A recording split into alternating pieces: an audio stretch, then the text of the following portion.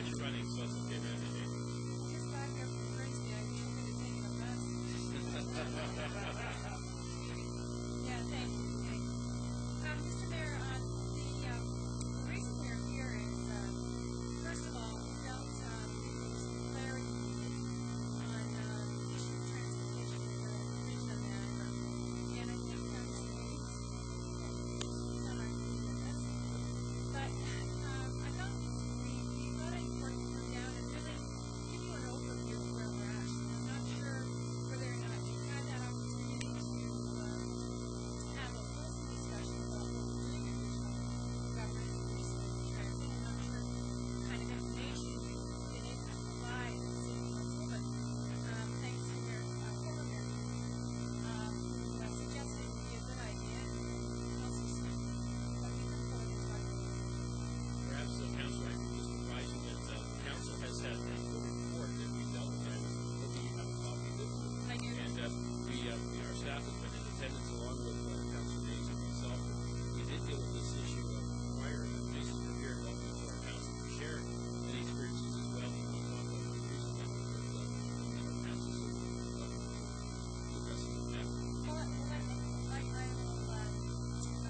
just cover what I think is important to your there's no firm final decision to be on any direction.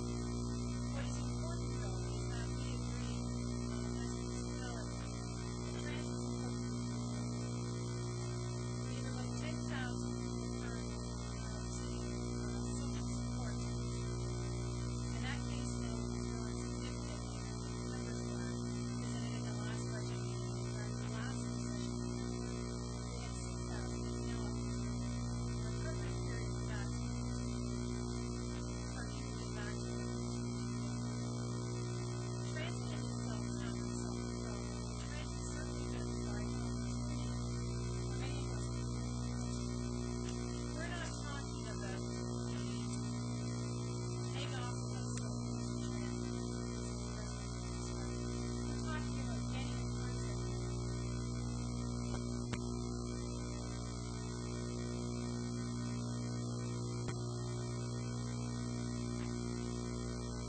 Start working together on a concept of transit, about bringing people together. So we really wanted to come to you and say, look, we're not here to say, we're going to be starting at the top. We're really starting at ground zero and saying, how can we build this for the future? Where can we build in opportunities of existing transit providers, as well as private operators, as well as any other ideas that people have, but we really feel it's our time to get Niagara moving. It's our time to bring transit to the communities that so badly need it. So, I'll turn it over to my co-chair. He may have some other eloquent comments, but we'd certainly like to take some questions as well. Certainly. Thank you very much, and Mr. Mayor and members of Council. Just to add to what Councillor Zimmerman has stated, the committee has done much work over the last number of years on this transit issue, and Councillor Maves and yourself, Mr. Mayor, certainly know that as being members of that committee. But this is a work in progress, and some of the things that we've heard from this council and maybe some other councils have stated that it's decided already at the regional level. It hasn't been. There's, I think, an appetite at the region to move forward with a vision of an integrated transit system, and I think that vision is in your report that's provided to you. Public transit services, an integral part for all of the residents of Niagara. But it doesn't mean that anything's been decided. It means that there's a goal that's been selected, and Regional Council is moving in that direction. When the Transportation Strategy Steering Committee came together and moved forward with this approach, Regional Council said, wait a minute, we need more information. And that was our meeting that occurred in January. The Regional Council then said, we need more information. Let's do phase 2 of the study so that we can get a real handle on the costs and what this could look like. That's where we're at. So, Mr. Chair, nothing has been decided yet. And we want to be clear that there's a direction that's moving forward in terms of the vision. However, we're still working on it. We've given some pretty strict guidelines in terms of this information coming back. It's supposed to come back to us to Regional Council in May of 2010, this year, and if the region decides, and this is some of the wording that's here in the motion that the region approved, if the region decides it wants to move in that direction, then it's hopeful, Regional Council's hopeful, that it would hear back from the area municipalities in a timely way, sometime in July. But that's an if, Mr. Mayor. And so I think what we're saying is, hold your horses a little bit. We're appreciative that Niagara Falls City Council and other councils across the region are quite interested in this. Our residents are interested in this. But Regional Council had some concerns. They wanted some more information. We're getting that information as quickly as possible, and that should be coming back to us in May. And then, if it's appropriate, then it will come to the area municipalities. And to the Chair and Vice Chair, I appreciate the fact that you're able to clarify some of these matters, and I'm sure there are questions from our council. As you know, the City of Niagara Falls has a partnership with Brock University and Niagara College, and we are providing that part of the triangular service that staff has referred to, and from time to time we wanted the regional representation to be aware of that, and we've conveyed that at the meetings that we've attended, the Transportation Steering Committee.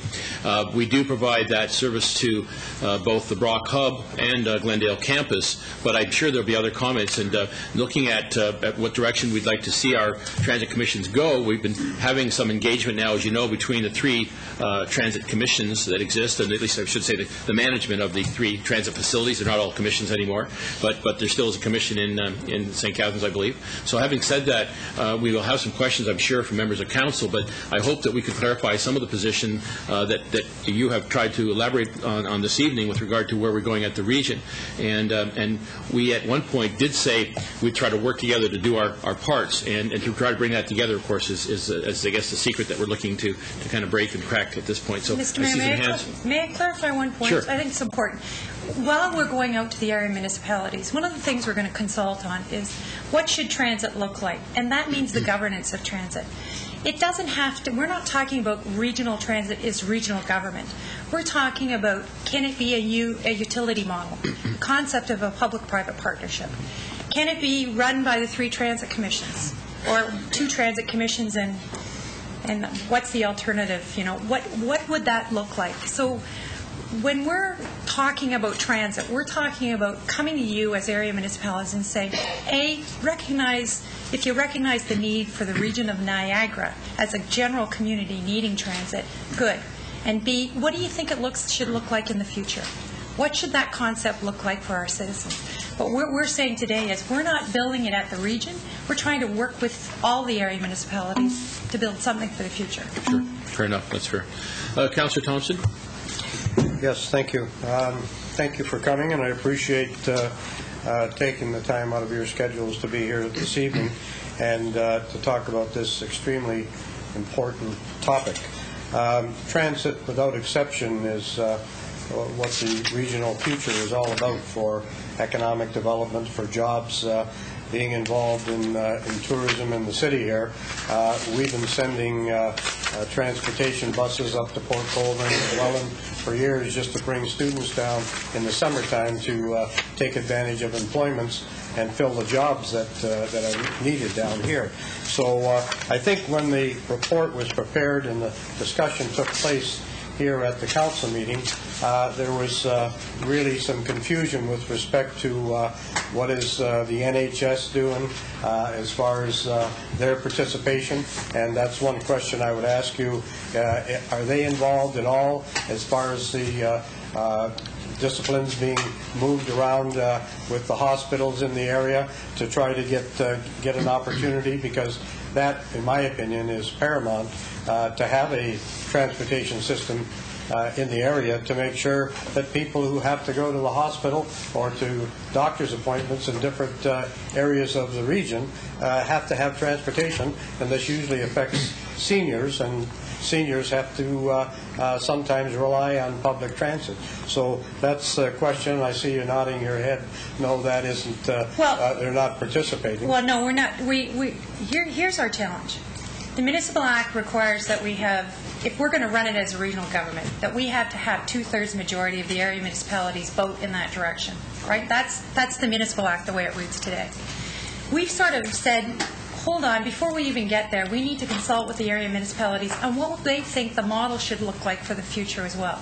NHS absolutely has to be involved. But you know what? There will be an expectation that the NHS and probably the province, and we're missing out on lots of money, will have to contribute to the system as it goes forward as well. That's an important component. So we've had some preliminary discussions. We need to talk about how all of this fits, but we need to first of all get the concept on the table, buy into the concept, and then start building from that framework. In spite of the innovative activities through the Transit Commission here over the years, yes. It still doesn't provide that intermunicipal connection that's so important.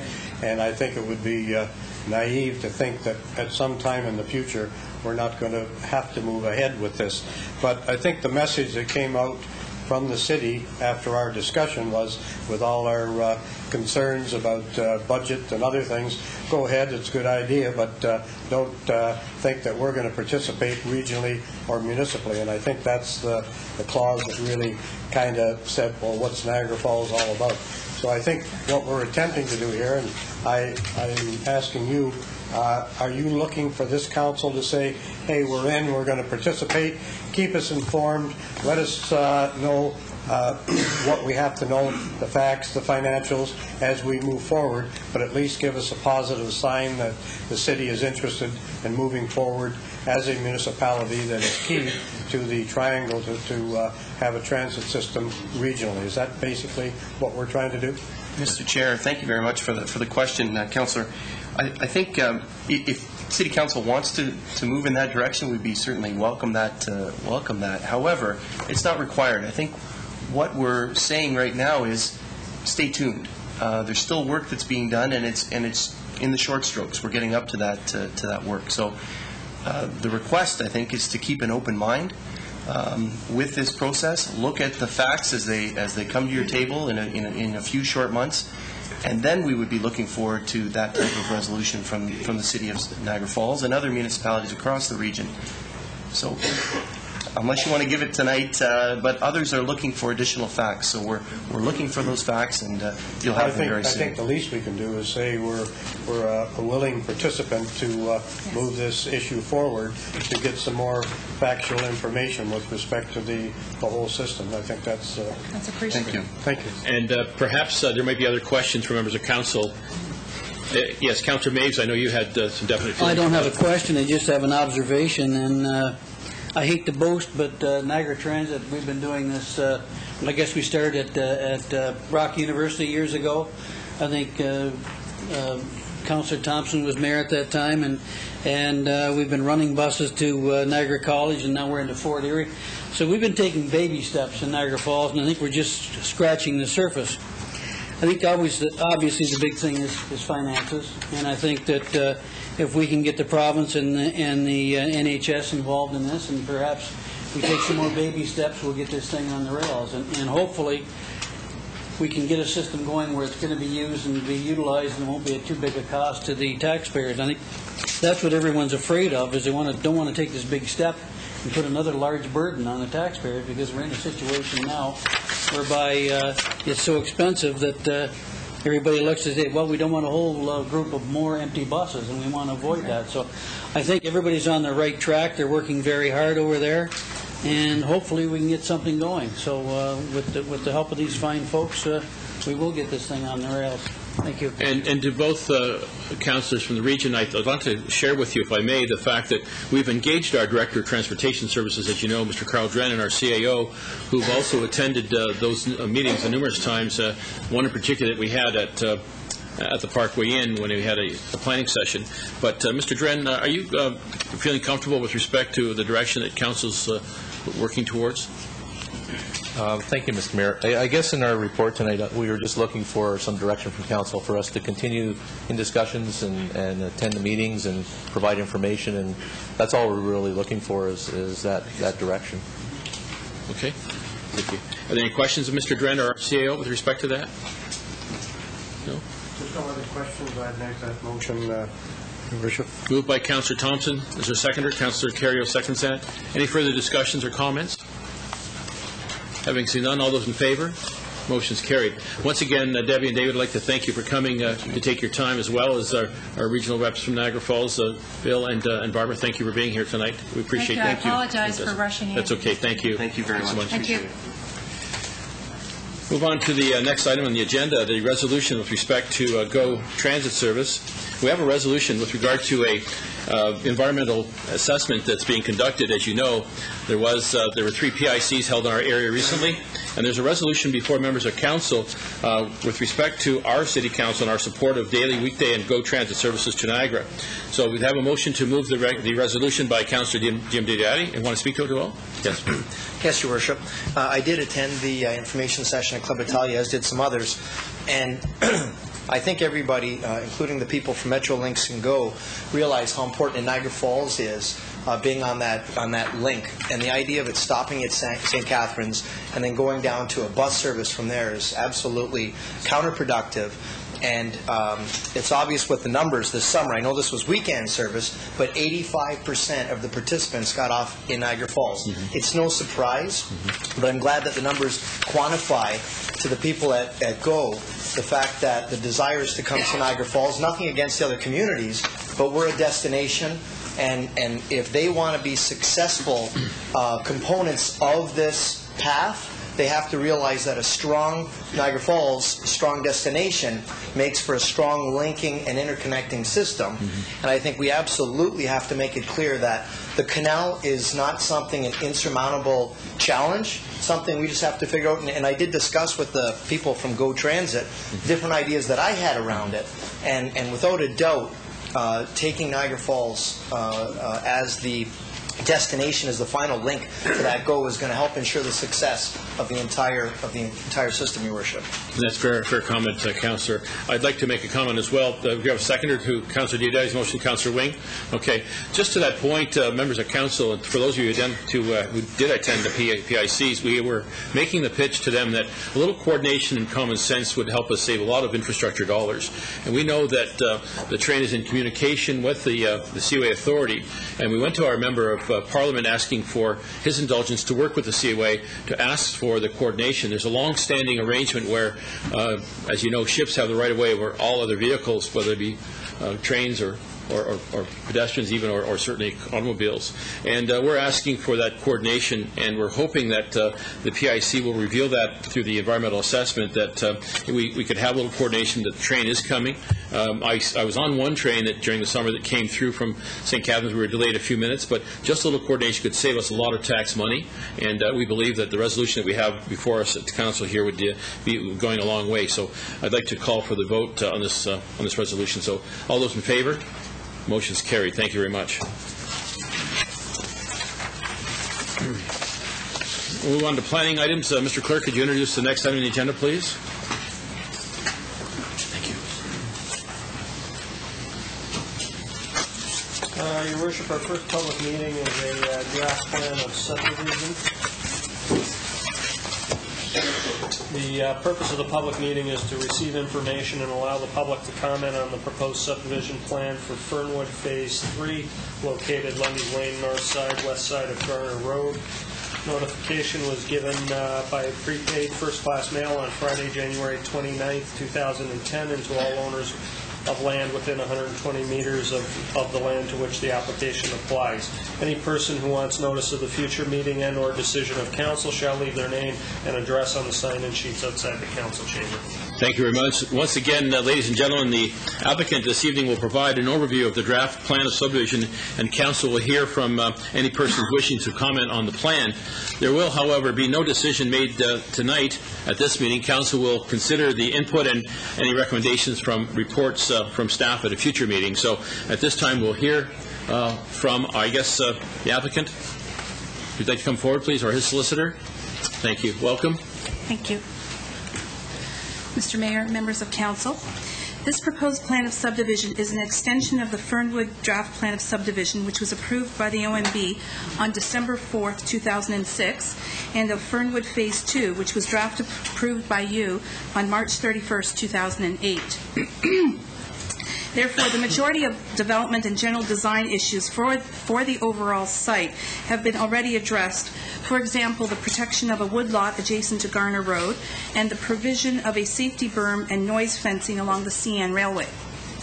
This phase of the subdivision encompasses a little over 23 acres or 9.35 hectares of land and proposes to divide the lands into 96 lots of single detached homes and 2 blocks of land with access on Ironwood Street for 44 townhouse condominium units. The lands are designated residential, Special Policy Area Number 44 in the city's official plan.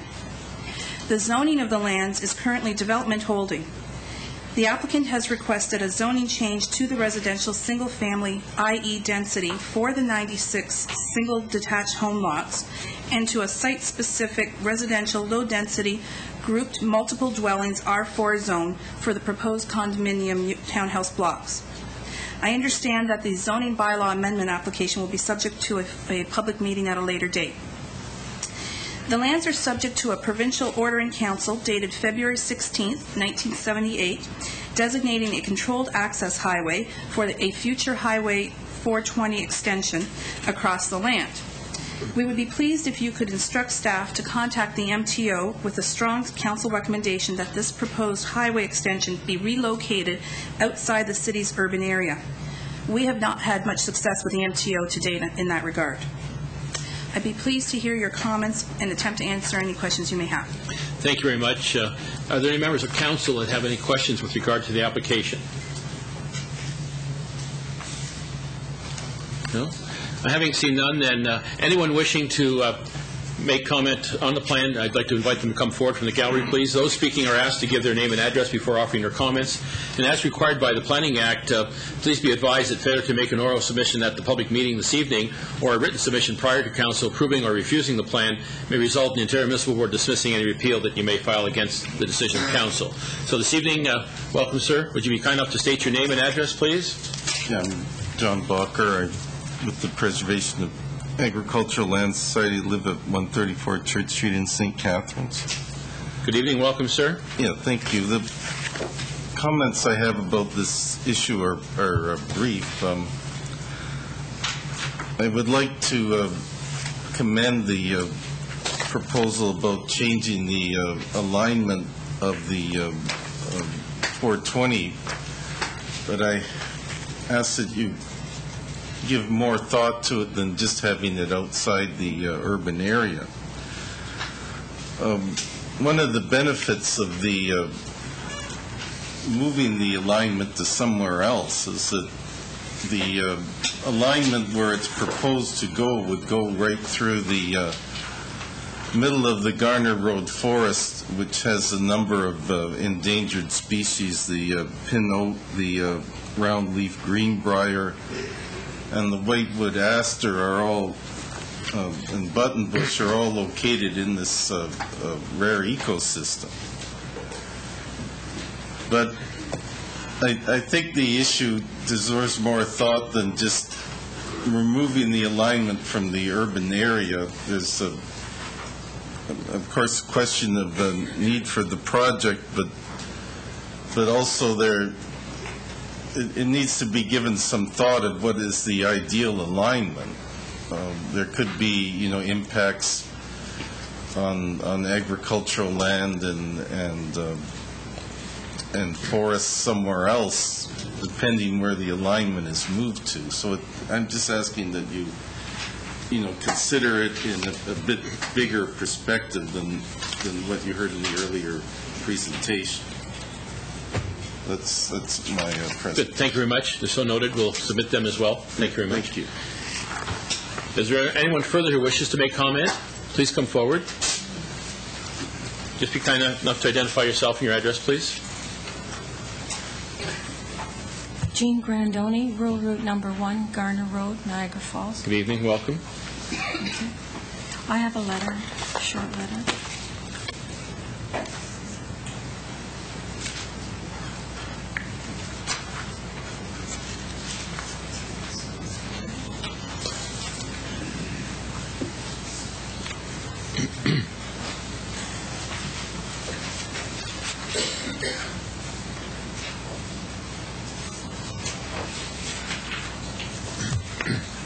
Mr. Chairman, members of council, I am in favor of moving the proposed Highway 420 extension to protect the forest which lies within the urban boundary and which was preserved by the Ontario Municipal Board decision.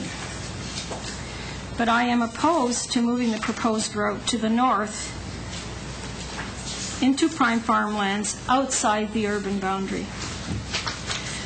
The best solution is to not extend the number 420 at all. I mean, we've been talking about GO here. If you're going to want people to use GO, you're going to have to stop giving them all these nice highways to and such damaging shortcuts that they will want to use GO. Reasons opposing the developer's position are as follows. The developer purchased the land at far below market value from the city, around a mere $4,000 an acre when it was worth $50,000 an acre. The developer cut 5 acres of the forest without authorization and built on it, a provincially significant forest. Points 1 and 2 provide more than adequate compensation for loss of lands to the proposed highway. The existence of the highway right-of-way was well known when he bought the land. The OMB chairman stated in his decision, and I have never seen this said before from an OMB chairman. In 35 years I've never seen it, and I've seen a lot of decisions. He said that that had the OMB proceeded without the settlement, that is the settlement made by the region and the developer, it would have been difficult for the board to ever have approved the official plan amendment for the Fernwood development. And some of the above reasons are part of it. He should be more than satisfied that he has gotten this far. Faults in the Phase 3 plan. A second forest to the northwest at the edge of this Stage 3 draft plan is not properly buffered, and this needs to change. And it's not shown here, and it should be. According to expert foresters, the buffering on the easterly Fernwood forest within the urban area of this subdivision was incorrectly done, as it is too close to the forest edge. Therefore, past buffering of adjacent forest lands cannot be used as an example for proper scientific buffering of the second forest to the northwest. I wish to be notified of any future committee and council meetings and any meetings with the province on this plan of subdivision or moving of the highway, and also to be notified of council's decision on this matter. The staff is calling residential land a finite resource. I would say prime farmland is an even greater finite resource. Thank you, Mr. Chairman. Thank you very much, Ms. Grandoni. Appreciate that. Is there anyone further who'd like to make comment with respect to the proposed plan? Please come forward.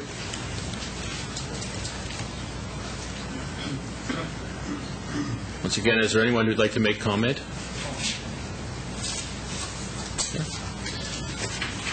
Therefore, the public meeting for the draft plan of subdivision is now concluded, and motion of council, Councillor Iononi. I'd be happy to move the recommendation, Mr. Mayor, but I just want to clear up something Ms. Grandoni kind of gave the impression of. The developer went to the OMB and won. The fact that her comment that he should be satisfied with what he has didn't close the opportunity for him to come to us and make other amendments. And let's just be clear, he's followed the proper procedure, hasn't he? Yes. So there's nothing inappropriate here. That's fine. All right. Thank you. So the motion then would refer to comments received at the public meeting tonight to be heard for staff. So we have a motion by Councillor Iononi and seconded by Councillor Thompson. Yes, I'm sorry, Councillor Wing. I was actually going to move a slightly amended motion. I picked up in the report where staff advised that the alignment also traverses a portion of the city's environmentally sensitive woodlot, and I know that that's our best class of agricultural lands in that area. I share the concerns about protecting farmland in our forested areas, and I believe, if I remember correctly, that there's also some important groundwater recharge areas there as well. And I was going to suggest that we alter the last part of recommendation 2, so drop the investigate relocation of the future alignment to Highway 420, and instead change that to examine the need for alignment of Highway 420 in this location. Do we need Highway 420 extended through that area at all? And I think that is the question that needs to be asked of the of the ministry. And I think that will certainly come forward, and maybe perhaps our planner can address that. Mr. Hurlovich, I think, is that pretty obvious when we proceed with this matter, with the ministry being involved at a future date in making comment? Most likely, but I think it would make it much clearer if Council was satisfied with Alderman or Councillor Wing's suggested amendment. Yes, I'm proposing that as a friendly amendment, that we strike the last part of recommendation 2 and instead put examine the need for alignment of Highway 420 in this location. Is that meeting with the approval of the mover and seconder? I'd like to hear what the proposal is from the developer. Okay, and as the seconder, you want to just defer till we hear the comment? Well, I moved it, but if I'm not mistaken, her motion complies with what they want and actually takes it out entirely, so it meets the intent of what the applicant wanted also. Well, we can ask the applicant that. They're still here, so. Would you like to come forward, please? Ms. Galberti?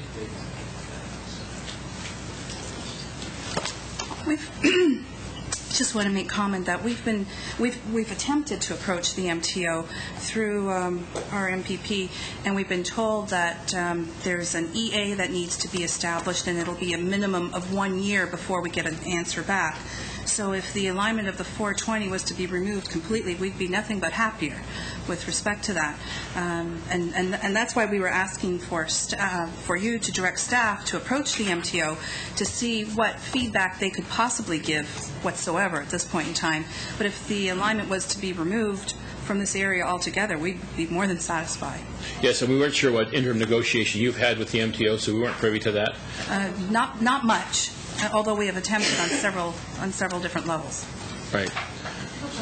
Okay, so Councillor Wing, does that answer your question, or would you like to see that amendment still included? Yes. Oh, yeah. Okay, so with the indulgence of the mover and seconder, we do have that change to incorporate.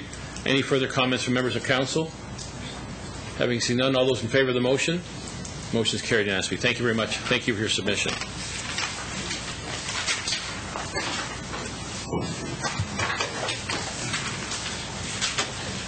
Mr. Clerk, would you introduce the next item on the agenda, please?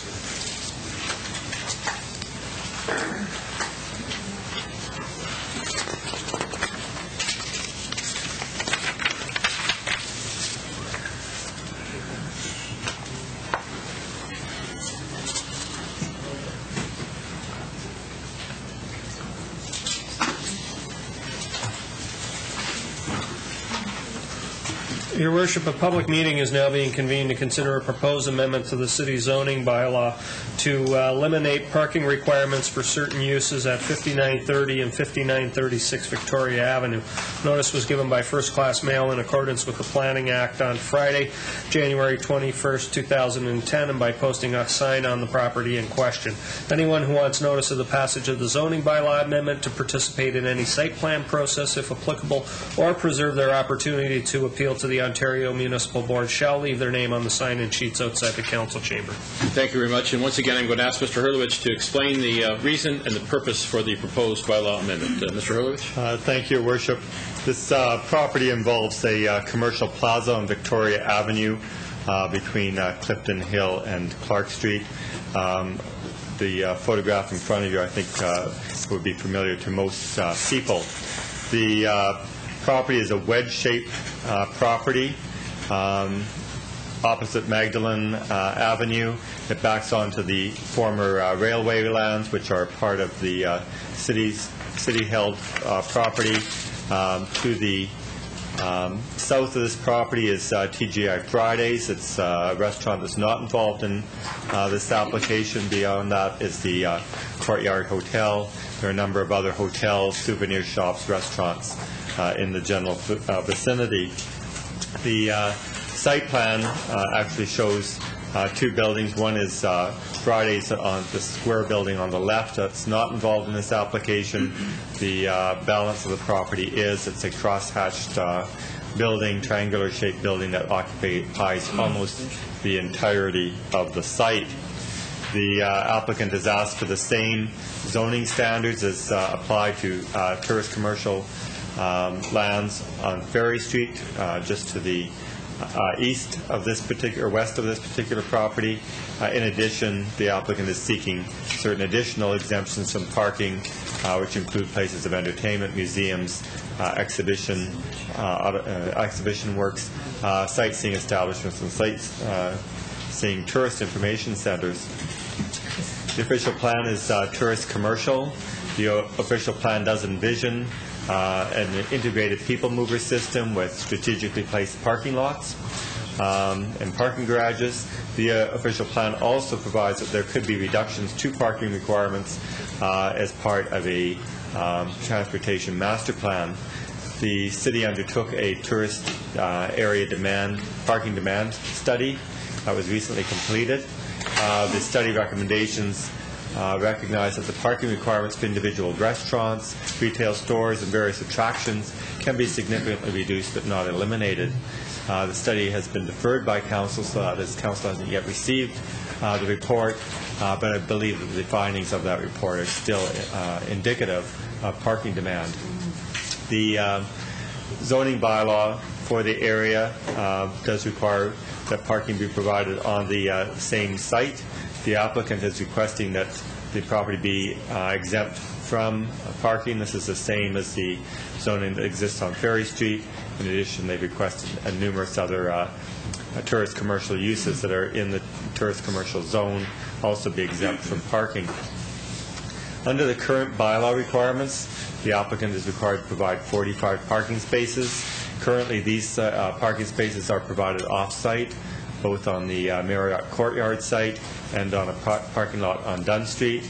The Courtyard property is no longer a property held by this landowner, so that doesn't actually make sense to continue to tie it to that property. And the Dunn Street lot is significantly removed from this particular area. Under the tourist area parking demand study that was carried out, the actual levels of parking looked at those needed for day trippers and for overnight visitors. Under those new standards, the parking that would be required for this plaza would be 25 parking spaces. As I've noted that Council previously grounded off-site parking, but there's no room for this parking to be accommodated on the site. I mentioned the Courtyard is no longer held by this owner. The Dunn Street lot is not a realistic off-site parking opportunity. And while we wouldn't normally recommend parking exemption where all or part of the parking if you provided on site, the approval already exists that parking is not provided on site. Therefore, staff's willing to accept an exemption, but only to the extent of the existing building. That is, if the existing building was to be demolished and the site redeveloped, or if there was to be a second floor added, then the applicant should address the parking requirements for those. The businesses always have the opportunity to participate in the city's cash and lieu program. This is actually an area where cash and lieu can be accepted. That is, the developer would enter into an agreement with the city, and rather than providing parking, they would provide 50% of the cost of supplying parking to the city, and the city would incorporate that into either a municipal lot or a municipal garage in the future. The staff have recommended this application because we have found that the building does occupy the majority of the site. Current zoning provides for off-site parking. It's unrealistic to believe that the Dunn Street lot would actually serve this plaza, and the exemption should only apply to the existing building. Therefore, staff is recommending that Council approve the zoning amendment application from parking requirements, but only to the extent of the existing building. Those are the highlights. Thank you very much, Mr. Hurlovich. And once again, members of the public are advised that failure to make an oral or written submission at this public meeting will result in the Ontario Municipal Board dismissing any referral that it receives.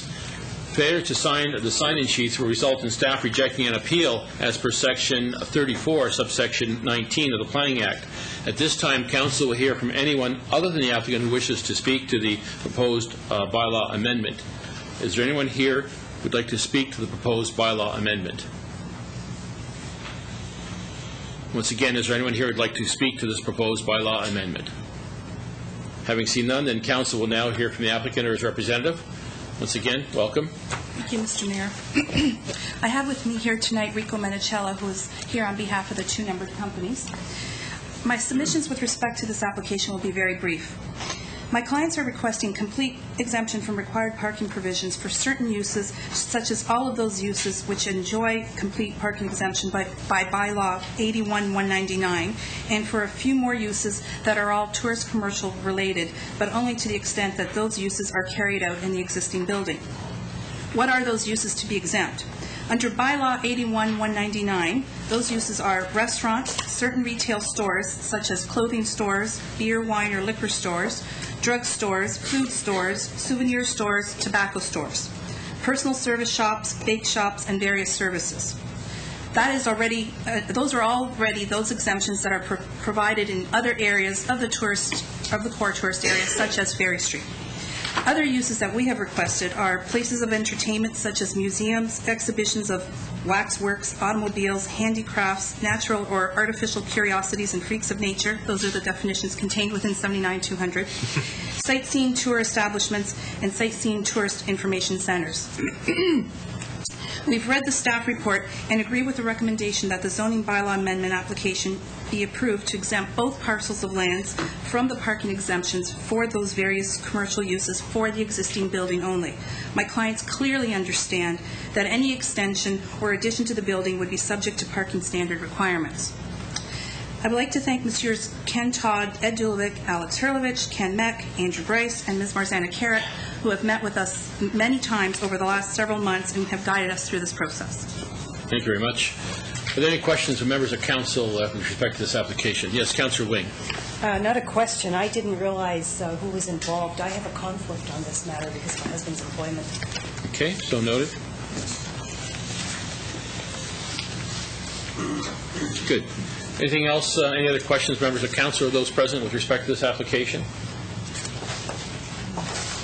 Okay, having seen none, and the public meeting with respect to the proposed zoning bylaw amendment is now concluded. In the pleasure of council, Councillor Ionone. Moved by Councillor Ionone, seconded by Councillor Fisher. Okay, any comments or questions further? All those in favor? Motion is carried. Thank you.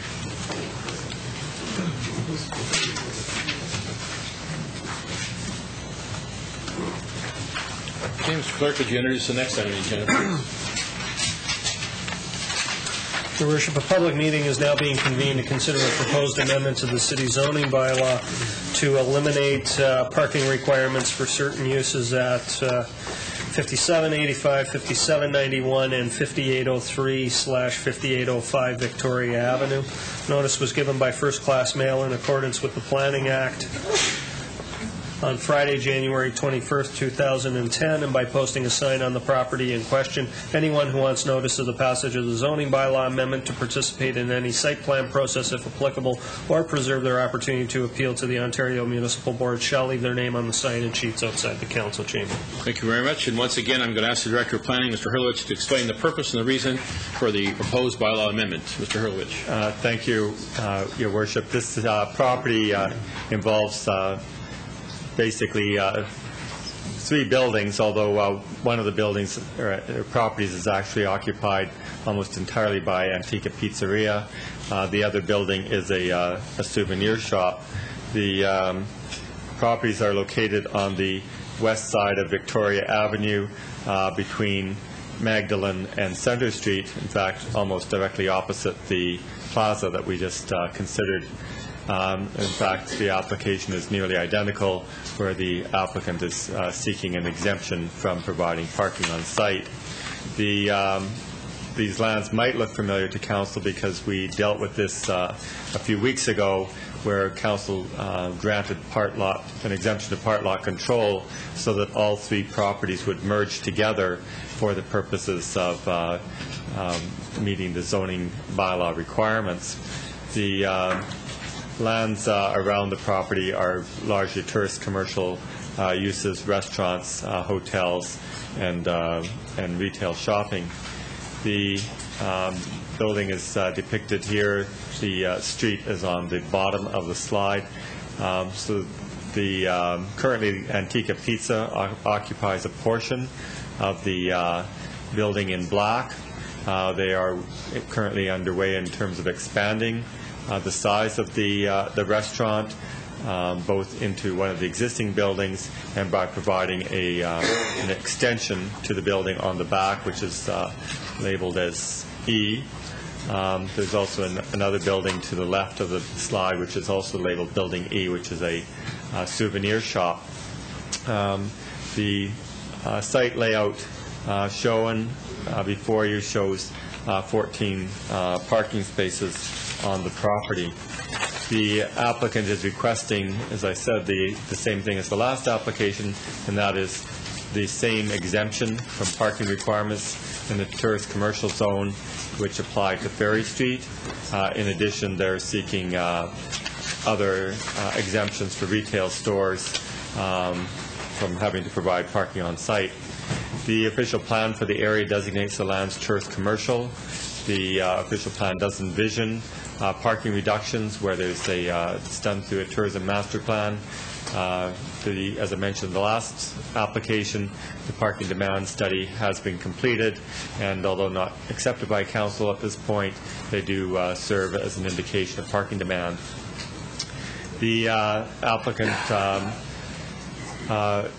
has requested an entire exemption, although that hasn't been substantiated. Again, if we look at the tourist area parking demand analysis, we find that they would require 13 parking spaces to be provided, whereas the current zoning requires 26.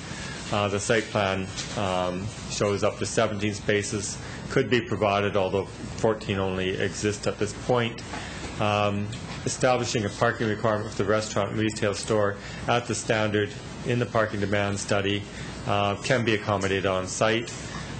We don't see it as posing a hardship, and it will, because they can provide the parking on site, we feel that they should be complying with that. Therefore, we're recommending that Council may approve the application, but at a reduced parking standard rather than an exemption. This would be consistent with the official plan. It would, the 13 spaces can be provided on site. It would meet the parking demand study requirements, and as I said, not a hardship for the owner. The recommendation, therefore, is that Council will reduce the parking to 1 parking space per 10 seats in a restaurant and 1 parking space per 60 square meters of floor area in a retail store. That's consistent with the tourist area parking demand study rather than exempt the property from parking requirements. Those are the highlights. Thank you. Once again, members of the public are advised that failure to make an oral or written submission at this public meeting will result in the Ontario Municipal Board dismissing any referral that it receives. Failure to sign the sign-in sheets will result in staff rejecting an appeal as per Section 34, subsection 19 of the Planning Act. At this time, Council will hear from anyone other than the applicant who wishes to speak to the proposed bylaw amendment. Is there anyone other than the applicant who wishes to speak to the proposed bylaw amendment? And for the third time, is there anyone other than the applicant who wishes to speak to the proposed bylaw amendment? And having seen none, at this time, then Council will hear from the applicant or his representative. Welcome again. Me again? They will. Good evening. I'd like to point out that 5 members of the Massieu family who own 1609625 Ontario Limited, the registered owners of the subject lands, and operate Antica Pizzeria on those lands, are here with me tonight. I don't know who's making the pizza tonight because they're all here. By this application, my client proposes to alter the existing Antica Pizzeria building and construct a 1-story horizontal addition to this building to house an office and additional washroom facilities. Also, the restaurant is proposed to be expanded into a space which was formerly used as a retail store. The other building located on the lands, which is currently used as a souvenir retail space, will continue to be used as such. More importantly, by this application, my client is requesting that the same zoning regulations that apply to tourist commercial zone lands, which are located down the street and around the corner along Ferry Street, which exempt certain uses including restaurants, most retail stores, personal service shops, and various services from providing required parking, be applied to the subject lands. Therefore, by this application, my client is seeking complete parking exemption for the uses currently conducted on the lands. In 1981, City Council passed Bylaw 81-199, which exempts certain properties in the city from providing required parking. In order to stimulate development and promote a pedestrian-focused atmosphere, this bylaw was passed and implemented. Of great interest to my client, the properties fronting along Ferry Street, which are located west of the Baymont Inn and Suites on the south side of Ferry Street, and those properties located west of the Travel Lodge Hotel on the north side of Ferry Street, up to Stanley Avenue, and also further west, enjoy this great benefit. When this bylaw was passed in 1981, a parking demand study was not conducted. The subject lands are located in very close proximity to the area on Ferry Street, which has been afforded a parking exemption benefit. My client has not conducted a very expensive, time-consuming parking demand study because the subject lands are located on the Clifton Hill subdistrict of the core tourist area of the city. Policy 4.216 of the city's official plan states that the Clifton Hill subdistrict is located in an area which is to be a commercial entertainment center, which should preserve its festival atmosphere and permit a range of commercial entertainment uses which should provide a pedestrian focus at the pedestrian level. It does not appear to be fair, just, equitable, or reasonable to require my client to submit an expensive study to support its request for parking exemption when other lands located in such close walking proximity have benefited from required parking exemptions for similar uses for lands located down the street since 1981 without the necessity of producing such a study as a prerequisite to this request. Policies 4.111 and 4.112 of the city's official plan refer to the People Mover Initiative. The elimination of parking from my client's lands is supportive of the People Mover because my client's customers could easily park at a designated People Mover parking lot and utilize the People Mover system to attend my client's businesses and lands. Policy 4.5.1 of the city's official plan states, quote, in order for the local business community to realize the full benefits of tourism, an integrated visitor circulation system needs to be established. Such a system should be designed to accommodate large numbers of visitors who have parked their cars for the day to explore the city as pedestrians. The following parking strategies shall be pursued in order to meet this objective. Parking shall be distributed throughout the the tourist area, with parking lots of various sizes. Large parking facilities shall be strategically located at major attractions where tourists can easily use other modes of travel, including walking, to reach a range of tourist destinations. Unquote. This applicant is seeking to be treated in the same manner that City Council chose to treat other properties in the very nearby walking area. Complete parking exemptions for those uses outlined in Bylaw 81-199. Many of those properties which are located in the areas affected by that bylaw also provide on-site parking. For example, the property which was formerly known as the Capri Restaurant does provide on-site parking, despite that it is not required to do so for restaurant uses. Therefore, the fact that my client currently can provide on-site parking should not work against my client's request for fair and reasonable treatment as others. This applicant has pursued the appropriate Planning Act process, which was to submit an application to amend the zoning bylaw in order to submit its request. To require that my client now submit a parking demand study to support its request is not fair, given that such a study was not conducted in 1981 when such parking exemptions were granted. For this reason, we respectfully submit that a parking demand study is not required to support the subject application. At a stakeholder meeting that was held in June 2009, whereby the parking demand study, which was conducted by the city's consultants over a period of 2 years or more, was discussed, I specifically asked the city's consultant why the consultant had not considered complete parking exemption for the core tourist area. The answer that I received was that this was not part of the terms of reference to be considered by the city consultant in its study. For this reason, we respectfully submit that although the study recommended a reduction in prescribed parking ratios for certain uses, it did not identify total exemption because the consultant simply was not asked to consider same. We submit that a complete parking exemption should be provided to the subject lands for the same uses which are exempt from parking in Bylaw 81-199 without the necessity of providing a parking demand study supporting this exemption for the following reasons. Firstly, a parking demand study was not conducted in 1981. Secondly, lands located within a very short walking distance from the subject lands have already been granted parking exemptions by bylaw 81-199 for those same uses. Next, this request is supportive of several policies of the city's official plan, especially those dealing with the People Mover Initiative. Next, the applicant has gone through the appropriate Planning Act process and has undergone all city procedures such as an open house, at which time no members of the public attended. There are no objections by any neighbors to this application. Tonight's previous rezoning application was granted the same type of parking exemption approval tonight. The uses which are conducted on a good part of the subject lands has already been granted a parking exemption because those uses were established and have continued to be used as a restaurant since well before the passing of 79-200.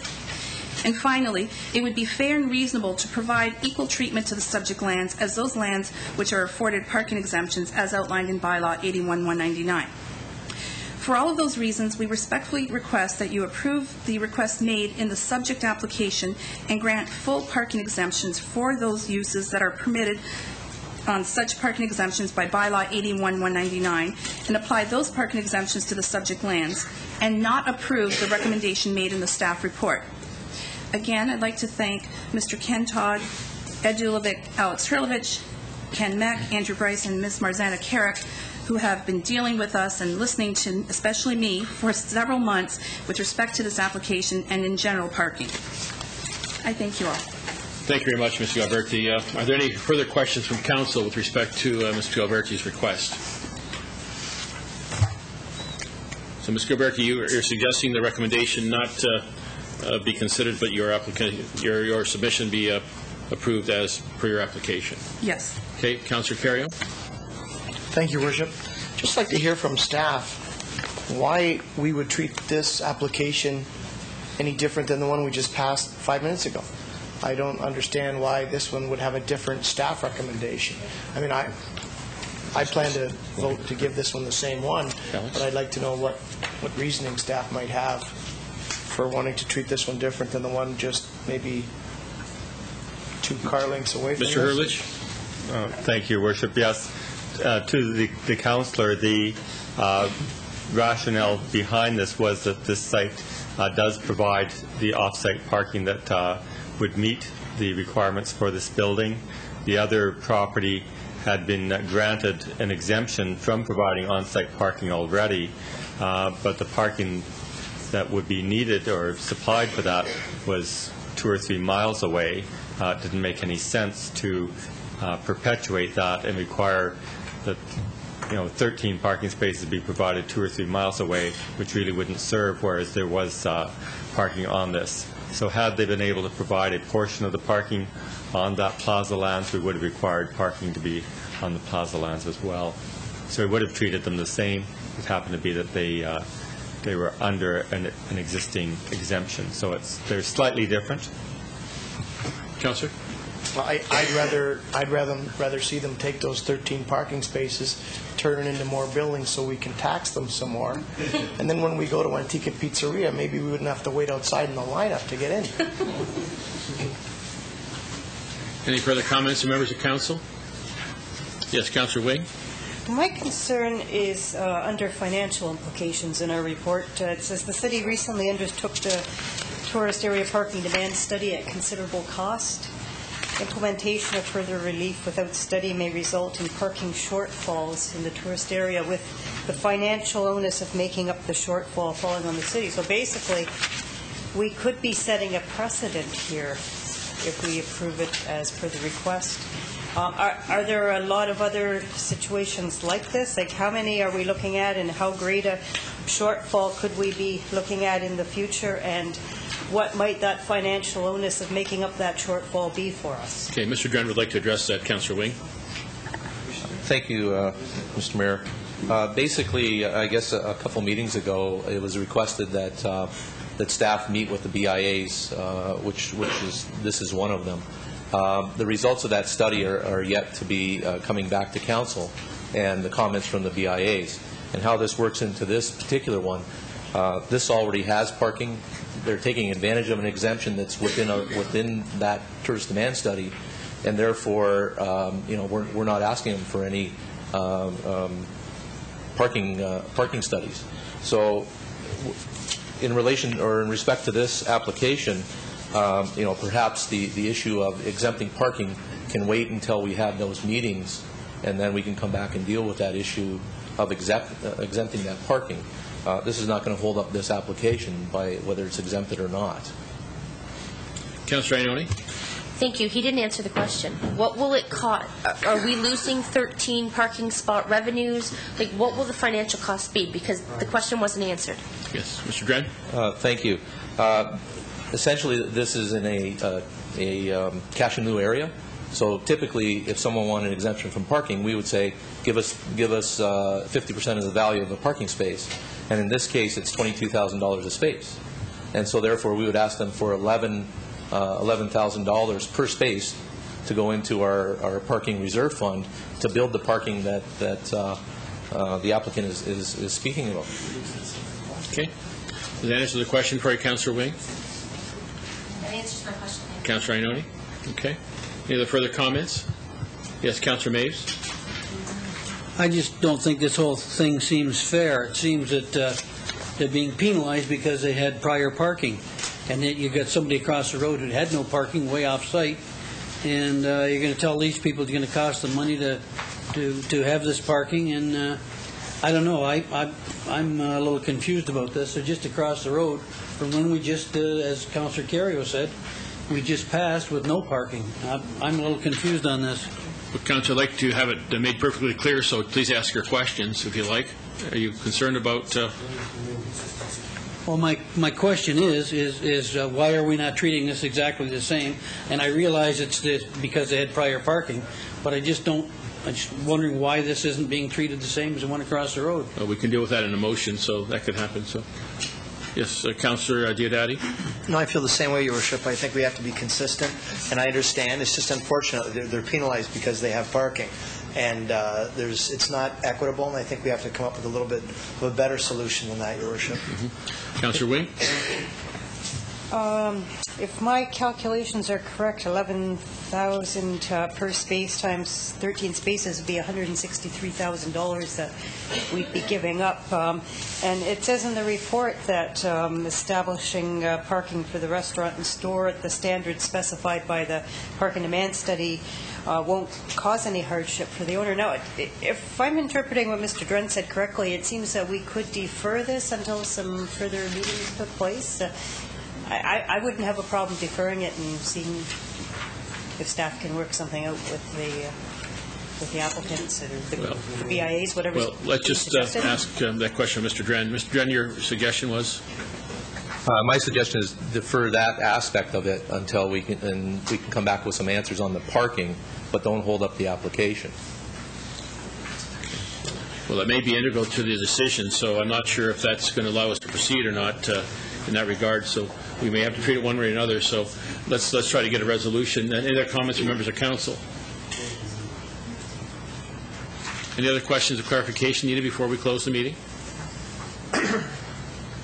Okay, at this point, no other comments from the public. At this point, then, we're going to conclude the public meeting with respect to the zoning bylaw amendment, and I'm going to ask for the pleasure of council.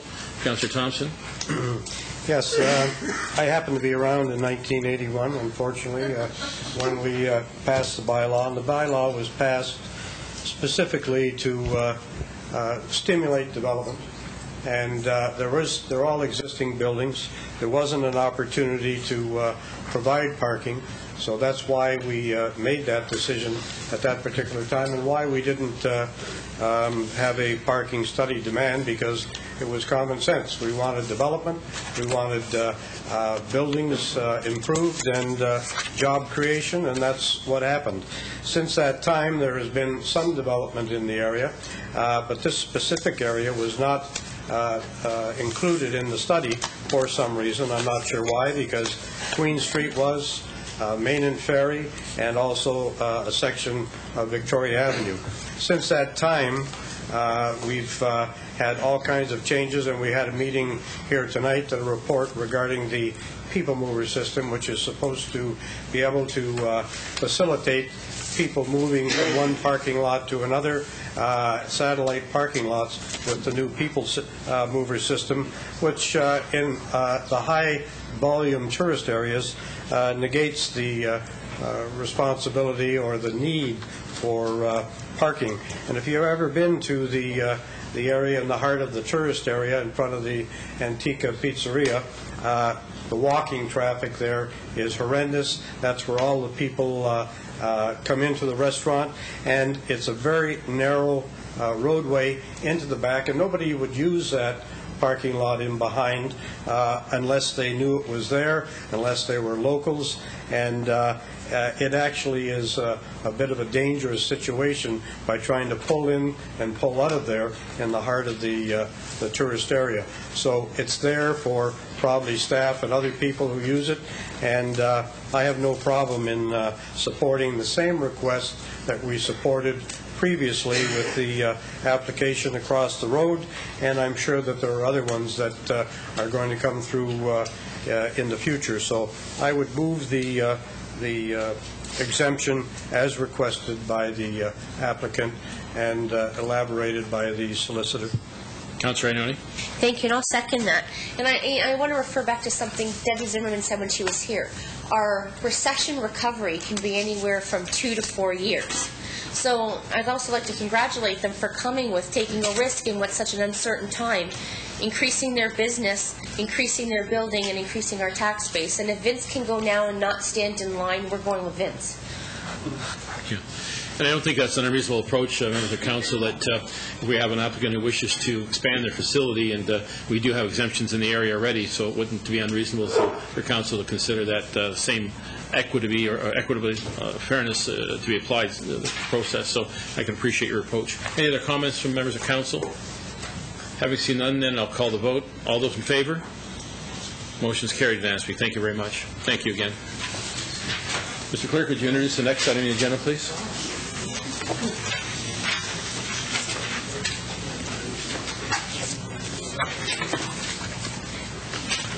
Your Worship, a public meeting is now being convened to consider a proposed amendment to the city zoning bylaw to permit a proposed group home at 5823 Temperance Avenue.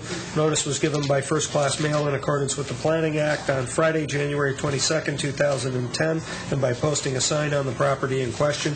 Anyone who wants notice of the passage of the zoning bylaw amendment to participate in any site plan process, if applicable, or preserve their opportunity to appeal to the Ontario Municipal Board shall leave their name on the sign-in sheets outside the council chamber. And once again, I'm going to ask the Director of Planning to explain the purpose and the reason for the proposed bylaw amendment. Mr. Hulovich. Thank you, Your Worship. This application is for to add a group home as a use to the subject lands. The property is located on the west side of Temperance Avenue, immediately north of Ferry Street. The properties that front onto Ferry Street are used for commercial purposes. In fact, commercial uses extend up the east side of Temperance Avenue to be directly opposite the subject lands. To the north of the property are residential uses and lands that are zoned for residential purposes. The building in question occupies almost the entirety of the site. There is room for one parking space, which would be entirely on the site itself, which is shown at the top right-hand corner, the northeast corner. In the first slide where you saw the car parked in front of the building, that car is actually partially on the city's road allowance. The applicant is requesting the general commercial zoning be site-specifically amended to add a group home for up to 17 persons and to recognize the existing siting of the building, the placement of that building, and to allow for only one parking space. There was a neighborhood open house held on January the 18th. No one from the public attended. The lands are designated tourist commercial. The commercially designated lands can be considered for residential uses where the lands are in excess of commercial demand. The proposed use complies with the official plan as follows. That is, the land is surplus to commercial need. The small size of the property and its lack of on-site parking actually limits the parcel's potential for commercial use. The group home is a type of residential that provides an appropriate transition in terms of land use between the commercial uses on Ferry Street and the residential uses to the north. The building has achieved a degree of compatibility with its neighbors because of its long-standing existence on the site. The group home will generate less traffic than the commercial use. The applicant has requested that a group home be added site-specifically to the general commercial zone to accommodate up to 17 residents. The group home will serve high-functioning adults with mental disabilities, acquired brain injury, and disabled senior citizens. One full-time staff member is required to serve the facility at any time. The residents do not drive, so it's not anticipated that more than one parking space will be required. The building can be modified to accommodate 17 people, and the definition would be site-specific to this property to recognize that the residence will be established by municipal license up to 17 persons. And the site-specific provisions would recognize the existing setbacks of the building on the property with respect to rear yard depth and side yard width. The council passed in 2001 a bylaw we call the second-level lodging house, which is a bylaw to regulate group homes of this type. Therefore, the applicant would require a license from the city under that bylaw. The application can be supported because the official plan permits commercial lands to be considered for residential development. The group home would form a transitional use. The building is existing, has achieved a degree of compatibility, and the provision of one on-site parking space will ensure that parking is available for staff. Therefore, we are recommending that Council approve the zoning bylaw amendment application to permit this site to be used as a municipally licensed group home for up to 17 persons, subject to a minimum of one parking space located entirely on the subject property. Those are the highlights. Thank you very much, Mr. Hurlovich. And once again, members of the public are advised that failure to make an oral or written submission at this public meeting will result in the Ontario Municipal Board dismissing any referral that it receives. Failure to sign the sign-in sheets will result in staff rejecting an appeal as per Section 34, subsection 19 of the Planning Act. At this time, Council will hear from anyone other than the applicant who wishes to speak to the proposed bylaw amendment. Is there anyone other than the applicant who wishes to speak to the proposed bylaw amendment? And for the third time, is there anyone other than the applicant who wishes to speak? Having seen none, at this time, Council will hear from the applicant or her representative.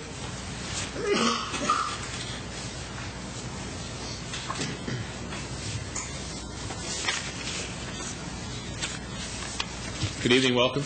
Yeah, my name is Alex Kagumana from Richmond Hill, Ontario.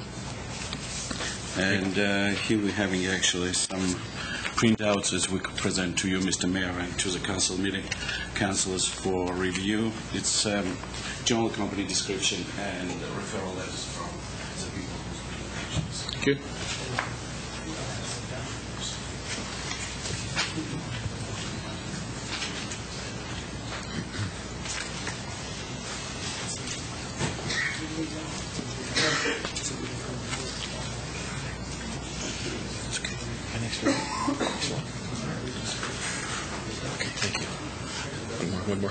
One more, please.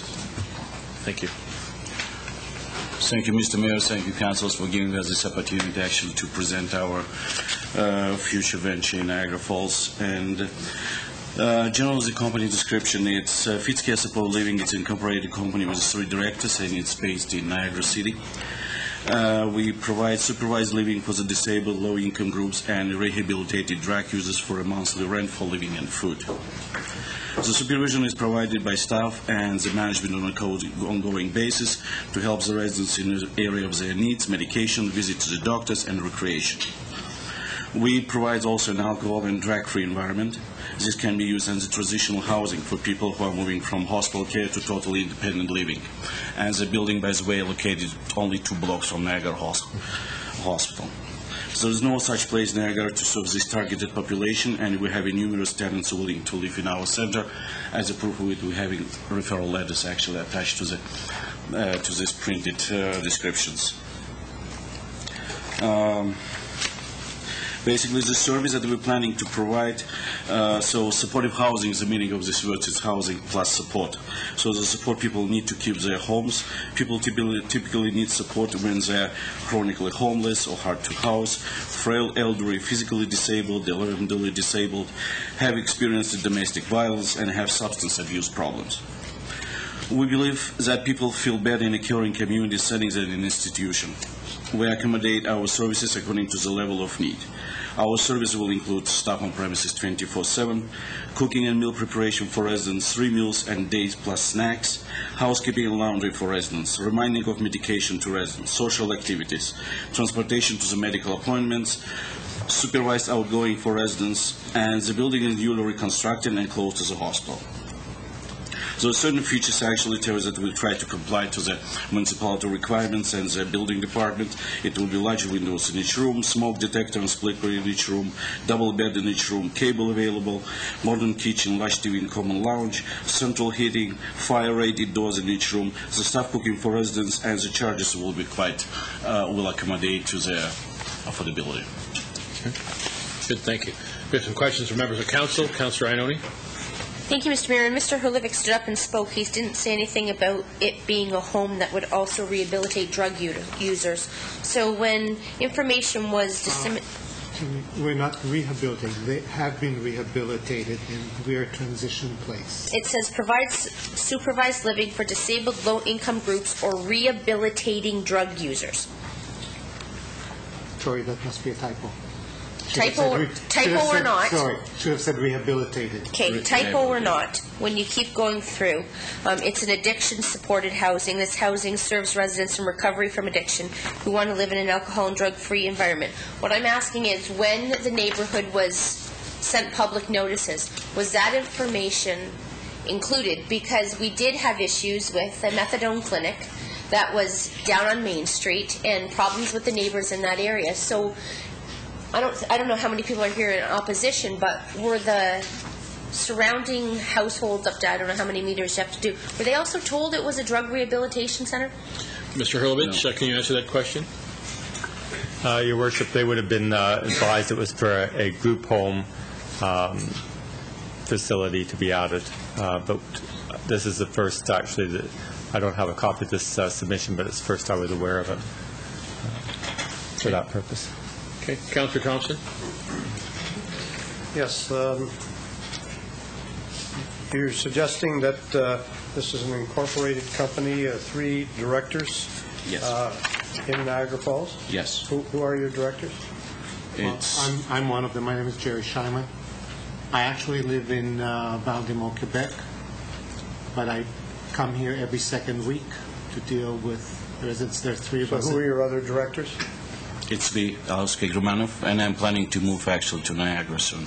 Where are you from? Recently, I'm living in Richmond Hill. And who's the other director? He also lives in Richmond Hill. He's not presented today. It's Barry Scheinman. Okay. And what legislation do you operate under? I'm actually, my background, I'm a medical doctor back from the country origin, and also graduated the health administration faculty at York University. I don't talk about you specifically. I'm saying what legislation do you operate a group home under? Are you licensed through the province, through the region? Who licensed you? As a supported living housing, there is no legislation. We have looked for it. There is none. So, and you, I know the building very well. For years it was for painting T-shirts and different things like that. Silk screening, yeah, thank you. Has that building been renovated now, or? Yes. And why are you asking for 17 people? 17 people with in that kind of facility in that location, in my opinion, is excessive. In order to provide the kind of support that we want with the registered nurse and with support, and with the meals and everything, if we have fewer than 17 people, we cannot operate the house. And you're will not saying be viable. for 17 people with mental disorders and other problems, you're going to have one full-time person there? That's insane. At any given time, one full-time person. Now, not all of them are going to be with these kind of disabilities. There will be people who are just in transition. They have lost their home, or they have been abused. They need a safe place to stay for a few months or a few weeks, and that would be a place for them to stay as well.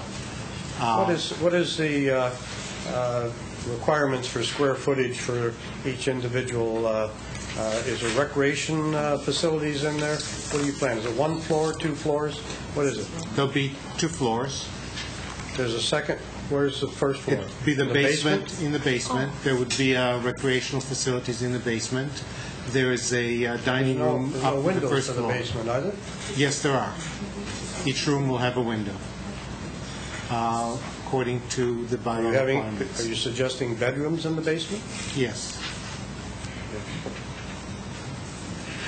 Does anybody know anything about this requirement? What kind of legislation or what kind of... Who governs them? Perhaps, let's just get some questions answered. Mr. Hurlovich and possibly the fire chief might want to make some comments. Yes, Your Worship. I know our staff, not only the planning staff, but the building staff, have been working with these individuals for many months, and that they were required to demonstrate to the building department that they could satisfy building code. How they achieved that, I'm not privy to that, but I know they did submit information from an engineer with respect to the usability of the building for 17 residents. With respect to the legislation, it isn't one of the provincially legislated facilities, which is why I was pointing out that we have a municipal bylaw which deals with second-level lodging houses, which is a type of group home that provides for supportive living arrangements, and so it would be municipally licensed rather than provincially licensed. So it would come under municipal bylaw. Well, perhaps for you to. So we have a limit of 10 people in our bylaw, do we not? That's correct.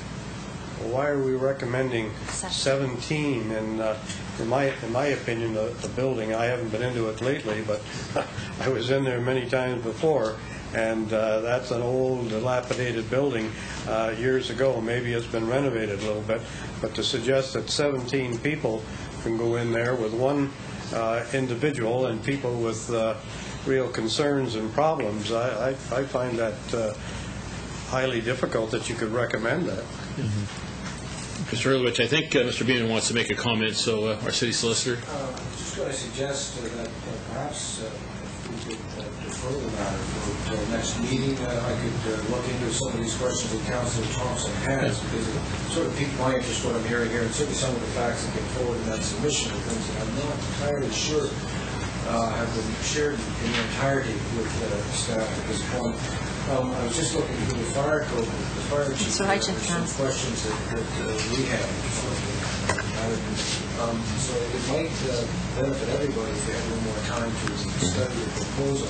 I'm particularly interested in Councilor Thompson's observation of the 10-person limit in District Number. And I appreciate the situation. I think that's obvious at this point. I spent 30 years with the health department inspecting facilities that were appropriate for this, and boy, this one just flashes out at you. And 17 people with one supervisor? That's an impossibility. What kind of recreation facilities could they have for these people in there? I make a motion for deferral. We can ask some more questions. Perhaps some of your questions. Chief Smith, do you have any comments to make further to Councillor Thompson's request? Your Worship, if this application does not go through a building permit process, then we would apply the fire code to it. So I'm assuming, I don't know if they went through a permit or whether they just consulted with the building department on it. And perhaps our chief building official can address that, Chief Smith. And then, after we the building is occupied, we would go in and ensure that the fire safety plan was acceptable, and in that would also we'd be dealing with the supervisory staff ratio. Okay.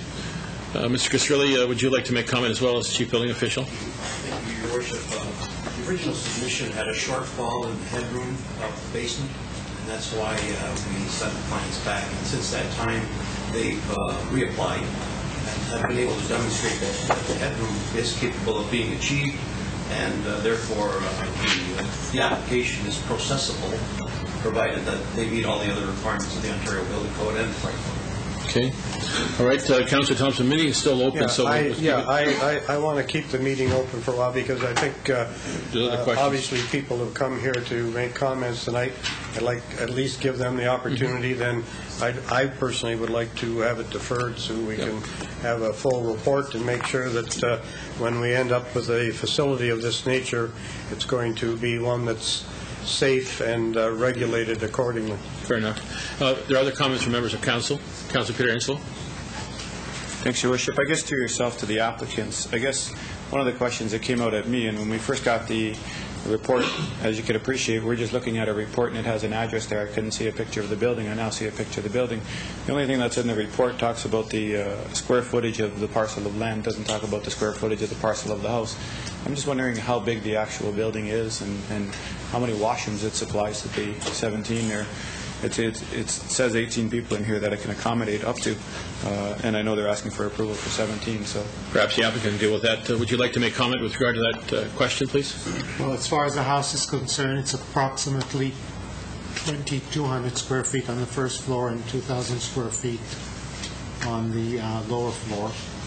As far as the accommodations, most of the accommodations would be on the first floor, including the dining room area and the kitchen area, and the facilities, recreational facilities, would be in the lower floor. And what about the washroom facilities, sir? Yes, we do have. There are 5 washrooms in the building. Is it a communal washroom, or is it... No, they're separate. Well, it is communal, being that all the residents share it. There are no washrooms in the individual rooms. There are 5 washrooms in the building available to the residents. And then will this facility house both men and women? Yes. And the washrooms will be designated as male washrooms and female washrooms. Okay. All right. There might be other questions. Councillor Maves? No, I'm just curious, with the size of the building and whatnot, would it be possible to get a floor plan so we could have a look at each floor and just see how it is designed and how each individual would be residing in these locations? Do you have a floor plan, sir? I believe the building department has it. Yes, we have one on file. We typically don't include them, but we do have one that we could make available to council. I think council would like to see that, Mr. Hurlovich, as well. So, okay. Other questions from members of council? Councillor Wing? Actually, a comment. I worked for several years as case manager in a residential program, and I can tell you having even 4 or 5 people in a 3-bedroom apartment or townhouse can be absolutely crazy at times. Our clients had a lot of the same problems as the people who are proposed to live here, and you cannot supervise that many people safely. Like, it's just beyond, it's mind-boggling. Another thing we never did was we never mixed our clientele. We would change the apartment or the townhouse designation from male to female depending on how many applicants we had at a particular time. We did not mix them. 17 people with these kind of issues living together in those close quarters, and I'm familiar with that building, and it is just insane to even consider this. And the other thing that really sent red flags up for me was when I was reading the report, and Building Services commented that orders have been issued with respect to starting construction without a permit, and Fire Services commented that an order to close respecting illegal occupancy of the building on site has been issued. That gives me some very serious concerns right there about this organization and its capacity to manage what it wants to manage. And I can tell you, this is not a bona fide social service agency. I mean, if it was, you'd have letters from the John Howard Society and all kinds of social service organizations and support like we used to be able to get when we needed them. So this is just a flophouse designed to get money out of these people, and it would be a disaster. May I respond to that? Yes, you may, sir. I would like to invite council to come and visit the building. It's not what some people remember it when it was a T-shirt factory. It is a different building right now on the inside. We do have a letter from the social worker from the hospital who we've been working with. We can get letters from other agencies. We've had people come in there and have looked at the building, and they liked it. They have said that this building is in much better condition than any other supportive building they've seen in this region. And the kind of service that we provide for our clients, when we talk about one full-time person there at all times, that's one person there at all times. We would also be there. On any given day, one of us would be there. So that would provide 2 people at least. And if need be, we will hire more people. We are not in there to make money. We're not going to make a lot of money at that place. We don't intend to make money in that place. We intend to provide a service, and if council wishes to listen why we decided to do this place, we decided to get this place going because 3 years ago we were looking for a place for our parents. My brother and I were looking for a place for our parents. We couldn't find any place that we would be willing to put our parents into that wouldn't charge us less than $4,000 a month. We were trying to do something that we could provide people with for less than that. Okay. Councillor Thompson? Yes. Can you tell me what kind of experience you've had in this field before? Do you have another home? Do you have another facility? I was managing this kind of facilities. I have experience for 15 years. Where? One, it's Christus Dar's Latvian home, which is located on a Pine Valley Drive. And another one, it's actually not on the territory of Canada. I was managing a big nursing home, 120 beds. Okay. Facilities. So you can, and you're the only one that has any background? As a manager? I have a background in counseling, so that any young people or any people that would have any mental health problems that would need counseling. I'm a counselor. I've been a counselor for the last 37 years. Okay. And what kind of background, what kind of educational background do you have? I've got a BA, BEd, and Master of Education. I've got full principal's papers to run an educational institution. Okay. Thank you. From Ontario. Okay, thank you. Are there any other questions from members of council or those present with respect to this application? Councillor Maves? I just have another question, too. It seems like there's such a mix of people in your products and services, chronically homeless, frail, elderly, physically disabled, developmentally disabled, youth. Look at some of these other ones. How do you coordinate that? Because I see some danger there. Sorry, I believe it's possible. Just wouldn't be any mixture. Basically, it will be mentally challenged people. I'm sorry, could you repeat that? It will be mentally challenged people. Okay. The report here talks about the need for all these kind of people. It doesn't talk about us having all these kind of people. The people that will be there will probably be people who are mentally challenged due to some brain injury, due to accidents of some sort. Or bipolar people. Those are the people that have been there. Those are the people that you've got letters from here. Okay. Councillor Ioannoni. Mr. Mayor, when you close the meeting, I'd be happy to make a motion to just deny the application, because he's telling us who's going to be served, and it's contrary to the information he gave us himself. There's just something off about this whole thing. The fact that they aren't really regulated under any health service bothers me immensely. And I'd hate to see us approve something that has a mix of young people, mentally challenged people, addicted people. Specifically, I'm sure residents who are now sitting in that area watching this say, nobody told us that, or we'd be lined up at council to say we don't want that in our neighborhood. We found that with the methadone clinic. So they're contradicting their own application to us. So when you close this meeting, I'd be happy to make that motion. Thank you. Sir, do you wish to say anything else before we do close the meeting? I would like you to keep an open mind, and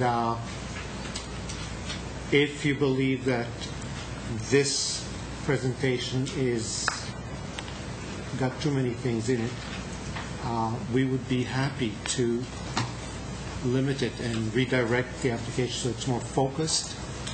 If council would be happier with one group being serviced, we would service one group only. these are the groups that are in need in Niagara Falls because we have researched where the needs are, and that's why we included them all. But if council would be happier with one group being serviced, that's what we will do. There are enough people within any of these groups that would want to live within our facilities. Thank you. Councillor Ioannoni. Mr. Mayor, now we're changing the application on the fly, and there is no agency to govern who comes through that building. This council doesn't have the authority to govern who comes through that building. So it doesn't matter what's said here. We have no authority once we pass it to make sure this right people or one mix is being served in that building. I don't like any of this. I mean, mostly we're working with, I'm sorry, it's a Canadian Mental Health Association. Yeah. They know about us. Okay, are there any other questions before I close off the meeting? Councillor? Yeah, I think we have to not throw this out, but defer it. Do we have anybody in the audience to... No, there hasn't been anybody that's come forward that wishes to speak to this matter. I've asked a couple of times now, 3 times or more. So I think at this point, Councillor, we can proceed. So if you wanted to just hold your comment until I close the meeting, and then you can make your recommendation. Yeah, I think in fairness we have to go through the motions, and I would like maybe a concerted effort to have staff contact people or a flyer in the neighborhood to make sure people are aware of what's going on here. We can get to that. Sure. Are there any other questions by members of council or those present? Councillor Ioannoni. Maybe staff could clarify who they did notify and what they told them. Okay. Mr. Hurwitz, can you address that, please? Not entirely. The people that would have been notified would be any property owner within 120 meters, which is 400 feet.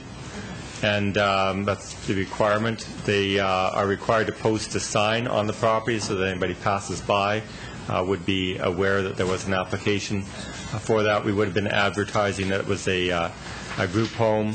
What I don't know is whether we sent the people a definition of a group home, but it would have been for socially, mentally, physically disabled people if it was their standard group home definition. Okay, thank you. Councillor Pietrangelo. Your Worship, I think that if Councillor Thompson puts a motion of deferral on the floor, that's the one that I would rather support. And I think, no offense to the applicants, but it's a stark reality that we're dealing with. And I remember years ago, Alderman Volpatti, who sat where Councillor Thompson was, got up and she started going on and on about these mental health institutions that were cutting back on the services that they provided and the amount of people that they housed. And I think, and I'm not for sure, but I mean, it seems as though we're dealing with it here. So, I mean, when cuts come at one level of government, Your Worship, then another level of government seems to have to deal with it. And I guess the reality of it is that these people have to go someplace to live. So I'll support the deferral anyway. Okay. Any other comments? Any other comments you'd like to make before we close off the meeting, the applicant?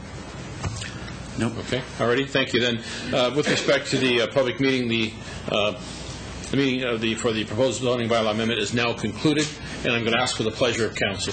Councillor Thompson. Deferral with the staff notifying specifically people in the area about the number of people involved and what is, it's hard to figure out what is being suggested there. I don't even know. It's changed 3 times while we're talking about it, which gives me even more concern. So I think this will be very interesting to follow up. Okay, motion to defer is non-debatable. Seconded by Councillor Fisher. Once again, Council, you've heard the motion. All those in favor? Please raise your hands. All those in favor? Opposed? 2. Okay, the motion is carried. Motion is deferred. Thank you. Members of Council, I want to beg your indulgence before we go into budget matters. There are 2 issues where we have some residents in the gallery who'd like to be addressing them.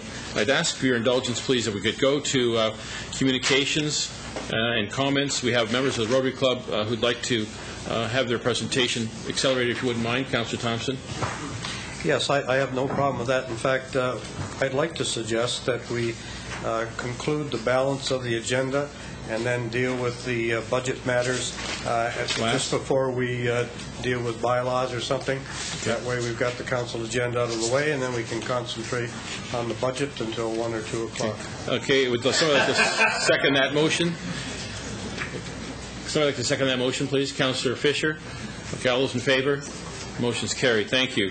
So, members of council, we're going to move on then. If I may, I'd just refer to the budget matters just before, as you heard, just before we get into bylaws, and I'll proceed with some comments, and then we'll get into communication. So at this point, I want to offer, under my mayor's report, my condolences, our sincere condolences to Councillor Victor Pietrangelo on the recent passing of his aunt, Anna Pietrangelo.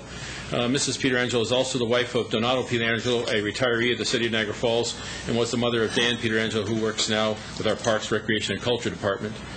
We also offer our condolences to the family of Mr. Nick Sweck, a retired foreman from our Municipal Service Center, and to the family of Mrs. Mary Ann Sweck, who recently passed away.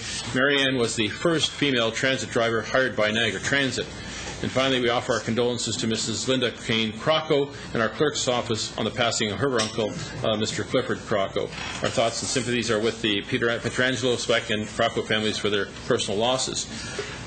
Moving on, I'd like to offer congratulations to the Great Wolf Lodge, who, as winners of our local chili cook-off competition, accepted the challenge from St. Catharines to participate in the St. Catharines Chili Challenge and emerged victorious in the Judge's Choice Award category. Finally, I would like to remind everyone as well of the 3rd annual Niagara Industrial Buyer-Seller Forum being hosted by our Niagara Falls Business Development Office in conjunction with the Fort Erie and St. Catharines Business Development Offices. The focus of this forum and trade show is on green energy and wind power, and this event will be taking place on Thursday, February 25th at the Falls View Casino. Under communications and comments from the city clerk, we have, first of all, from the Rotary Club of Niagara Falls, the president is with us, Donna Daglish, as well. Harry Walker is the president of Niagara Falls Sunrise. As Rotary Clubs in Niagara, they're requesting a flag raising and that February 23rd be proclaimed as Rotary Day in the city of Niagara Falls. And the recommendation is for the approval of council, and I have a resolution I'd like to read after we approve this matter. Moved by Councillor Thompson, seconded by Councillor Fisher. All those in favor? Motion's carried. And I'd like to just read the proclamation for everyone's behalf. Whereas Rotary International, founded on February 23, 1905 in Chicago, Illinois, USA, is the world's first and largest nonprofit service organization. And in Canada, we celebrate 100 years of Rotary, with the first meeting taking place in Winnipeg in 1910. Whereas there are over 1.25 million Rotary Club members comprised of professional and business leaders in over 33,000 clubs in 200 countries and geographic areas, including 2 clubs in Niagara Falls, Ontario, comprised of professional business and civic leaders. And whereas the Rotary motto, service above self, inspires members to provide humanitarian service, encourage high ethical standards in business and professional life, and promote goodwill and peace in the world. And whereas in 1985, Rotary International launched Polio Plus and spearheaded efforts with the World Health Organization, the U.S. Centers for Disease Control and Prevention, and UNICEF to immunize the children of the world against polio. And whereas since 1985, Rotarians around the world have raised and donated over $800 million to fight to eradicate polio. And as a result, polio cases have dropped by 99% since 1988, and the world stands on the threshold of eradicating the disease. And whereas Rotarians in our community have supported in the past and continue to work to purge the world of the scourge of childhood polio and eliminate the pain and suffering caused by this dreaded disease, which is only one of the many projects Rotary International sponsors locally and internationally. And therefore, I, Mayor Ted Celsi, Mayor of the City of Niagara Falls, do hereby proclaim February 23rd, 2010 as Rotary Day in Niagara Falls, Ontario, and encourage all citizens to join me in recognizing Rotary International and the Rotary Clubs of Niagara Falls, Ontario, in their efforts to eradicate polio and for years of valuable and dedicated service to this community and internationally by improving the human condition in local communities around the world. Thank you again, and thank you for your presence this evening. Move on to the next item on the agenda, which is the Ontario Provincial Police requesting the bridge dedication for the CN overpass at Sandplant Hill in the name of Provincial Constable John Gregowski. Councillor Perio. Recommendation is moved by Councillor Carey, seconded by Councillor Maves. Any further comments? Having seen none, all those in favor? Motion's carried. Are there any additional items for Council's consideration, Mr. Clerk? Okay. Move on to ratification of Community Services Committee actions. I'm going to ask the Chair, Councillor Ioannoni, to proceed with the report, please. Thank you, Mr. Mayor. The following items are to be ratified from tonight's meeting. The Community Services Committee, the minutes of January 25th, 2010 meeting be approved. Under reports, MW 2010-09, Glenholm Avenue Road Allowance, that the matter be deferred. Under PD 2010-02, research into enacting a bylaw under Section 99(1) of the Municipal Act, that Council not enact a bylaw under the Section 99.1 of the Municipal Act. PD 2010-15, appeal of Committee of Adjustment decision, consent application B 2009-034, Ort Road and Rexinger Road, that staff withdraw the appeal of the Committee of Adjustment to the OMB regarding consent application B 2009-034. Under BDD 2010-01, the People Mover Project update for the information of the committee. Under PD 2010-11, Commercial Building and Facade Improvement Grant application for 4519, 4521, and 4525 Queen Street, Sal and Mary DiPietro and Carmen and Anna Tartaglia, that the Commercial Building Facade Improvement Grant application for these properties be approved subject to the owner satisfying all the program requirements, including the requirements of the city permits and entering into an agreement with the city, and that the mayor and clerk be authorized to sign and execute the grant agreement. Under PRC 2010-04, request for proposal, the Community Clubhouse at Kaler Park, that the proposal from Merit Contractors Niagara for the general contractor for the design, build of a community clubhouse at Kaler Park in the amount of $450,000, excluding GST, be approved. And under new business, that the Recreation Committee work with the CAO on the ongoing discussions with the Optimist regarding the Optimist Park. I so move. Moved by Councillor Ioannoni, seconded by Councillor Diodati. Once again, Council has heard the motion. All those in favour? Motion is carried. Thank you. Move on to ratification of Corporate Services Committee actions. I'm going to call on Councillor Peter Angelo, please. Thanks, Your Worship, and I was held up at work. I wasn't there for part of it, so thank you to Councillor Ioannoni for filling in for me. First item is that the minutes of January 25th, 2010 be approved.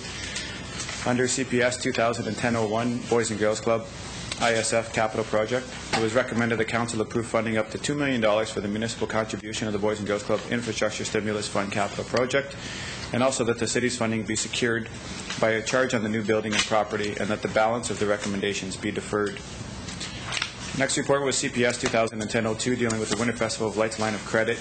It was recommended that the report be deferred until the next meeting, which is in 2 weeks, to give staff an opportunity to work with the Winter Festival of Lights on other possible options.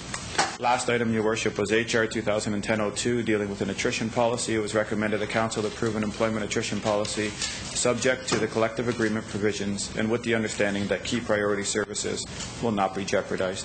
And I will so move the minutes. Moved by Councillor Peter Angelo, seconded by Councillor Diodati. Once again, Council has heard the motion. All those in favour? Motion is carried. Thank you. Move on to the consent agenda, if we may, please. Pleasure of Council. Moved by Councillor Ioannoni, seconded by Councillor. Request to speak to yes. one item. Okay. We do have an item requested to speak to. So, Councillor, we have councillors. We have a request to speak to item PD 2010-19, AM 30-2004, a zoning bylaw amendment application with regard to the northwest urban boundary expansion. And I have two speakers requested. So, if we can isolate that, and we'll move the balance if we could. So, moved by Councillor Ioannoni, seconded by Councillor Carrio. All those in favour? Motion is carried. Now we'll deal with the particular item. We do have the item before us, and we have two speakers who would like to address the matter. Dr. Bacher, would you like to come forward, please? Thank you.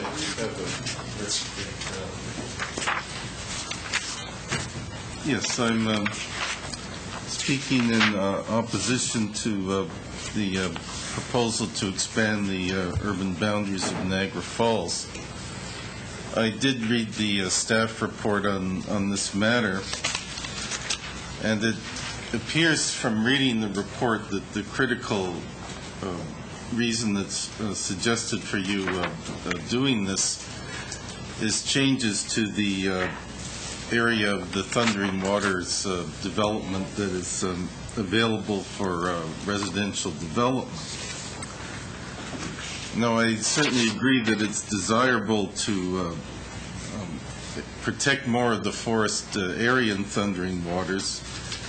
It's really premature to base a decision of urban expansion on this matter. The exact area of the lands that will go into environmental zoning has not yet been mapped or identified. So it should just be, postponed until this is done. If this is to be the key reason for proceeding now. Also, I would like to draw to your attention that even if one was to have a very large area in Thundering Waters zoned environmental, protect the swamp forest there, that there are a number of other reasons why you shouldn't proceed. One is that the policies of the growth plan at the region, which this is to conform to, is subject to an OMB hearing, and this should be resolved before going forth on this matter. And we've often heard a lot about that this application is grandfathered under the provincial policy statement. That is true. I don't see grandfathering coming into effect through the growth management plan. What triggers the grandfathering in the provincial policy statement is the developer's date of application. Sure. The growth management plan is determined by a decision of the council if they'll approve the development or not. And it's very unlikely that any urban expansion at all in the Niagara region can be justified under the growth plan, that these expansions are to be considered on the basis of need on a region-wide basis. There's supposed to be requirements of intensification, and there's a 43-year residential supply. And the fifth point, that even if one was to determine that an urban boundary expansion in Niagara Falls was desirable, the regional plan has an area where this is already identified should take place in Willoughby, south of the Welland River, and not in this area. So that's the summary. No further points. Just these 5 points that you see in this letter. Okay, thank you very much, Dr. Bacher. Mr. Hurlovich, there are probably a number of areas of discrepancy in this submission, so I'm not sure if you want to address those or just let them be as they stand for the record. I don't know whether Council wants any specific response. I don't know that our report is actually recommending an urban boundary expansion per se here. Council has actually taken that position previously, and that position is actually at the region. This actually says that what we would like to do as staff is to have authorization to work with regional staff to do a study to determine whether or not these lands should be put to an urban use, and if so, what that urban use would be. So it would be basically to prepare terms of reference to examine that more thoroughly. And so in some ways, Mr. Bacher suggests that to unilaterally just be suggesting that we can take lands that we're preserving in Thundering Waters and transfer them up here, that's part and parcel of what the study would be looking at. So I don't know if that helps at all, but certainly... Thank you very much. And the second speaker we have this evening, I'd like to come forward, please. Ms. Grandoni.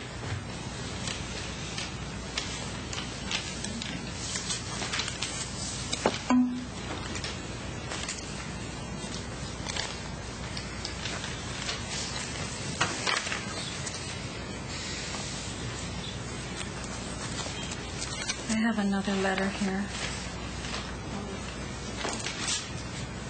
I did do a couple of spelling mistakes, so I can correct them.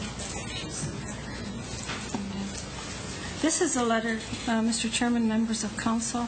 This is a letter that I presented to the region, and so I did a quick attachment for a cover letter. As well, there's an attachment at the back, a memo from the Health Department, and a map showing the different pumping stations and their geography. My position remains steadfastly opposed to this expansion outside the urban boundary. The proposal totally upstages all staging and servicing plans to date, both of the city and the region. Further, as evidenced in the OMB decision of Willoughby, it is the date that the proposal is passed in council that governs whether or not the growth plan applies, not the date of the application.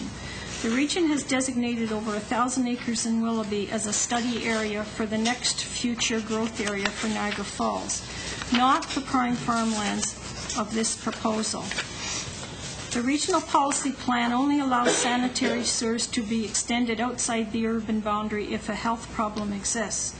Attached is a letter dated November 25th, and it's the second page from the back, from the Health Department, stating that, and I quote, as discussed, they, referring to Club Italia and the other applicants in that area, may from time to time experience some, actually it's just referring to Club Italia, may from time to time experience some operational maintenance challenges, but those types of issues should not be considered a health problem, end of quote. This proposal has thus been advanced based on the false premise of a health problem that does not exist, resulting in an abuse of the regional policy plan, where extensions are allowed based on a health problem, an existing health problem. On Saturday, February 20th, 2010, I was informed that the pumping station and 4-inch force main were installed by Club Italia in November of 2009. As this new sewer will empty to the overloaded Kaler pumping station, existing ongoing sewage discharges to Shriners Creek will be impacted. On Sunday, I drove by the subject lands to observe that indeed the information was correct. These services were put in without an official plan amendment. The Ministry of Environment certificate of approval was granted with full knowledge of my concerns that there was no health problem, and with full knowledge of the real severe health problem on the Shriners Creek, where raw sewage overflows and basement flooding exist and will not be corrected in full for years. I know you're working on it, but it's going to take a while. And the region has said that. In fact, the region has given a period of some 15 years to put sumps in. Homeowners will lose their flood protection that you are pretending to partially correct with your expensive enlarged pipes, when you could have corrected much of the flooding with installation of sump pumps where they are missing at half the cost of the enlarged pipes. Evidence exists that what you really want bigger pipes for is new development, and that's particularly Phase 2 enlarged pipe, such as for this proposal, not to fully correct homeowner basement flooding. There's very little basement flooding north of Thurlstone Road to justify Phase 2 pipe. And then you pretend to be concerned about a rising budget. And it's exactly proposals such as this that are part of the reason. Overextension of services. With E-coli counts ranging from 10,000 to 80,000 colony-forming units per 100 milliliters of sample water on 10 different water sample sites on the 4 tributaries and mainstream of Shriners Creek, Dr. Mike Dickman, ecotoxicologist of world experience, in interpreting these results, observed, I have sampled many streams and rivers in Canada, Asia, and the U.S., and only a few were as badly contaminated as Shriners Creek. This development represents the same approach of the past 50 years, and that is to pretend to fix the pollution and basement flooding, while at the same time adding new expansionary developments that overload the same sewage systems that you claim to be correcting. I might add that permissible levels are 0 for drinking water, and for recreation and surface water it's around 100, I believe. All levels of government have much to answer to the public for advancing this most unjustified urban boundary expansion, where a couple of years ago, 5 of you people in here on the council declared a conflict of interest. I request notice in writing of any future committee or council meetings on this matter, and I have a question for the engineer. I want to know how many sewage overflows exist west of the Queenie on the Shriners Creek watershed, and how many exist that are coming from east of the Queenie. And I'd like it in writing eventually. I'm not sure if, are those figures available, Mr. Holman? And the locations. Mr. Mayor, I don't have that information in front of me tonight. I'm assuming that a lot of that is available in some of the previous documents that we've presented to Council, but I can provide that. Okay. So hopefully you can provide that to Ms. Grandoni. Thank you very much. Appreciate that. Okay, members of Council, your pleasure. Moved by Councillor Ioannoni, seconded by Councillor Carrio. All those in favor? The motion is carried. Thank you.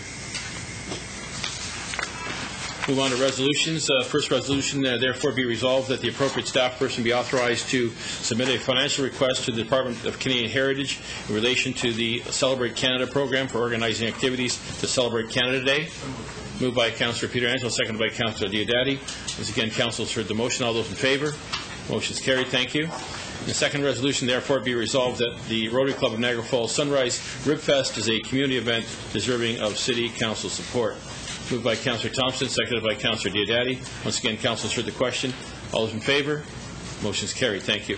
This time, Council, I'm going to ask for an adjournment of the Council meeting so we could move into our budget deliberation. Moved by Councillor Ioannoni. Well, we can't deal with the bylaws till after. So moved by Councillor Ioannoni, seconded by Councillor Diodati for adjournment. All those in favor? Motion is carried. I'm going to relinquish the chair to Councillor Peter Angelo.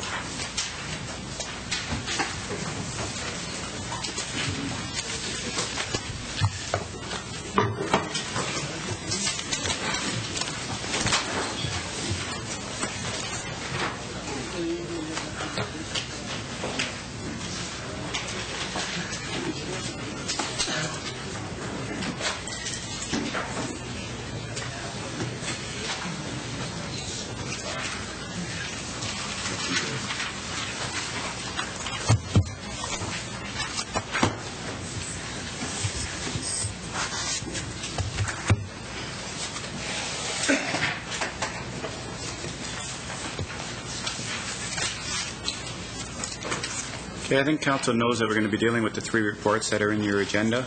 The first report is CAO 2010-02, dealing with the 2010 General Purposes Budget. And I would ask Mr. Todd, our CAO, to introduce the report, please.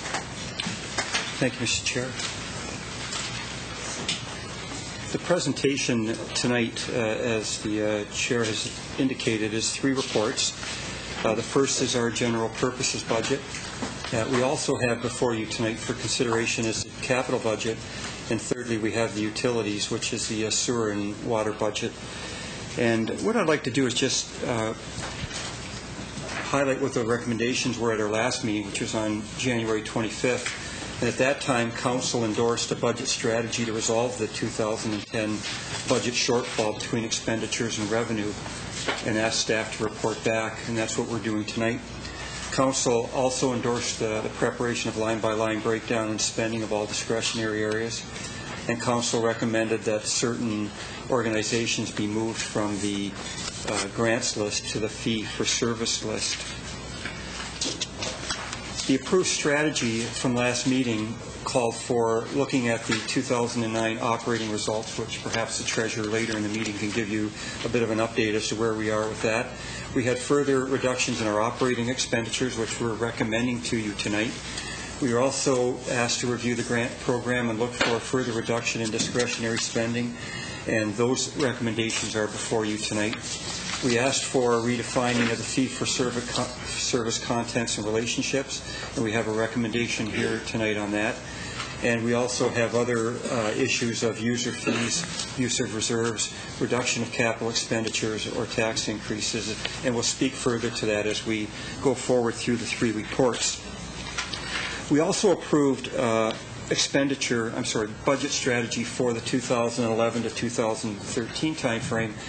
And those were to continue a review of operating units for service level reductions and efficiencies, to look for governance reviews of our various council boards and commissions, attrition policy to reduce the overall labor costs of the city, looking at a rationalization of assets, which would include buildings and lands, tax increases, user fee increases, and use of reserves. So that would be the strategy that would be looking on a go-forward basis, starting with the 2011 budget and forward.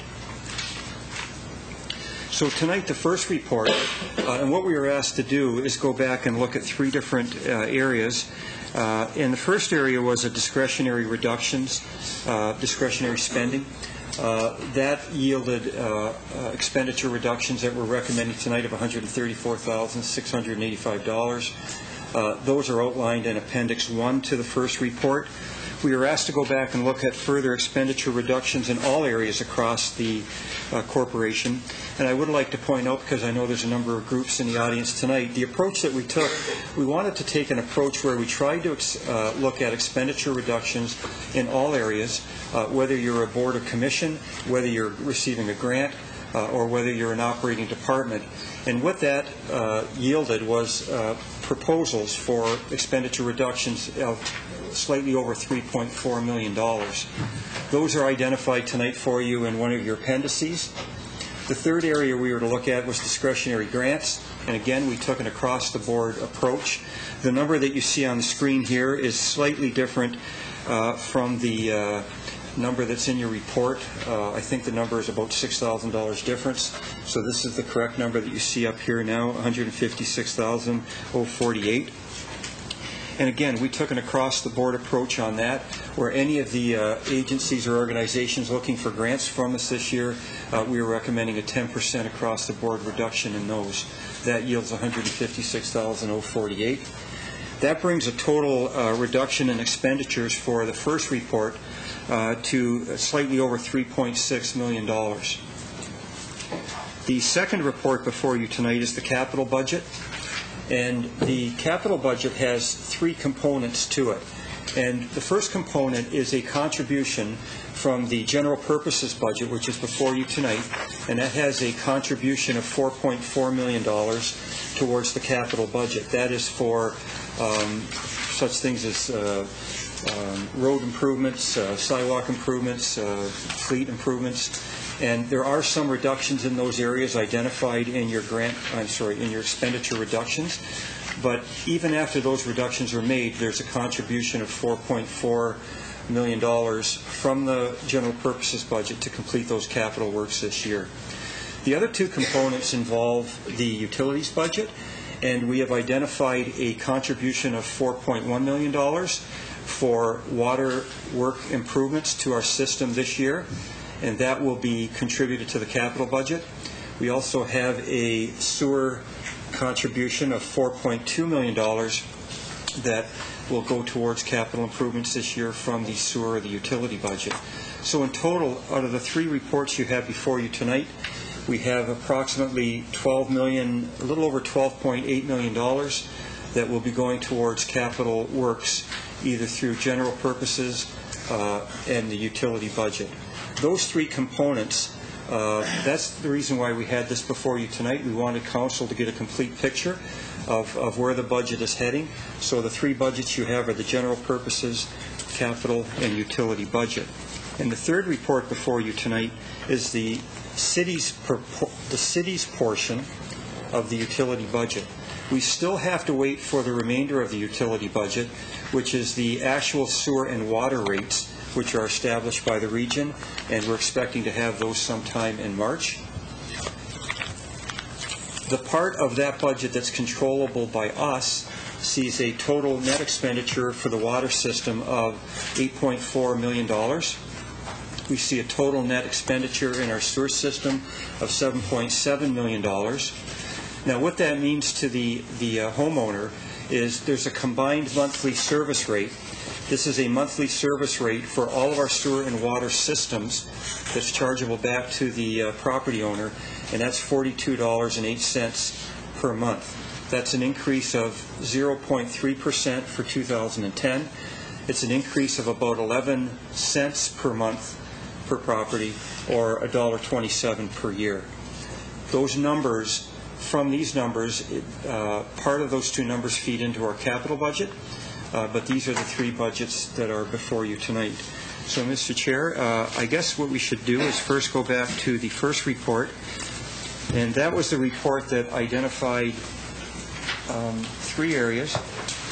First of all, discretionary spending, which is on Appendix A to the report. We have budgetary reduction strategy, and that's outlined on Appendix B. In Appendix C, we have the comments from the Recreation Committee and the Arts and Recreation Committee, Arts and Culture Committee, as well as staff recommendations related to all of our grants. And the charts are there. I'm not sure how council wishes to proceed on this, but certainly the motions are there and the appendices. We're here to answer any questions. With respect to the discretionary spending, as was requested by council, we sent out a number of sheets of paper highlighting discretionary spending in a number of areas. Those areas that we included are outlined in the report, and all of council has received that under separate cover, and hopefully you've had a chance to review that. And we've also identified in particular all the detailed spending cuts in the appendices that we're recommending. Okay. Thank you, Mr. Todd. We do have, I'm sorry, Councilor Wing? I just wanted to address something in Appendix A. Sure. Okay, just to deal with Appendix A, the reduced discretionary spending. One of the items in there is animal control services. We can't afford to have that reduced. There are, I noticed, some members, staff and board members from the Humane Society there. And I stood up last year and talked about how dire the situation was there. And I know council understood because we did give that $171,000 forgivable mortgage so that we didn't have to close the doors, basically. I am really afraid that any reductions are going to put us back into a dire financial situation again. And unless we want to start adding to the budget, putting money into reserves to build our own shelter down the road, then I'm not sure we should be taking this money out. Like it's a really, really tight financial situation. The community looks to us to provide animal control services for the municipality, and if we're not going to fund it adequately, I'm worried that we're going to end up, what was it, about $1 million between the building and the equipment to build our own shelter, and then it was quite a substantial sum to operate it each year, and it's a lot more than it's costing us right now to provide the animal control services for the community the way we're doing it. So I guess I will make a motion that we do not reduce our planned funding for the provision of animal control services by the Niagara Falls Humane Society. Okay, there are a number of groups here to speak. I mean, I can let the Humane Society speak if you like, and perhaps you can put the motion on the floor after. Okay. We do have some groups here that wish to speak. Just for a point of clarification, there's actually two line items related to the Humane Society. I'm not sure.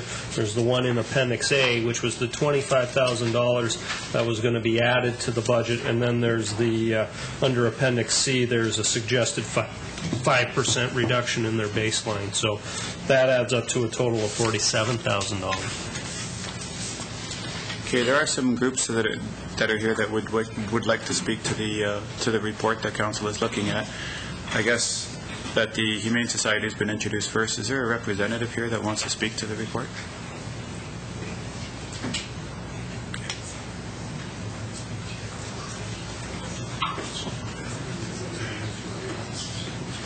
What's that?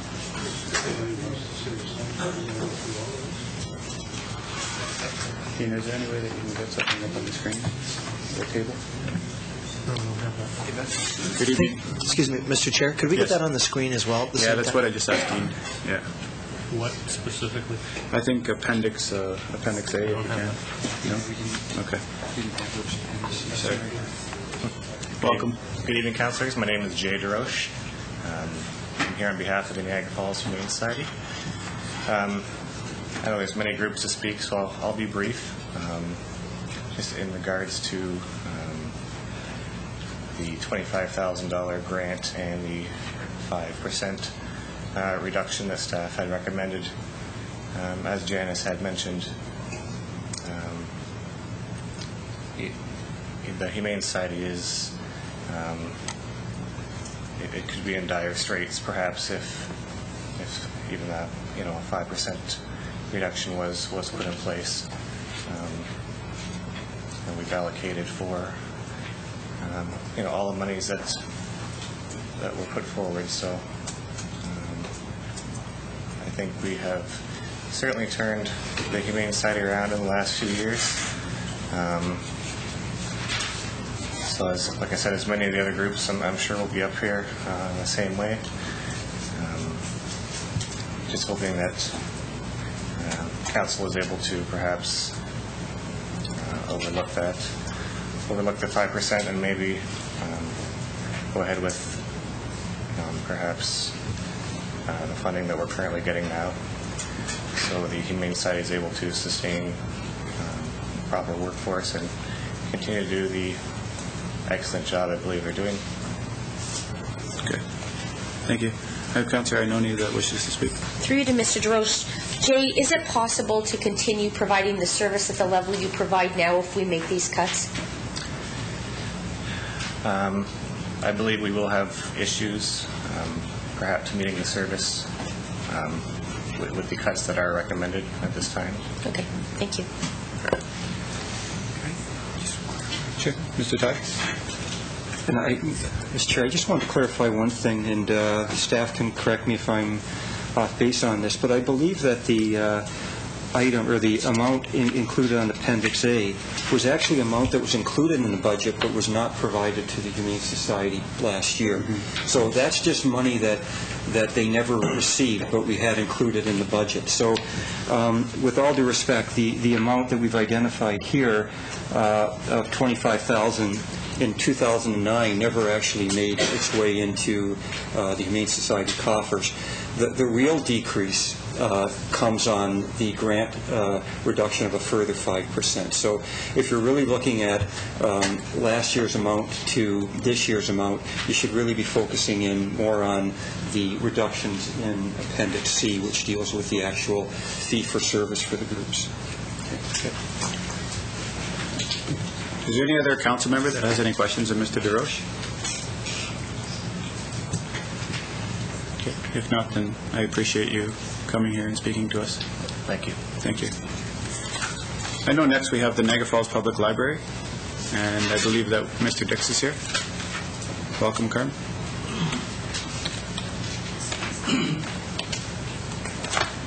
Thank you, ladies and gentlemen. I'm Carm Dix, Chair of the Niagara Falls Public Library, and it's my understanding that there are budget cuts coming. The city has been very kind in funding the library over the years.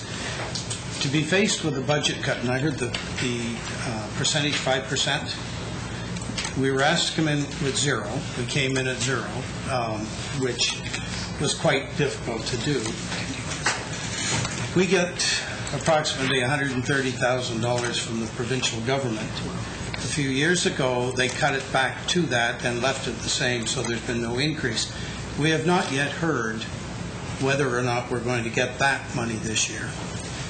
If we have to reduce by $185,000 further, there is no way we can do it without a disruption to the order of 5.5, 6 staff members, hours, the service to the public, which has seen about a 10% increase in the last year, because when times get tough, the people come to the library, will be very dramatic. We currently have the main library, Victoria Street, and 3 branches. It will be very difficult in the future to maintain that level of service. We will be negotiating this year for a renewal of the lease at Stamford Centre. That won't help now, but if we're faced with another service cut and we have 10 months to implement it, the cuts will be very difficult and very hard on the people, because we find that the people use the library, and it's used even more when times are tough. So I would say that, sure, we could probably find a few thousand here or there, whatever it is like that, but there's no way we could change 186,000 and not make a drastic change in the level of service that the library, which does a super job in the city, it will change, and dramatically. Thank you. Thank you. I do have some questions, Mr. Dix. Oh, sure. I have Councillor Iannone. Mr. Dix, you say 5.5, it would affect 5.5 to 6 staff members. Are you saying you would have to lay off 5.5 to 6 staff members? I would estimate that.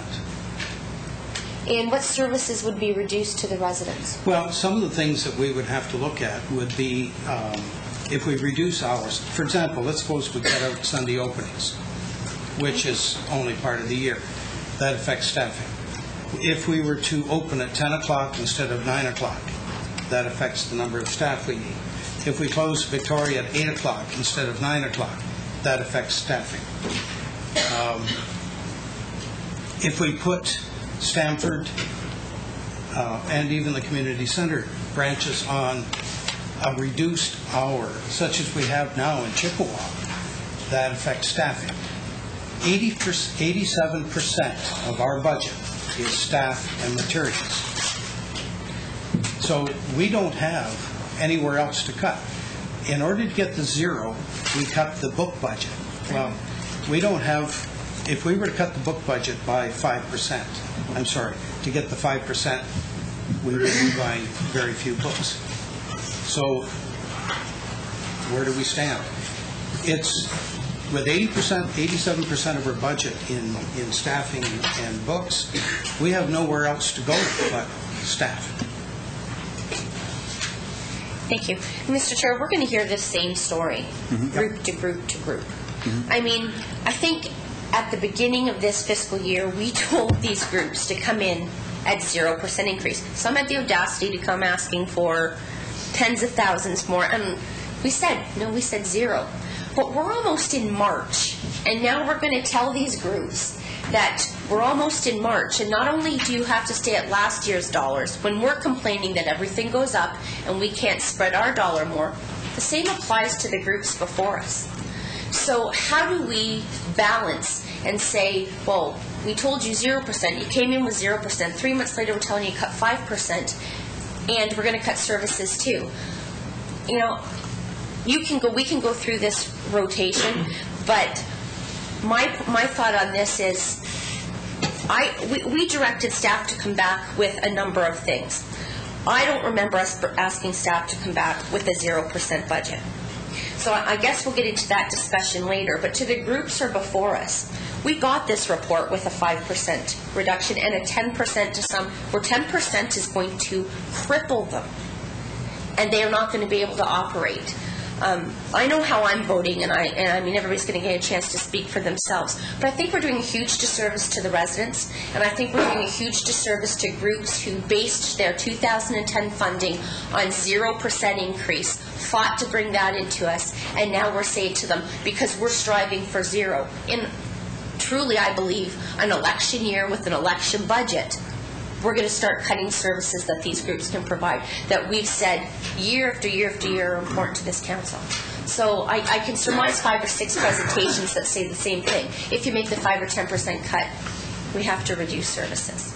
So I don't know if you're looking for a motion in total or if you're looking for a motion per group, but I'd be certainly prepared to start making them and not go through 2 hours of presentations before we end up hearing the same thing from every group. Yeah, it is. I mean, it is fairly difficult to sit here and listen to every single one, and I can appreciate what Mr. Dix is saying. However, I think the premise behind it is that these are suggested cuts, and that the city itself is going down almost 5% in spending. So, I guess, and I won't speak for Mr. Todd, he can speak for himself. The report reflects that to each and every person that we give money to. And to that point, the city is only going down in 5% spending if we vote to take it down. That's correct, and that's why this is suggested and here for debate tonight. I have the mayor and, I have Councillor Fisher first, and then I have the mayor and Councillor Wing. Thank you, Mr. Chair. I sit on the library board, and let me assure you, it is the one service that is in this city that provides for everyone. It provides for the children. It provides for the hearing. It provides the internet. It provides all kinds of services which this city really needs in these times, which are economic times. More and more people are going to the library now, all the libraries, to get the services they need that are so important to them. And, you know, we heard a few months ago, without Kojiko here, Nancy Ike made the most wonderful presentation and explained to all of us what the library actually consists of. And I hope we haven't forgotten her presentation, because it really told the story. The library, even though it sounds like it's just books, it provides a unique service to all people in this city. So I really don't want to see the library cut, since we've already come in at zero. And not because I sit on the board, but we did come in at zero. We worked very hard at that. And now we're going to cut people by cutting another 5%. We're going to cut the children's services, the hearing book services, the internet services, all the services that are provided by the library. And by numbers that are people that are coming in to take part in the library, we have a record of how many people participate every month in every library, and the numbers have increased immensely. So I really want to support the library at this point in time, because it is such a necessary service for economic times. If it were any other time, yes, but not now. I see the numbers rising in the library. Okay, thank you. I have Mayor Selsey. Well, thank you very much, Mr. Chairman. I don't think we can deny the benefits that the library provides in terms of services to our residents, and I don't think that was the intent of any specific targeting with respect to the budget. We are dealing with a challenge and an opportunity, and at the regional level, I can tell you that we were at 0.42% increase over last year, or in fact, in terms of the impact on the levy. And we went back and we challenged staff, and we sat one evening till almost midnight and came back at zero. And I think that exercise proved that we could find some dollars and some documentation to support that. I was wondering through you to Mr. Dix, not that this is a conclusion this evening, Carmen, the good work that the Library Board does, and I've served in that capacity, as you know, in last term, but I'm wondering if it would be possible for maybe your board, or at least your staff, to sit with the city staff to see if there's any efficiencies that we could possibly work out together that might be developing some synergies where we could have some savings. And if you wouldn't mind the fact that it would be a second sober look in a sense at the budget, we aren't going to come to the conclusions this evening, but I'm sure we're going to hear this comment from each and every group. But there may be times that our staff can work more closely, as they have been working diligently in the last 3 or 4 weeks, to develop a plan that might shed some positive results. We're hearing from the residents, especially those on fixed income, especially this year with the HST being implemented, that their buying power is diminishing greatly, and they're on fixed income, and we hear those challenges constantly, that they can't take constant increases. And we talk about this, and I mentioned the fact that even at the rate of inflation, and often in the press I'm hearing from comments that, you know, that's just to be sustainable at the rate of inflation. And I know that we're at zero and looking at minus, so I can appreciate that. But I'm wondering, Mr. Chairman, if it would be appropriate that we could have and direct our staff to work with a couple of groups like we're having this evening come forward to see if there's any efficiencies that we can come to some conclusion on before we make a final decision. And then to report back to Council? Yes. I think that's possible. Council Wing. I'll start first of all with the library. I think we all know that in tough economic times, library usership soars. And this is definitely not the time to be cutting. And as an aside, I'll mention that when times get tough, we see a lot more people surrendering their animals to the shelters as well. Our numbers are up in that regard as well. My motion last meeting was to not have staff come back with a 0% budget. My motion was that we have all discretionary spending across the corporation reported to us, and I know we have it from our city committees, but for some reason we don't have it from our city boards. Mr. Dix, were you asked to give us the library's discretionary spending or materials spending? Well, our discretionary spending amounts to about 13% of our budget. Well, no, not really, because in that 13% we have the hydro, the water, the gas, and that. So our discretionary, we spend, say, $125,000 on materials.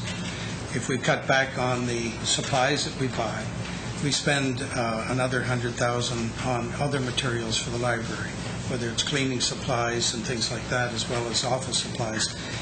Yes, we can cut back on that. But would you have a problem? Sorry to interrupt, but would you have a problem giving us the numbers that you were planning to spend in 2010 on materials or discretionary? I'm just looking for that corporation-wide. We don't have it yet. Okay, if I may, and when we gave you our budget, it comes in with a line by line. Staff development, we have $5,000. Now, that's for them to take courses and to work towards improving what they do.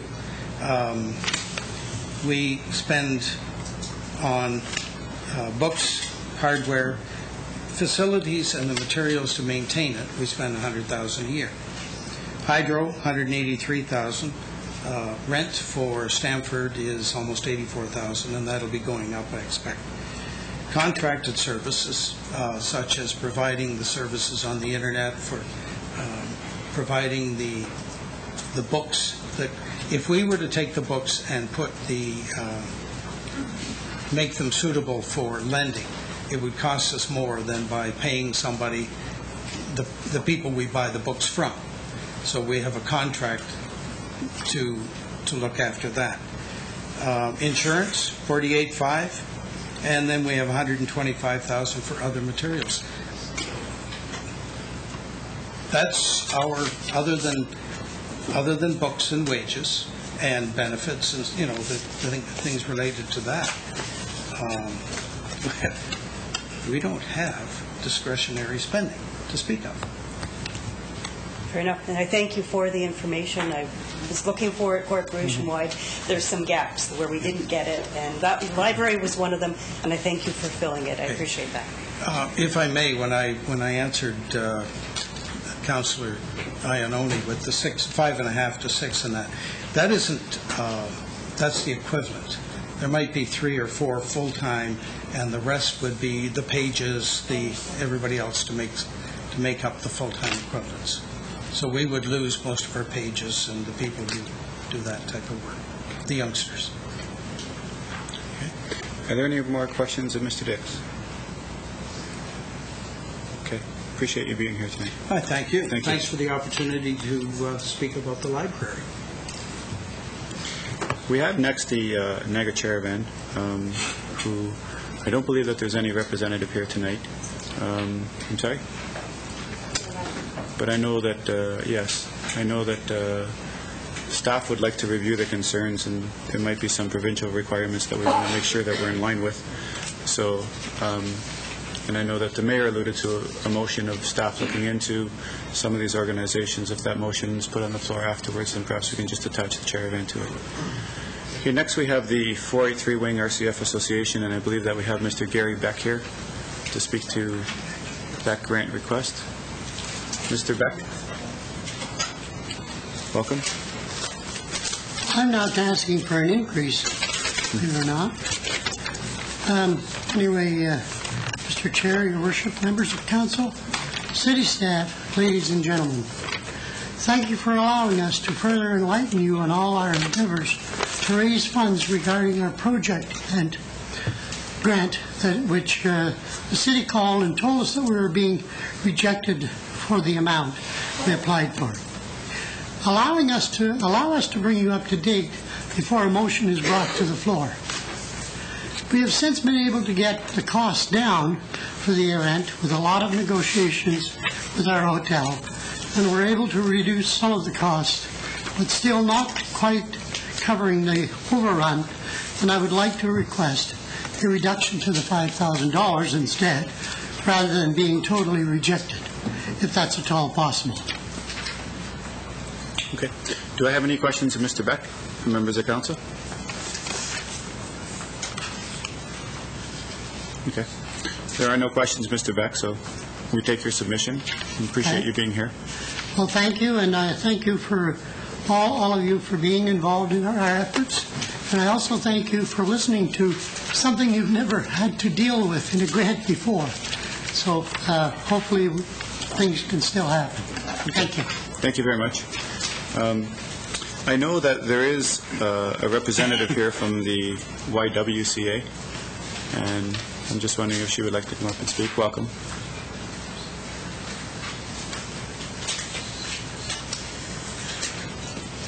Thank you, Chair, and thank you, members of Council, Mayor, for the opportunity to speak tonight. My name is Elizabeth Zimmerman. I'm the Executive Director for the YWCA Niagara Region, and I know that it's been a tough budget year, and that you're making tough choices. And I think one of the things that I would like to bring forward to you is that we are now facing a second year in a row where we're getting a 10% cut from we're looking from the discretionary grants that you receive, that you graciously give to our organization.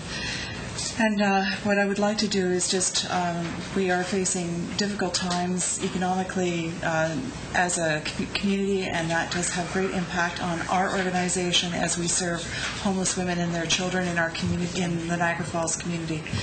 So I would ask that you consider the impact that this will have on our organization as we try to serve the women and children that access our services, and also the impact that we are facing in a second year. And my concern is this going to be a continuing trend, that we are going to be looking at continued cuts to our discretionary grants, and how are we as an organization going to cope with that? We would have to look at then reducing the services that we provide with our 24-hour shelter for homeless women and our 4 housing programs and employment services within this community. So I would just ask that you take careful consideration of those impacts as you further deliberate your budget. Thank you. Okay, thanks, Mrs. Zimmerman. And perhaps I can just get Mr. Todd to make a couple comments to your submission, and then I'll see if there's any councillors that have any questions. Yeah, thank you. Just maybe to answer a couple of your concerns or questions, but in the report we identified 2 or 3 agencies that in the report we indicated that we should probably be having further discussions with upper tiers of government where perhaps that responsibility for the funding is more appropriately placed. Just to give you an example, that I'm not aware of any other local lower-level municipality in the region that funds the YW. And our feeling is that funding may be more appropriately placed at the regional level. And as part of this report, we'll certainly be having discussions with the regional commissioner to see if that kind of shift can take place. In our budget, in the long term, sort of the goal that we're setting is to try to reduce our overall expenditure on discretionary grants as we proceed through time. And that kind of, I think, would set the trend for not just your organization, but all organizations that fall within that realm. Can I speak to the question of funding? Yes, sure. We do receive funding through the region. It is based on a per diem basis, and the challenge with per diem is it based then on our occupancy rates.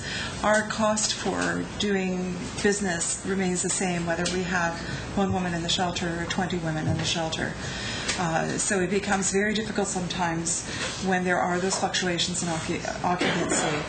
And I would also say to the council that although we certainly do appreciate the grants that we have received, it does create stability for us as a shelter provider in Niagara Falls, and it creates the opportunity to continue to provide the level of service. The per diem costs are shared costs with provincial and the regional government, and there are no other opportunities for that funding. The other thing that this does create is the opportunity for us to expand a little bit our services because of the room that we have in our building, and we have been able to provide additional in-house transitional housing. And all of these grants become very important in our ability to do all those things. We're a very lean operation in terms of our staffing and in terms of how we do business, and we look for synergies wherever we can with our community partners and with any other area that we can. So it becomes very challenging when we're continually looking at these cuts, and if this is going to be a continuing trend, then it is something that we're going to have to then really consider the level of services that we can provide in the Niagara Falls community for probably the most vulnerable population of women that are in our community. If I could just... Yeah, go ahead, Mr. Todd. Well, and I appreciate that. I guess my point was, with respect to the regional funding, is that the region does provide that funding so that all the residents in Niagara Falls are funding about 22% of that across the entire region. Since we're the only municipality that funds that kind of service locally as well, we're sort of, in a sense, paying twice for that service. And I don't believe, unless you can correct me, I don't believe there's any other local municipality that pays direct funding to the YWCA. Not to the YWCA, but I do know that there are other municipalities that do provide funding to other social service organizations. And that's not to say that we aren't applying to other municipalities at this point. And in terms of the actual funding, the actual cost providing the shelter services in the community, the region only covers about 2/3 of that cost.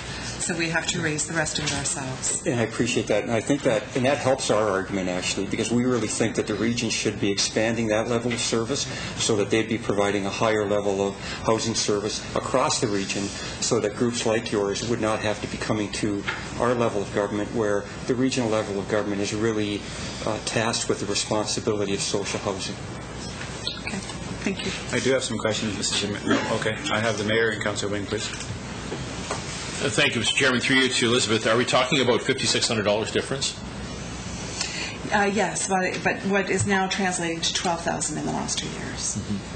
And given your total budget, I'm just not sure how flexible you are in respect to that. I think Council should hear whether there's any flexibility. But I had a chance to review some of your operating expenses, and your revenues I know are substantial. But I know the region provides for some $41, I think, per night per occupant. But we have talked to regional services about that aspect and expanding, and that would be a good debate, I guess, that we should have at the regional level. But I'm wondering if you could survive without the $5,600 this year, and I can't tell you what would happen next year, but we've been trying to be operating a little more efficiently. But I guess just to point that out, is it possible you can deal with that $5,600? We are prepared to deal with that cut. I am facing cutting some staffing because this is one cut of several cuts that we are facing right now, and because of that we will be cutting some staff. Now I've been able to do it on a peripheral basis, so it's not at this point affecting directly the services that we're providing. It is affecting indirectly the services that we're providing. But my concern moving forward is that if this is going to be a continuing trend, then it will start to impact our ability to offer the level of program services.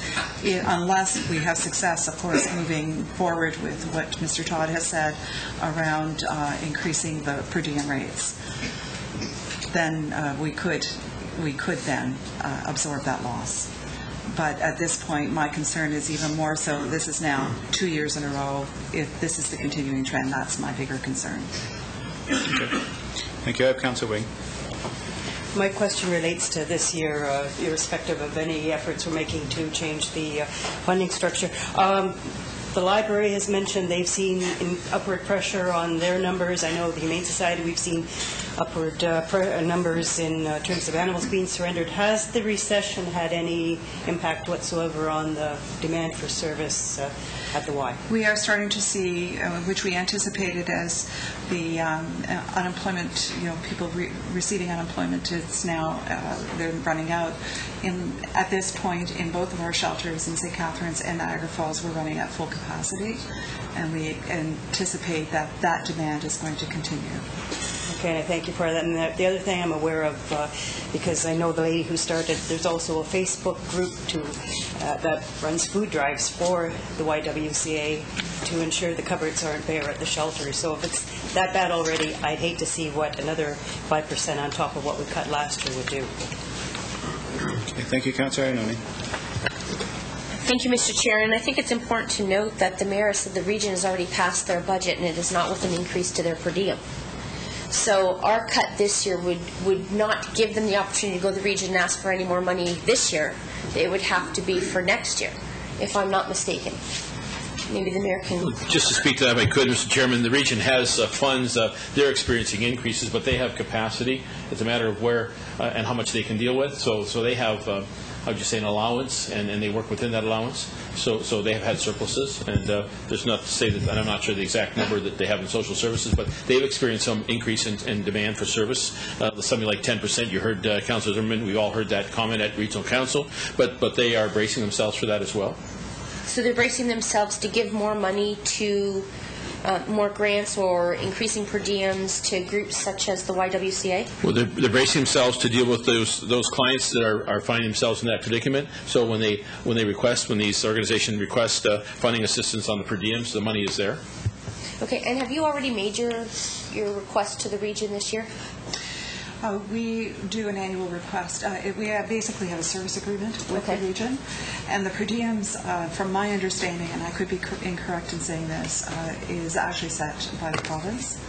So there is little flexibility in terms of how they set the per diem rates at this point. Okay, now if we cut you, and you have to cut services, and you're at capacity now, where do those people go? My worry is they now become homeless. And they're on our streets, and we have a homelessness initiative, and are we just increasing the homelessness by cutting your facility? Sorry, go ahead. I'm actually speaking to her. Okay, sorry.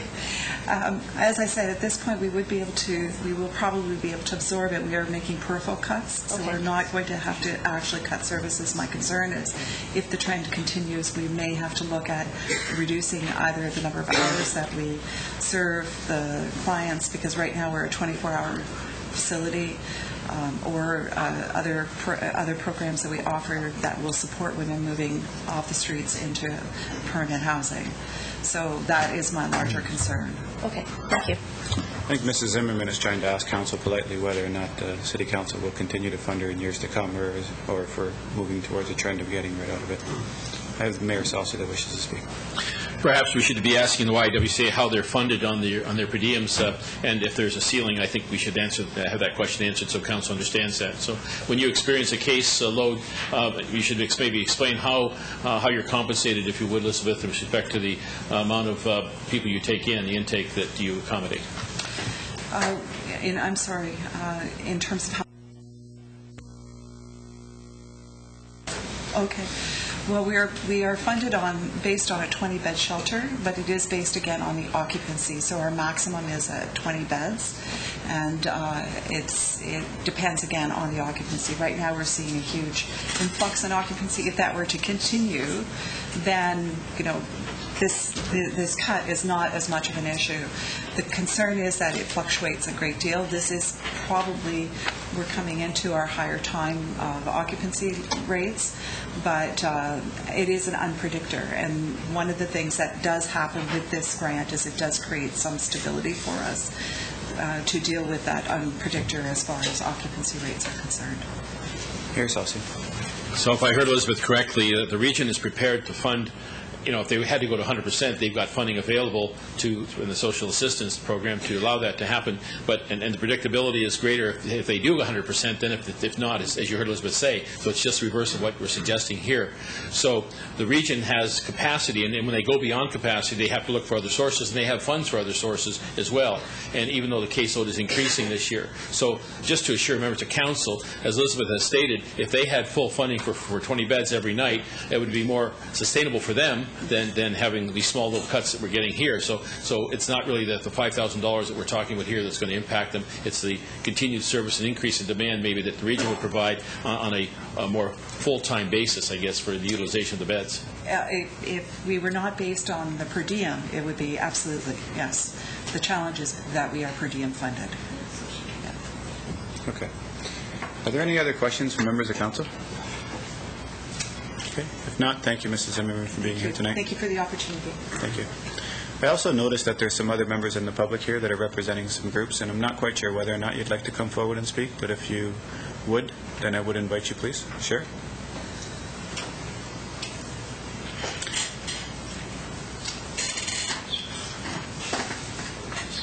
Thank you very much for the opportunity to speak. I know that we weren't exactly on the docket tonight, That's okay. So it's most appreciated. Firstly, I'm Joanne Turner from the Boys and Girls Club of Niagara, and I would just like to speak to what we understand is being recommended tonight, which would be a 5% increase to the Boys and Girls Club, now considered a purchase of service, and I'd like to speak to that just briefly. Firstly, I'd like to say how receptive the Boys and Girls Club is to being separated into the purchase of service. It's something that we've hoped for a number of years, and we, understanding what that means, we're looking forward into moving forward to discuss some long-term and a little bit more formal of an agreement for the future. So we're very much looking forward to that. It is important to note that the 5% comes on the tail of last year, when we had a 2% and 10% reduction in the previous, in our request. And I did email Councillor Iannone, who is your representative on our board, explaining that represents levels that we were receiving in 2004. And I actually looked back farther, and its levels, we're back to the level where we were in 2001. And I'm sure that those figures ring a bell, as you were the representative earlier. So it causes two concerns for the Boys and Girls Club, and it is twofold. First is that last year, when we did have those cuts, we did have to cut staff and programs. That's what happens. And this year, we would have to deal with that same thing. But also important is the concern that we have for the new building. We just put forward a motion tonight to move forward with a business plan that wouldn't see a significant increase in the city funding year after year, which we have done and was submitted in August 4th. But I guess the second part of our concern would be to move forward into a new building in 2010 with the funding still at the 2001 level. And I think that's something that none of us would like. So what we were hoping, and we really appreciate the discussion tonight, is that we would look, I guess, very favorably and embrace a discussion with staff about how we can work together to do the best for the residents. Monteith Brown had said we're going to have 10% more services being used this year, and Monteith Brown said when we get in the new building, there'll be 30% more. And as you know, many of our groups are subsidized. So thank you very much for the opportunity. And I'm very pleased also is that after all of those years, I'd be remiss if I didn't say we're hoping to break ground on March 13th. It's a tentative date, has to be confirmed with the province and the feds. I can't believe I took the chance to say that, but everybody, we would certainly be looking forward to seeing everybody out there that day. Okay. There may be some questions. Oh, of course there may be some questions. And I just wanted to say I think that the suggestion of sitting down with our staff is very much welcomed, and I appreciate you bringing it forward. So does any member of council have any questions or comments to Mrs. Turner? Sorry, I thought that there might be. Oh, no problem. Thank you very much. Thanks for being here. Is there anyone else in the public that wishes to speak? Yes, ma'am?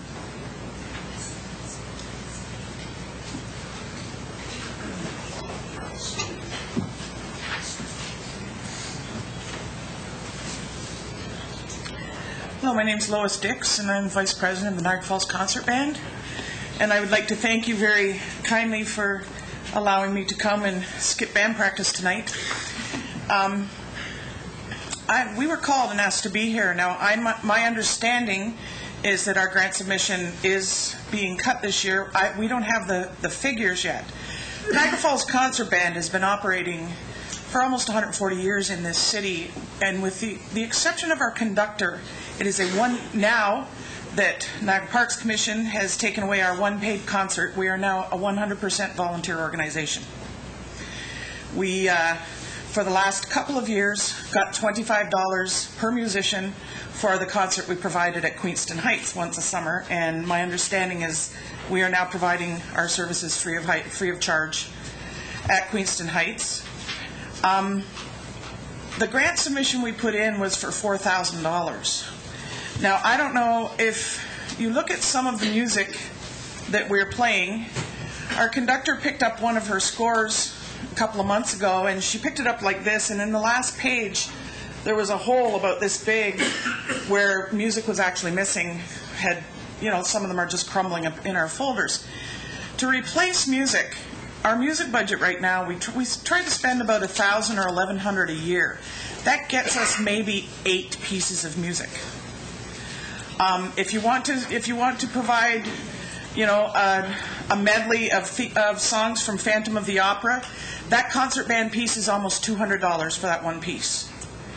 As people, most of our services are provided for the seniors in the community, so it is nice to have old music, because we do service a lot of old people. However, some of the residences, the seniors' homes we go into now, those people aren't 90, they're 60, and they don't necessarily want, music that was all World War I era music.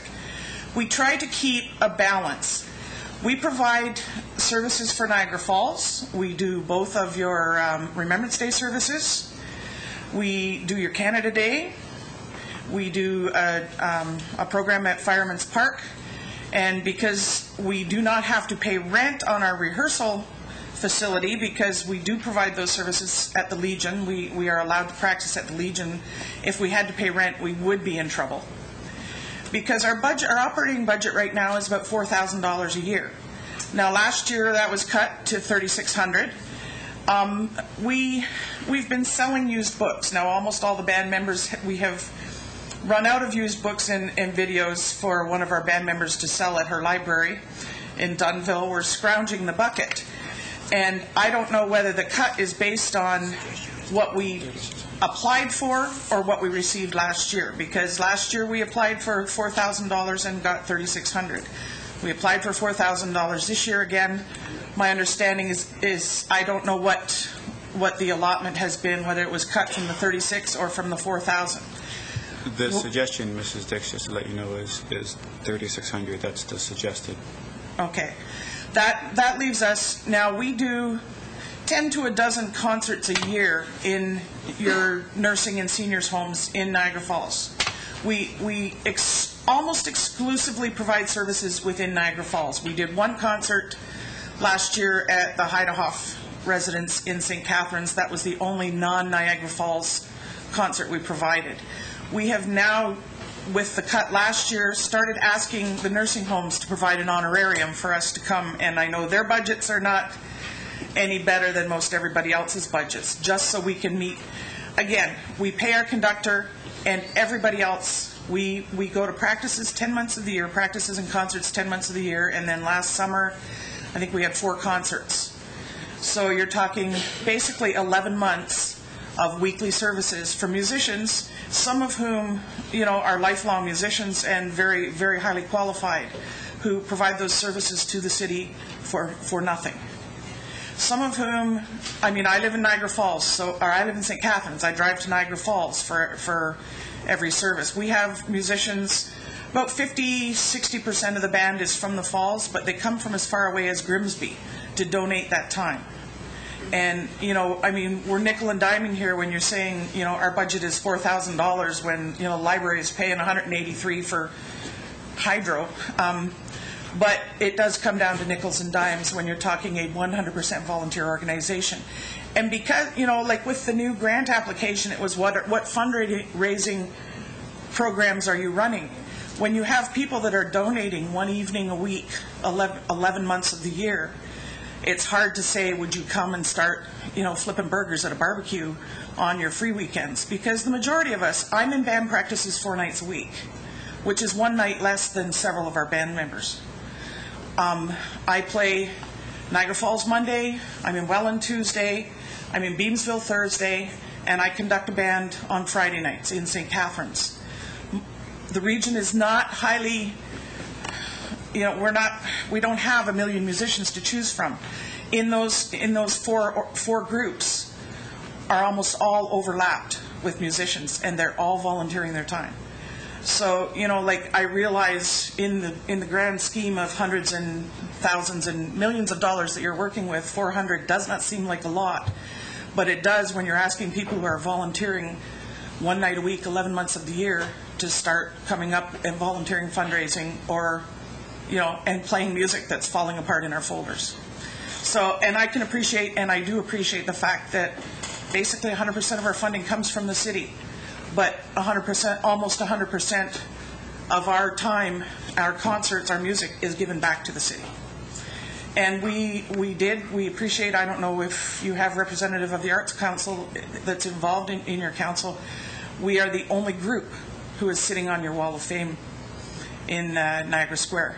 We are the only Niagara Falls group. Everybody else has been an organization, and we were quite proud to receive that designation this year. And we would like to thank the City of Niagara Falls for your funding us, because I don't know how else we would do it. And for the free space to store our music in your cemetery garage. I appreciate your submissions, and I mean, it's not an easy situation that we find ourselves in. I think the grants are going to be the hardest decision that we make. Yeah. There's a lot of grant money that we give out, and unfortunately we're finding ourselves in a situation this year where we have a very, very large deficit. So, I mean, our options at this point are somewhat limited. So, I mean, we'll discuss it as a council, and I'll see if any council members have any questions for you. Does any council member have any question for Mrs. Dix? If not, I appreciate you being here tonight. Okay, Thank you very much. Is there anyone else from another organization that wishes to speak to council tonight, sir? Come on up.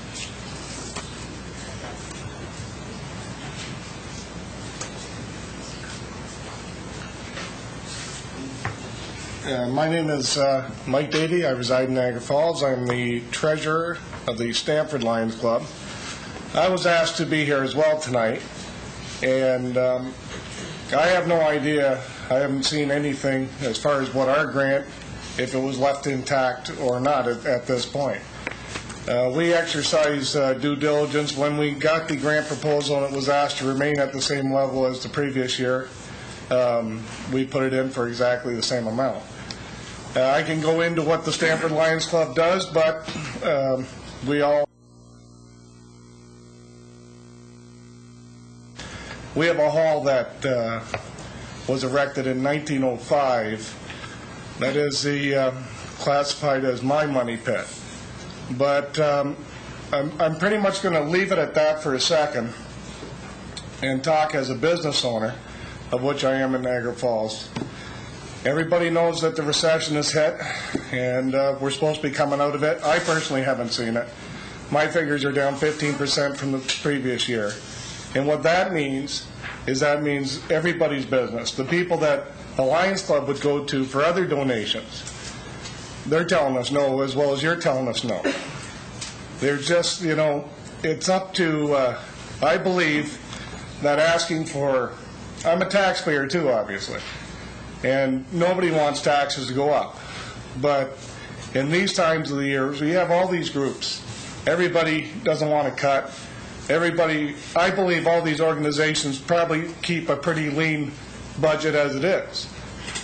So asking to keep zero, like I believe that the city has actually kept taxes at bay for a number of years without any sizable increase whatsoever, which my hat's off to you. I wouldn't want your job. Well, maybe I would, but not right now. But I think it comes a time that it's the purpose of the city to sometimes, when times are tough, that you have to, muster under and support the needy, as all these groups are, and as long as they can keep their expenses at bay, then that should be, that's what you have to work with. If taxes have to go up, then so be it. I personally believe they're going to go up anyway. So if it's a couple percent here, a couple percent there, with all the, in my line of work, with all the new stewardess taxes on our environmentally unfriendly goods that we touch, there's just always another tax. But for all these groups here, including myself and my group, that if we cut out services, it's going to cost us anyway. Like I may not care about the band, and maybe I'll never listen to them or whatever. But for those people that do, if you cut service to them and they have to charge, then it'll still end up costing some of us. And in the big picture, we all touch one thing or another. Like, I got 40 guys at the Lions Club that work for nothing. Can anybody here say that? But even with those 40 guys working for nothing, last year, until we got the grant, we were $7,000 in the hole. When we got the grant, okay. But it's still, and this year's no different. Like, the hydro is non-relentless. We've done stuff to keep, we've got new water heaters to keep the gas down and stuff like that. It's not one thing, it's another. And with a hall that's built in 1905, it's sort of drafty. But I'm just saying that we're doing what we can. But I think it's also up to you. Asking for a 0% increase on taxes, in my opinion, is an unrealistic attitude for this day. Because I think it has to happen. Because, as they say, all of our groups, somebody touches it one way or another. And it's still going to end up costing it. If we don't pay it to the city, we pay it our own pockets anyway. It's going to happen. That's all I got to say. Okay. And Mr. Davies, the person that contacted you didn't give you any number breakdown? No. I haven't heard where we stood since I've submitted it. It wasn't a staff member then that contacted you? It was somebody from City Hall. I didn't write down his name, so I can't tell you who it was. Okay, we have here in front of us that the amount that you requested this year was $8,800. Which was the same amount as we received last year. Okay. That's correct. And that the committee recommendations, and I'm not quite sure who the Recreation Committee recommended $6,000 be given to you, and that we're proposing $7,920 be given to you. And I'm happy with whatever figure. Really, I'm not. We run a nonprofit organization. All the money we got gets dispersed. So if we have $800 less, then that's just $800 less that doesn't go for hydro or whatever. But like without receiving the money that we get as part of our grant money, then we're just like, once it runs out of money, once we run out of money, we're going to run out of money. That's the bottom line. Okay. I guess the question then would be, would you be able to suffice with almost $8,000 this year? Yes. Yes, I would. I have no problem with that. As I said, with the money, we just have to work harder, and which we're willing to do. And my statement was mostly, though, as I said, I'm not just speaking for myself, because we could hear this all day. I think Councilman Arinoni said it all. We're going to hear it all night, and that's what we've heard all night. So far. And I don't think the story's going to change. But I'm just saying that, as I say, as far as you're concerned with speaking as a taxpayer, that I don't think keeping at zero increases is a good goal, is a fruitful goal. That would be the tax rate. There is the assessment portion that we haven't discussed yet. I don't know if Mr. Todd and Mr. Burden would like to explain the assessment this year or what has been proposed for council. As far as the Stamford Lions Club goes, does anybody have any questions about as far as how anything we do? I think everybody's really clear on what we do. I'm sure that everyone is very happy with what you do, Mr. Davies, and I think the whole intent of this report is just to say that everyone is in this together. The city as a whole, I think, is looking at decreasing expenditures anywhere from 5 to 10% in certain departments, and I think that's the request that's being made of some of the organizations that the city gives money to. At this point in time, it's a suggestion. It's in a report. That's what we're here to deliberate, and that's what you're here to speak on. So, I guess I've asked the question, can you do with just under $8,000? And you've given me your response. And I'd be happy to. And I appreciate that, Mr. Davis. Thank you. I have the mayor that wishes to speak. I just wanted to just make comment, Mr. Chair, if I could, just to say, Mr. Davey, I believe you're right on with respect to what you do and the good things that you do in your hall. I was just at a meeting recently, and I spoke with the Stamford Lions Club, and I was most impressed that they're actually growing their membership, which I think is commendable. You've just signed up a new member who's actually signed up several new members as well, and I wanted to just commend them because they do have a facility. I know most service clubs are challenged the same way, just even attracting and keeping the members they have, but I'd like to just brag a bit about the fact that Stamford Lions is actually growing. The other members, of course, the members of the Niagara Falls Lions are suffering from the same problem that many of us have, where you've got an aging population and aging membership. So I wanted to just say that you're rejuvenating your club with a lot of new members, and I'm not sure what you're at right now, but I was most impressed by the fact that you're expanding your potential, which is just very commendable. Yeah, for the our newest member was our oldest member. And actually, he had it right up in the paper as well. Okay. Are there any questions of Mr. Davis? Thank you. If not, I appreciate your time. Is there any other member in the public that wishes to make submission to council? Okay. If not, then we've heard all of the public's considerations. Councillor Thompson. Yeah, thank you. It's extremely painful going through this.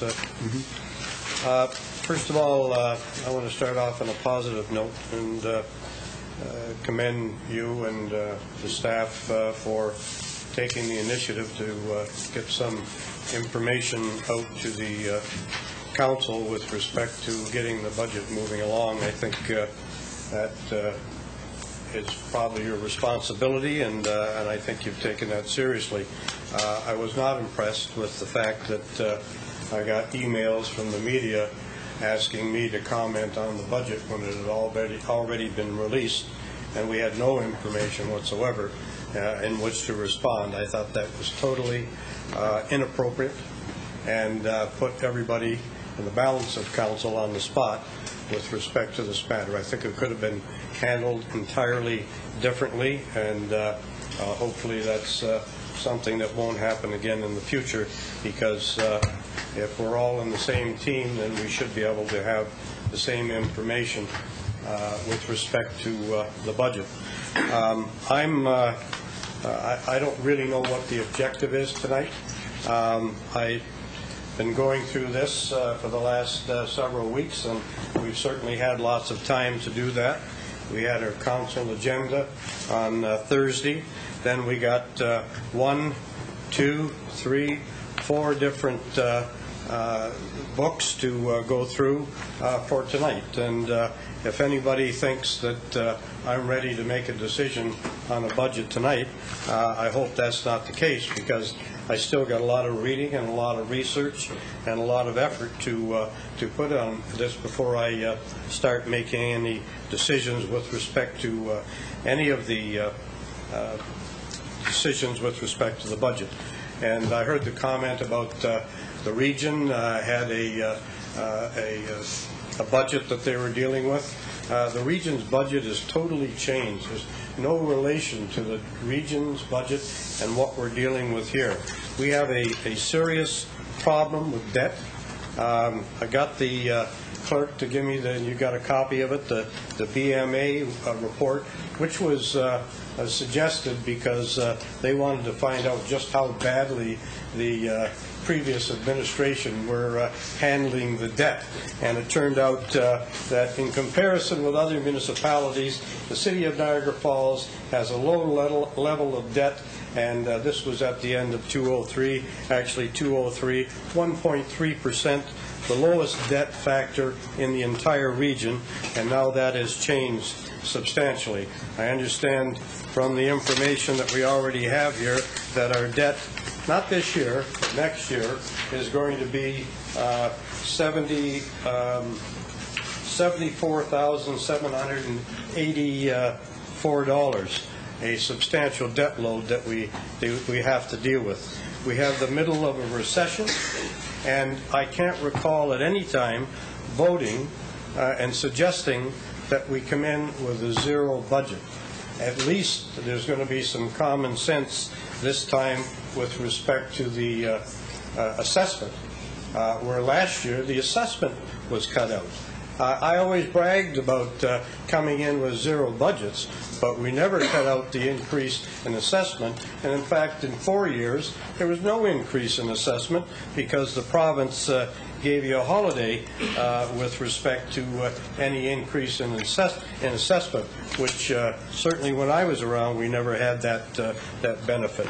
Anyway, we're listening to all the groups here tonight. Councillor Thompson, can I just get Mr. Todd to speak to that specific point? Because I had asked someone to speak to it previously. What's that? And the assessment is not part of this report. I think this report is targeting a zero tax rate, not a 0% assessment. And he suggested that they were not thinking of having a zero budget without the increase in assessment. And to try to do that would be, well, we'd have to go back all through the budget again and start looking for further cuts. I think Mr. Todd wants to address that. Pardon me? I think Mr. Todd wants to address that. Yeah, I don't want to be interrupted until I'm finished, okay? That's fine. Okay, well, let me finish. You want to respond after? That's fine. The statement you're making is not correct. Pardon me? Mr. Todd made a presentation at our last meeting that included the increase in assessment of $1.7 million. Yeah, that's fine. That's Okay. what I'm saying. It's included this year. Is that right? It wasn't last year. It's in this year. Yes, that's what I said.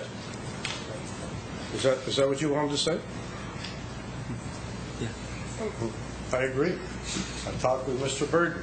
Told me it was in. I said, well, thank God for that. At least we're not going to miss out on that. Anyway, we've got all these people. We're cutting 5 and 10%. Everybody has a legitimate argument. We can go through. Councillor Wing has all her favorites. Councillor Ryan only has her ones that don't want to be touched. Economic development and tourism. I certainly have heard from those people about the cuts. And we haven't made a decision with respect to a zero budget. And yet we're going through all this pain and aggravation, dealing with all the groups, nickel and diamond everybody, when if we came in with a 2 or 3% increase, I think in this recessionary period, people are going to accept that because we have had a track record of good fiscal management with respect to increases in taxes in the last little while, and in fact for a long time. So I think I'm not willing to. Maybe you could answer this, Mr. Todd. Are you expecting motions to deal with this tonight? Thank you, Mr. Chair. We had the information here tonight. We wanted to present you with a complete package, and we're at the will of council. Certainly, our expectation would be that we would get through as much of this material as we could, but it's in the hands of council. We wanted to make sure you got the information that we could deal with it tonight, and wanted to make sure you got a complete package to deal with it tonight. Yeah. Through the chair to Mr. Burden, how much is an increase in the budget? A point? What are we talking about for percentage increase? How many dollars? Do you have any idea? Through the chair, 444? approximately 1% is 444. 444? Yeah, approximately. Okay. And what is the total amount that we were trying to address? Almost $4 million. Yeah. So what are we talking about there? What's that? So that's what, like roughly 10%. Pardon me? Roughly 10%, which is totally unacceptable. But these cuts that are being suggested at this point, is that going to have an effect on the operation and the service to the community, in your opinion? Thank you, Mr. Chair. What we tried to do in presenting the two reports with the cuts tonight was we were attempting to give council options to deal. What we're really dealing with on the cuts is trying to bridge the gap between the revenue and expenditure on roughly $4.2 to $4.4 million. And as you know from previous presentations, that gap is in part due to the $3.9 million last year that was one-time funding from the province. So we were behind the 8 ball in terms of revenue right off the bat. So our cuts here tonight And the assessment increase is in the numbers, is in the revenue side already. So we were attempting to close that gap. And the reports in front of you tonight, when you couple that with what the treasurer can tell you with some of our preliminary year-end numbers, we're hopefully being able to, if we accepted these cuts, to close that gap. Now, that would not include a tax increase, but it would include the levy increase. And that levy increase of about $1.9 million is in here, and will have an impact on your overall final taxation. But we tried in this report to give you ideas or suggestions on how we could cut the budget.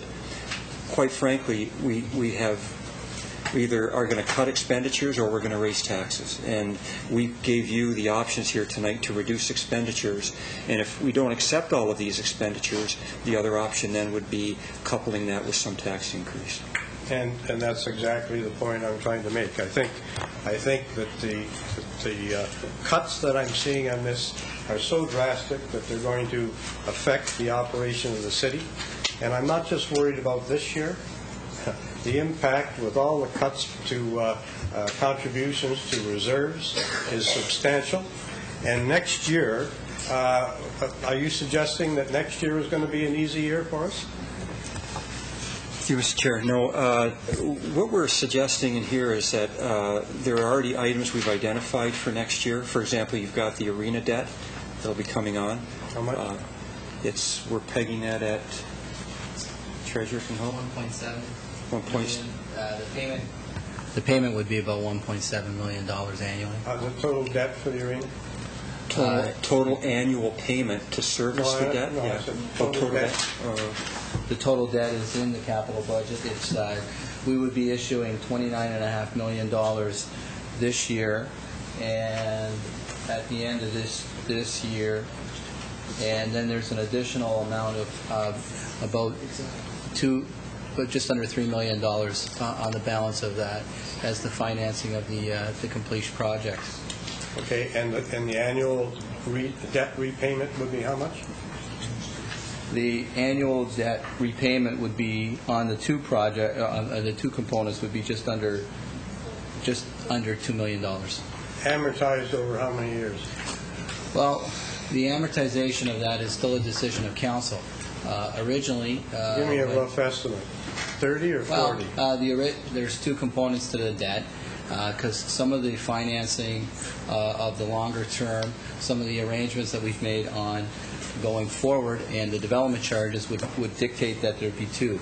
There'd be one that's 40 years, and one that would be 20 years. Okay. Have you ever dealt with a 40-year debenture before? No. Well, I've never heard of it. Anyway, so you pay for it, the arena, you pay for it, what, 4 times?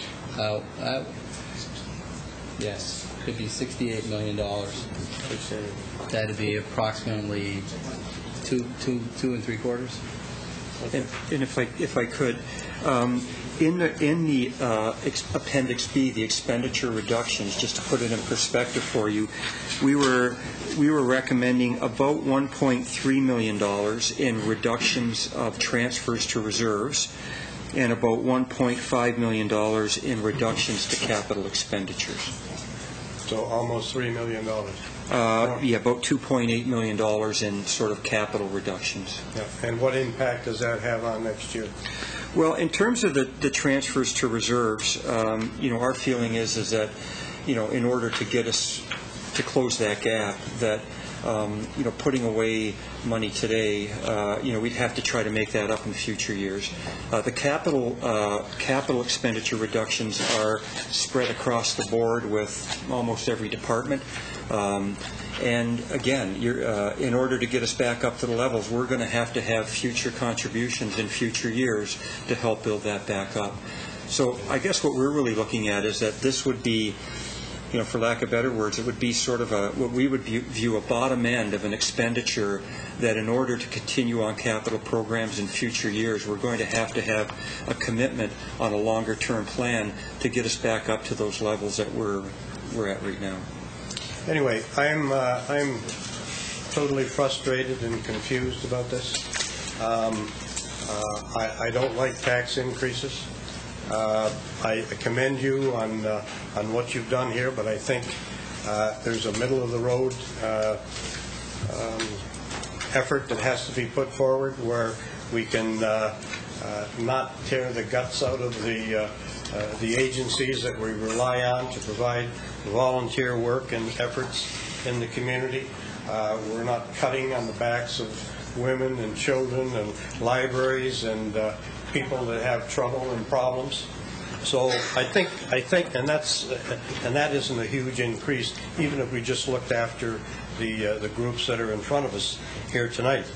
But I think that, and I hope that the council is interested in not creating a budget that is a wonderful political key to go into an election year with a zero, but trying to create something that is fiscally responsible, that is acceptable to the electorate as far as increases are concerned, but not cutting the guts out of the entire community, so that and no matter what happens, we're going to have a terrible time next year with all of our budgetary situations, because this year is bad, but next year is going to be far worse. So I hope everybody is frustrated as I am, because we got to get to work and try to come up with something that is realistic and responds to the community in a fair and equitable manner. Okay, I just want to say, I guess, thanks very much for the comments on getting the budget started. I understand that this is a blueprint for discussion. I appreciate your comments on timing. I guess in the sense of the cuts that are facing us here tonight, I think all of council needs to understand that the increase in assessment this year is 4%. And that 4%, should council choose to take the increase in assessment, will still leave the city with a $4.2 million deficit. So when there's talk of increasing taxes by 2 to 3%, then you're actually looking at passing on to the homeowner some 6 to 7% increase in taxes, which I don't think is something that any of us want to do. And I think that's the reason that's the premise of this budget here, is to discuss a 0% tax rate increase. However, the assessment increase was not factored into the deficit of $4.2 million. And I don't know if that helps with your discussions or decisions in your mind. I do have some other councillors that wish to speak, though. I have Councillor Diodati. Thank you, Mr. Chair. First off, I'd like to say, staff, thank you very much for working very hard. I know this was a lot of work. It's a lot of work for us to read it. And I've been up late nights trying to get through all this and keep it all together. And the fact that someone had to prepare it, you appreciate how much work went into this. And they dug deep, and they looked at discretionary, they looked at non-discretionary, they looked at a lot of things. And I understand, I heard all the comments tonight about the upward pressure and the increase in demand. And I didn't expect any group to come in here and say, that's great, we were looking forward to that. So there's no surprises. And the economy, it's not been the greatest. I think we all realize that. And I understand after tonight, I had reinforced what I already knew, that during tough times, people look for distractions. They look for alternatives with their time. They go to the library more. Some people are forced to abandon their pets. People use recreational facilities a lot more. They go to the Boys and Girls Club. They use trails and parks more. They need to use transit more because they can't afford vehicles. There's fundraising deficiencies because the volunteers aren't there, the donations aren't there, the bingos are not as busy. There's increased stress, which leads to more abusive situations, which leads to more shelters and services that are increased. It's just it's a dog chasing its tail. So there's got to be a point where we not cut. I like to think of it as pruning. And as you just mentioned earlier, Mr. Chair, we're already dealing with a 4% increase. Taxes are going up 4% already just with assessment, never mind any extra services. And the other thing we need to realize, at the same time, there's a lot of people hurting out there. A lot of people that right now are struggling to pay their tax bill. There's a lot of seniors out there that are struggling to make ends meet. We've got tax delinquencies on the books. Matter of fact, we've got a report tonight, the amount of people that are in businesses that are in arrears right now. They're all feeling it. I know our main industry, the hospitality industry, they're feeling it. We're feeling it all around.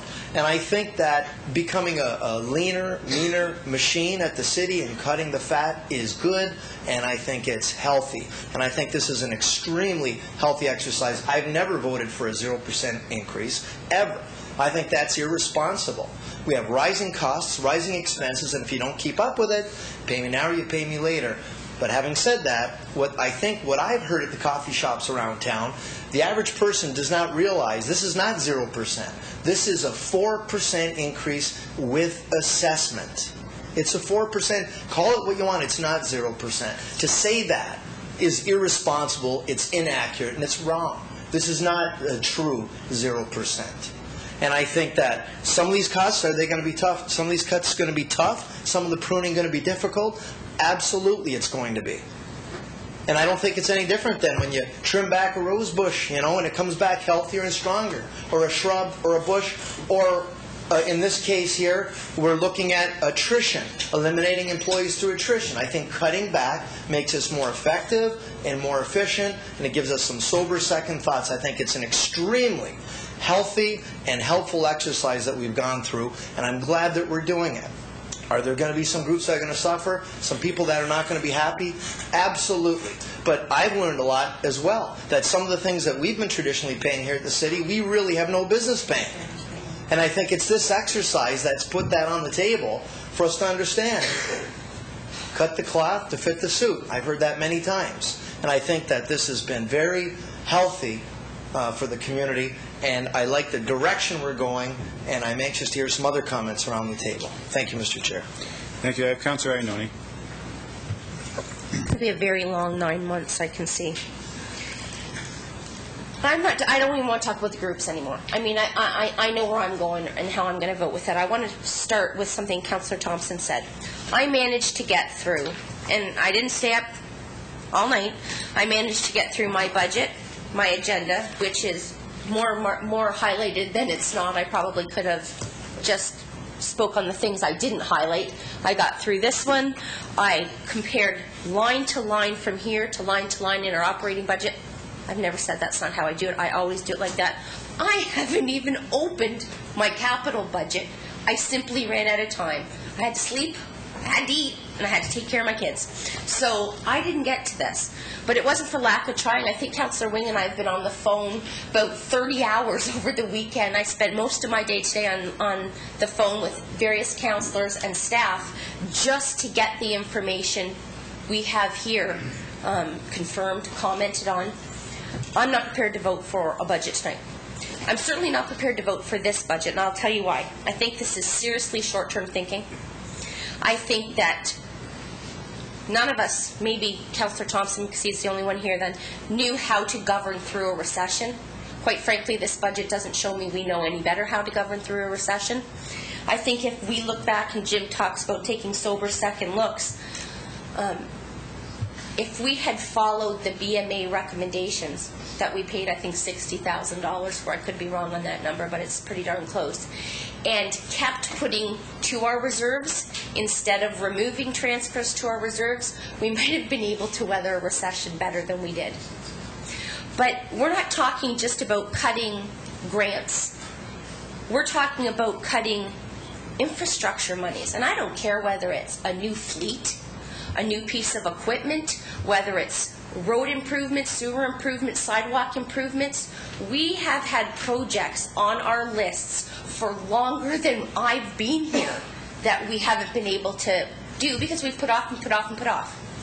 I think it sounds great to stand here running for whatever office you're running for and be sanctimonious and say we want to bring it in as lean as possible, but let's tell the residents what lean does. If we pass this budget, I'm going to repeat comments that staff made to me today. If we pass this budget as is, we're going to limp through but not have enough to go forward. Well, what do we do next year? I really think that if we go forward with the budget the way it is, and we've got some council people who filed to run for council who will come every week now. We're not guaranteed to be here, but that council's going to sit here and say, what the hell was wrong with those people? Because our deficit and our, I love the word, what's the word we keep using? Bridging the gap is now totally unachievable. I read in the newspaper the talk about some of the cuts, and I have them line by line, and I'm not sure how you want to do this, but I'm going to start because we're sitting here and I'm getting emails from people who say, you guys are nickel and diming. Stop talking about the nickel and diming and the 5,000 and the 6,000. Talk about what you're going to cut in your budget. So I want to go into some of those issues because isn't that what we're here for? Some of the cuts that we have before us. In regards to our infrastructure, I want to talk first on there was a comment in the paper that some of the cuts made are simply to vehicle replacement. Well, I had to talk to a number of staff today, and one of them made a comment to me that we're going to be able to run our vehicles on duct tape and bandages to keep them going. And what you don't pay for this year, you're going to pay for more next year to either repair, because next year's going to be leaner than this year, so we'll just put it off to another year. Or we're going to say we're going to bring you in zero or just your assessment, and next year hit people, because some staff are saying to me, and there are finance people, that if the cuts in the capital increases in this budget stick, then that puts us further behind, and at some point we're going to need double-digit increases. And quite frankly, we do need a double-digit increase now. We need 10%. Mr. Todd's budget a number of times says, if you cut now, you're going to have to hit the residents next year or the year after. So what are we doing? Well, we're not looking long term. We're looking to see what gets us elected in October. When I go through other things, I think, okay, we're in an election year, so what are we going to do? We're going to start to make promises. We're going to run our campaigns. We're going to put our videos on. We're going to run our websites. I know what mine said 4 years ago. Mine said I would not support cuts in water, sewer, or sidewalks. We're talking about a council strategic plan. Our strategic plan is I remember it. I wrote it. I actually wrote it. But I remember we said that, and every year until now, we're going to keep up with putting increases in, and now we're going to decrease. It doesn't make sense to me. I know that we have bad sewers under good roads, but you still have to pick the bad sewer. You still have to fix the bad sewers. And what I'm more concerned about is 2 weeks ago we had an announcement from our sewer department that we were again flushing human waste into the Chippewa River. And while it's legal, it drives me insane. So our capacities in those sewers aren't as much as we need, and we just make excuses because we say we don't want to do a tax increase. Mr. Davies and Councillor Thompson said exactly what I think is right. Couple percent here, couple percent there on top of assessment, and maybe next year we're not looking at 12, 13, 14% on top of assessment, because I don't care what politician here says, oh, we're not going to need double digits. I'm going to listen to our finance department before I listen to any of us. I asked about projects on the go for municipal works. We have 5 projects on the go that we're doing in 2009. Queen Street, River Lane, Drummond Road, Oakwood Drive, and Kaler Road. Well, good for us. But what do we do about the things, those were 2009 projects. What do we do about 2010 and 2011? Because we're supposed to be looking long term. They're all government subsidized. Yeah, I know. This budget doesn't cover that. When we look at cutting costs and capital increases, I think that we're doing the residents a huge disservice. We don't want to cut jobs. We don't want to cut services. We don't want to raise taxes. We can't do it all. We're not magicians. We're simply people who run for elected office.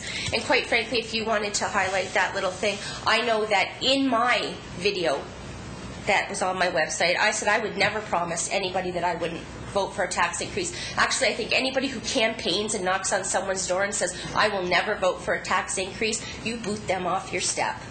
Because when you get here, you realize the reality is not that you can. You are subject to 8 other people and how they vote. I think right now the municipal works has about as much work as they can handle, but I think our cuts lower the bar huge. And I'd like some comments from both Mr. Burden and Mr. Holman as to whether or not I'm on track properly in regards to if we bring this budget in as sits, we're not going forward, we're not going to be able to afford to go forward, and our increase next year are going to have to be far more substantial than it is this year, as opposed to doing smaller increase to smaller increase, because I think residents can handle smaller increase. The mayor actually started his State of the Union, and State of the City, and I was there, saying things are getting better. But we're not getting any better. We're thinking real short term, real October, real vote for me, but I really think we're doing a disservice to the residents. Okay. Comments? Absolutely. I just wanted to say that I think it's very easy to be critical or criticize the ideas that are put forward in any budget situation, even when there's a proposed increase or a proposed decrease. You can find a reason to say no to that budget for whatever reason you choose. In this situation here, I mean, the assessment is going up by 4%. You're the second councillor that I've heard say that, you would support another 2% at least. That would mean a 6% increase to taxes. That would still leave the city with a $3.4 million deficit. And I guess, it's fine if you want to be critical of the report. I really don't take it personally, nor do I think Mr. Todd does. But I think what we want is we want some healthy discussion to put some ideas on the floor to how to deal with the rest of that deficit. And I'm not hearing any. Okay, then let's go for some ideas to deal with the rest of that deficit. Because last year we spoke about having the monies from the Montrose Road land sale put aside, and we weren't going to. It was 6.5 at that time. It is 7.2 now with interest. We spoke last year that we weren't going to touch that fund because that fund would be a contingency, because this year was going to be even worse than last year. I know Mr. Todd wasn't here at that point in time, but that was the discussion around this table. And I think if you pull the tape, so you go back and you watch, we all said, you know what, we're striving for 0% this year. But just so that the residents are clear, we're not going to be able to do it again, or we're going to have to cut services. We all campaigned on not doing that. So why aren't we looking at doing what we said we were going to do last year? Didn't touch that money last year because that was short-term thinking. I didn't say that. No. Staff, that was the decision this council made. We weren't touching that money last year because staff said we would have to look at it this year because our gap, this beautiful bridge the gap, our gap this year would be bigger. So we have that monies. What I don't understand is, in the capital works projects, why would we cut capital works projects? Because that's only, I think it was 1.5 for capital works. That included, yes. 1.5. So that brings us down just substantially less than what the actual original amount we put in the bank was. We're up $700,000 from what we put in the bank. Why would we say to residents, we're going to put off what we need to do today? So we're not even going to have any more money next year. So I don't know where everybody's thinking our money tree is growing from. The Falls isn't, putting money over the river. So where are we getting it next year? We have the opportunity to keep our capital works budget current and not cut by utilizing some of that property money. And that's it. So I'd like to see us take a look at something like that. If we were to look at the capital works cuts, that's only $1.5 million out of the 7.2, and then we only have what? $3 million gap, less than $3 million gap. What was the other cut? It's a deficit, though. It just means that you start next year's budget with at least that exact same deficit, if not more. No, we're already starting there, Councillor. Not next year.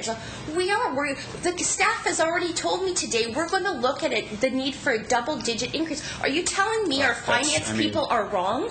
That's fear-mongering, and perhaps I can have Mr. Todd address. Oh, really? You're a accountant now. No, I never said that. But our accountants did. Let's have Mr. Todd address it. No, let's keep it election. I just want to comment on the issue of utilization of reserves. And if I can go back to last year where we took a one-time grant of $3.9 million. And what happened was that money was brought in to offset spending.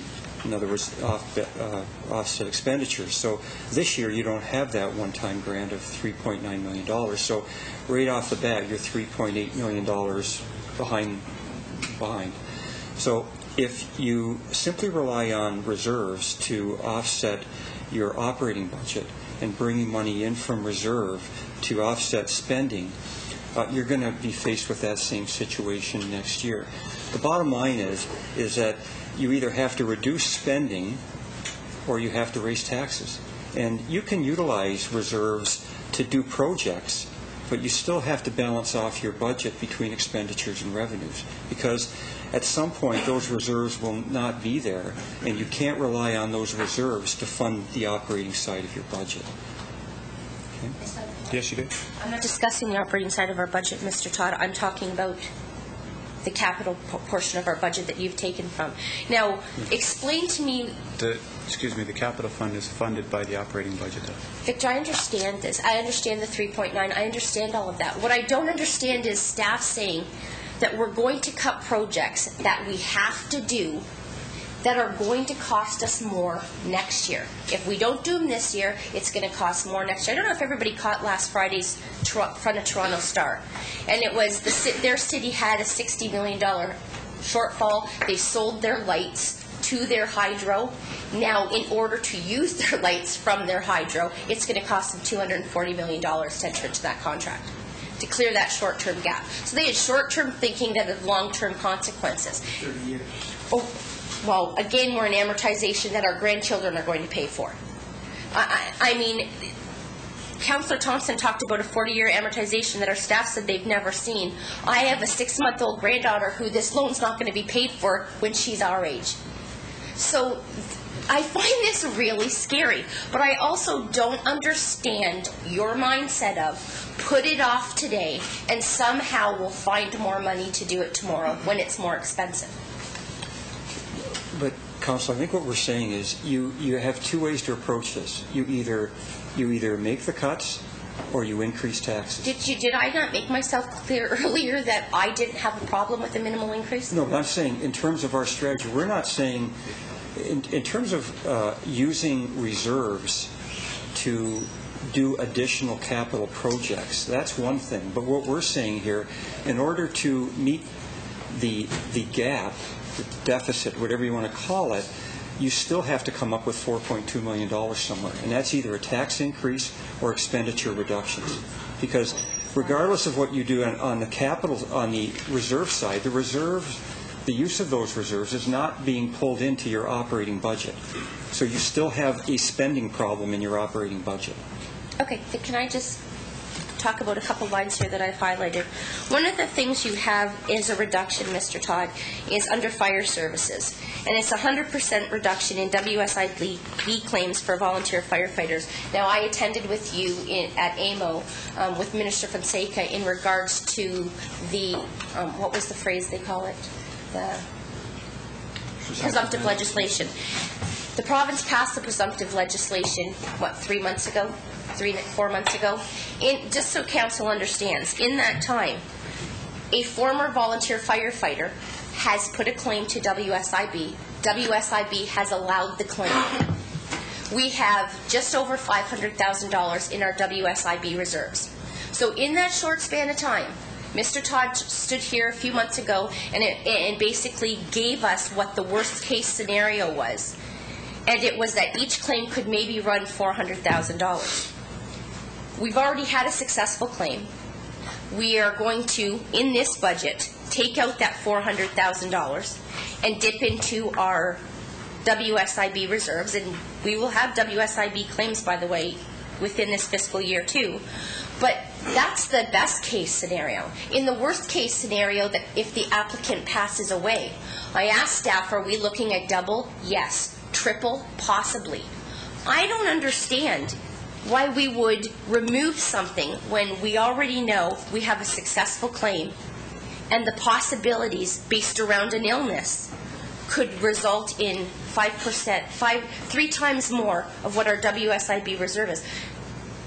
You told Minister Fonseca that this could basically bankrupt municipalities. No doubt. We have one successful claim in that short period of time. This is February 210. You think we're not going to get any more claims in 210? Clearly we're going to. So I'd like to know, that's not even smart thinking. In terms of the legislation, legislation has just come on for volunteer firefighters. When we were here last presenting to you, our reserves had been depleted. We had no reserves. We suggested that in this budget, we should be looking at trying to put a minimum of about $400,000 away for this year, which has been the average of our claims over the last 2 years or 3 years of the legislation. And we believe that $400,000 needs to be there. Since the January 25th meeting, Finance is closing off their year ends. We've had a really good year. There's been a lot of good staff work that's been done in the whole WSIB area over the last couple of years. And at the end of the year, we were able to come up with a surplus in that area of about... The reserve is at $583,000 at the present time. Okay. So we were able at year end, knowing what our spending was from last year, that reserve sits at a little over $500,000. Our feeling was, and we told you here last meeting, we felt comfortable at getting $400 in there. Could we use more in that reserve? Absolutely. Our reserve 3-4 years ago used to be about $2.5 million. So certainly we could use more in that reserve, but we thought, based on what we told you last time, we had about $400 that we feel comfortable with. The year end showed about a little over $500, and that's why we backed the other $400 out. If we left the $400 in, that would put us at about $900 and some odd thousand, which would be a good balance in that reserve. And that $400 represents about 1% on taxes. I don't think it's just a good balance at almost $1 million. I think it's a necessary balance. Mr. Todd and I had a brief discussion on it before we came out here. And should, God forbid, the applicant pass away, we're looking at far more than $400,000, and we're looking at almost $1.5 million. So $900,000 is not going to accommodate the cost that we have. So we can't. We can't predict. We can't predict what that will be, but we already know that we're going to have a cost.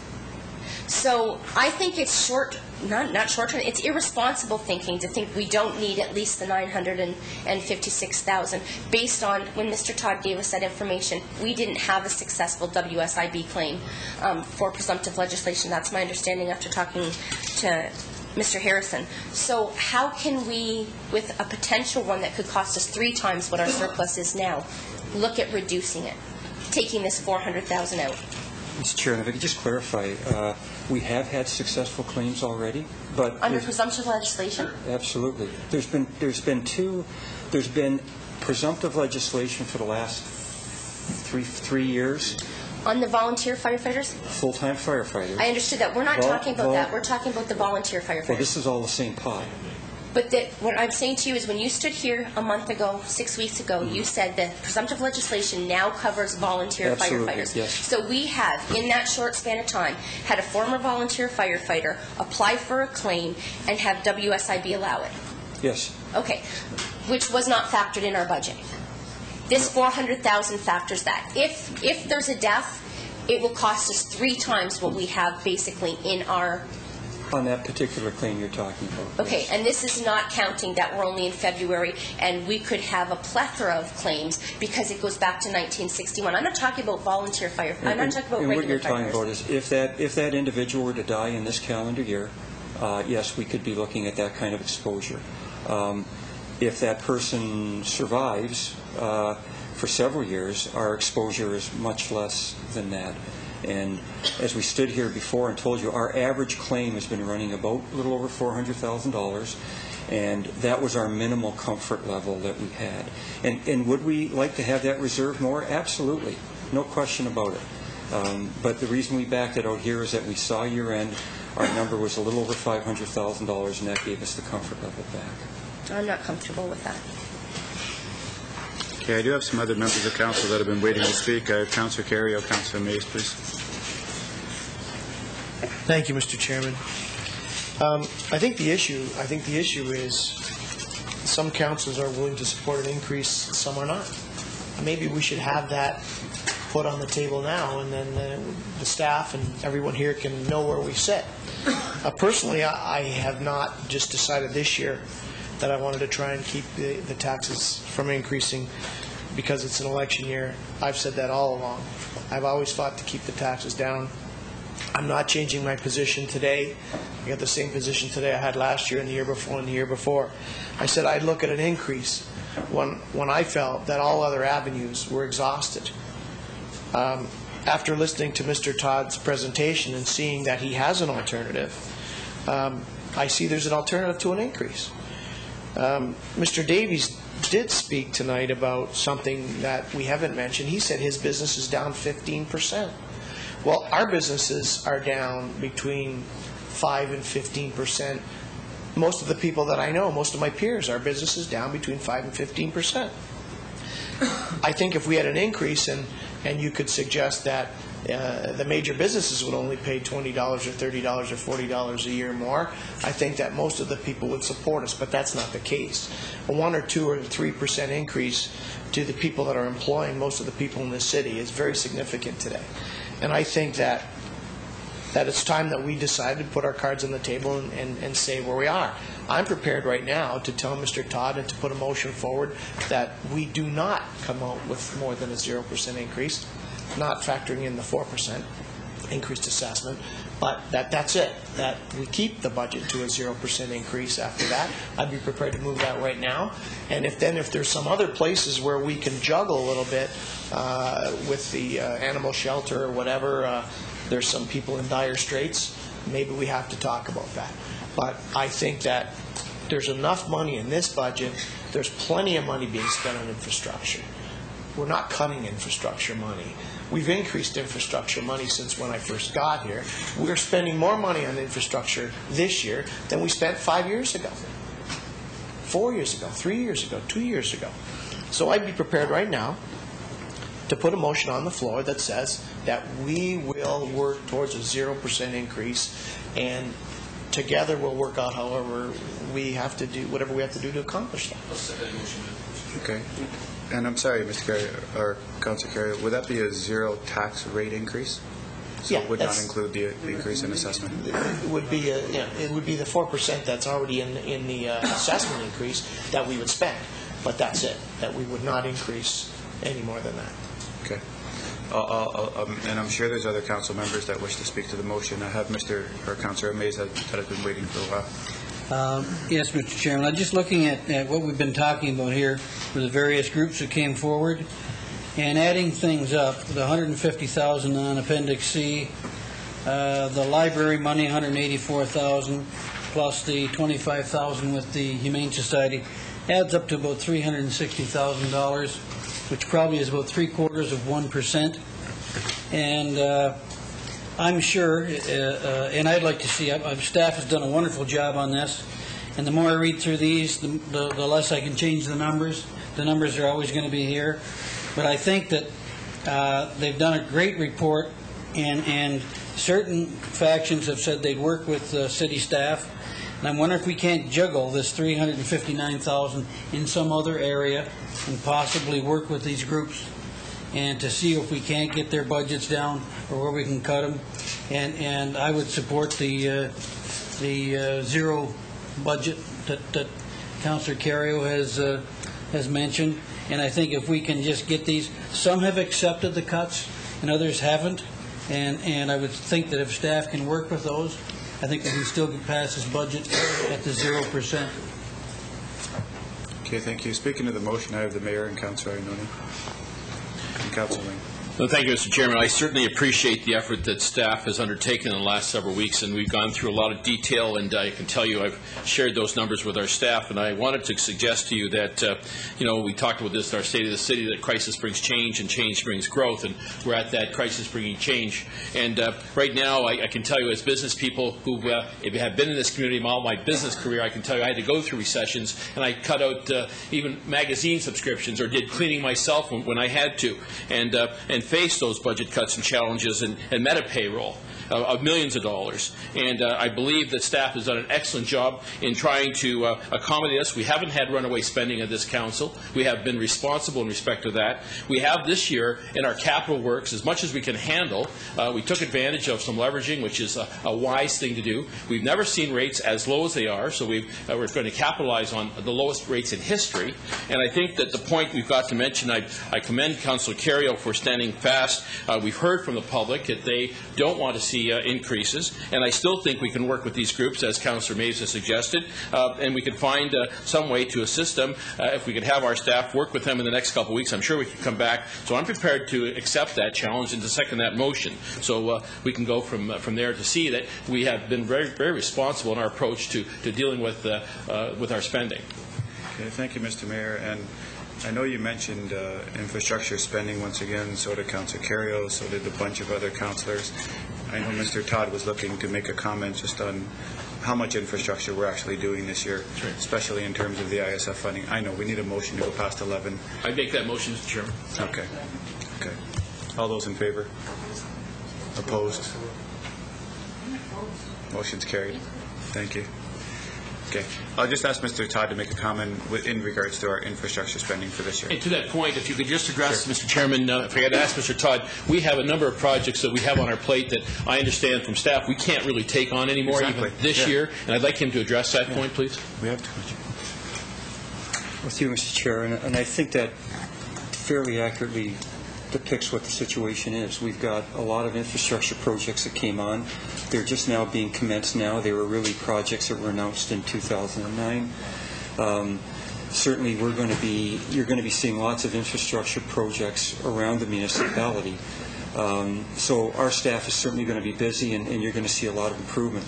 The bottom line is we presented the three budgets where just out of the current sewer, water, and general purposes budget, there's an additional $12 million, a little over 12, almost $13 million on top of those projects that are included in these numbers that we're giving. Are we down slightly in our expenditures? Yes. We've about $1.5 million across the board, everything from vehicles, some sidewalks, some streets.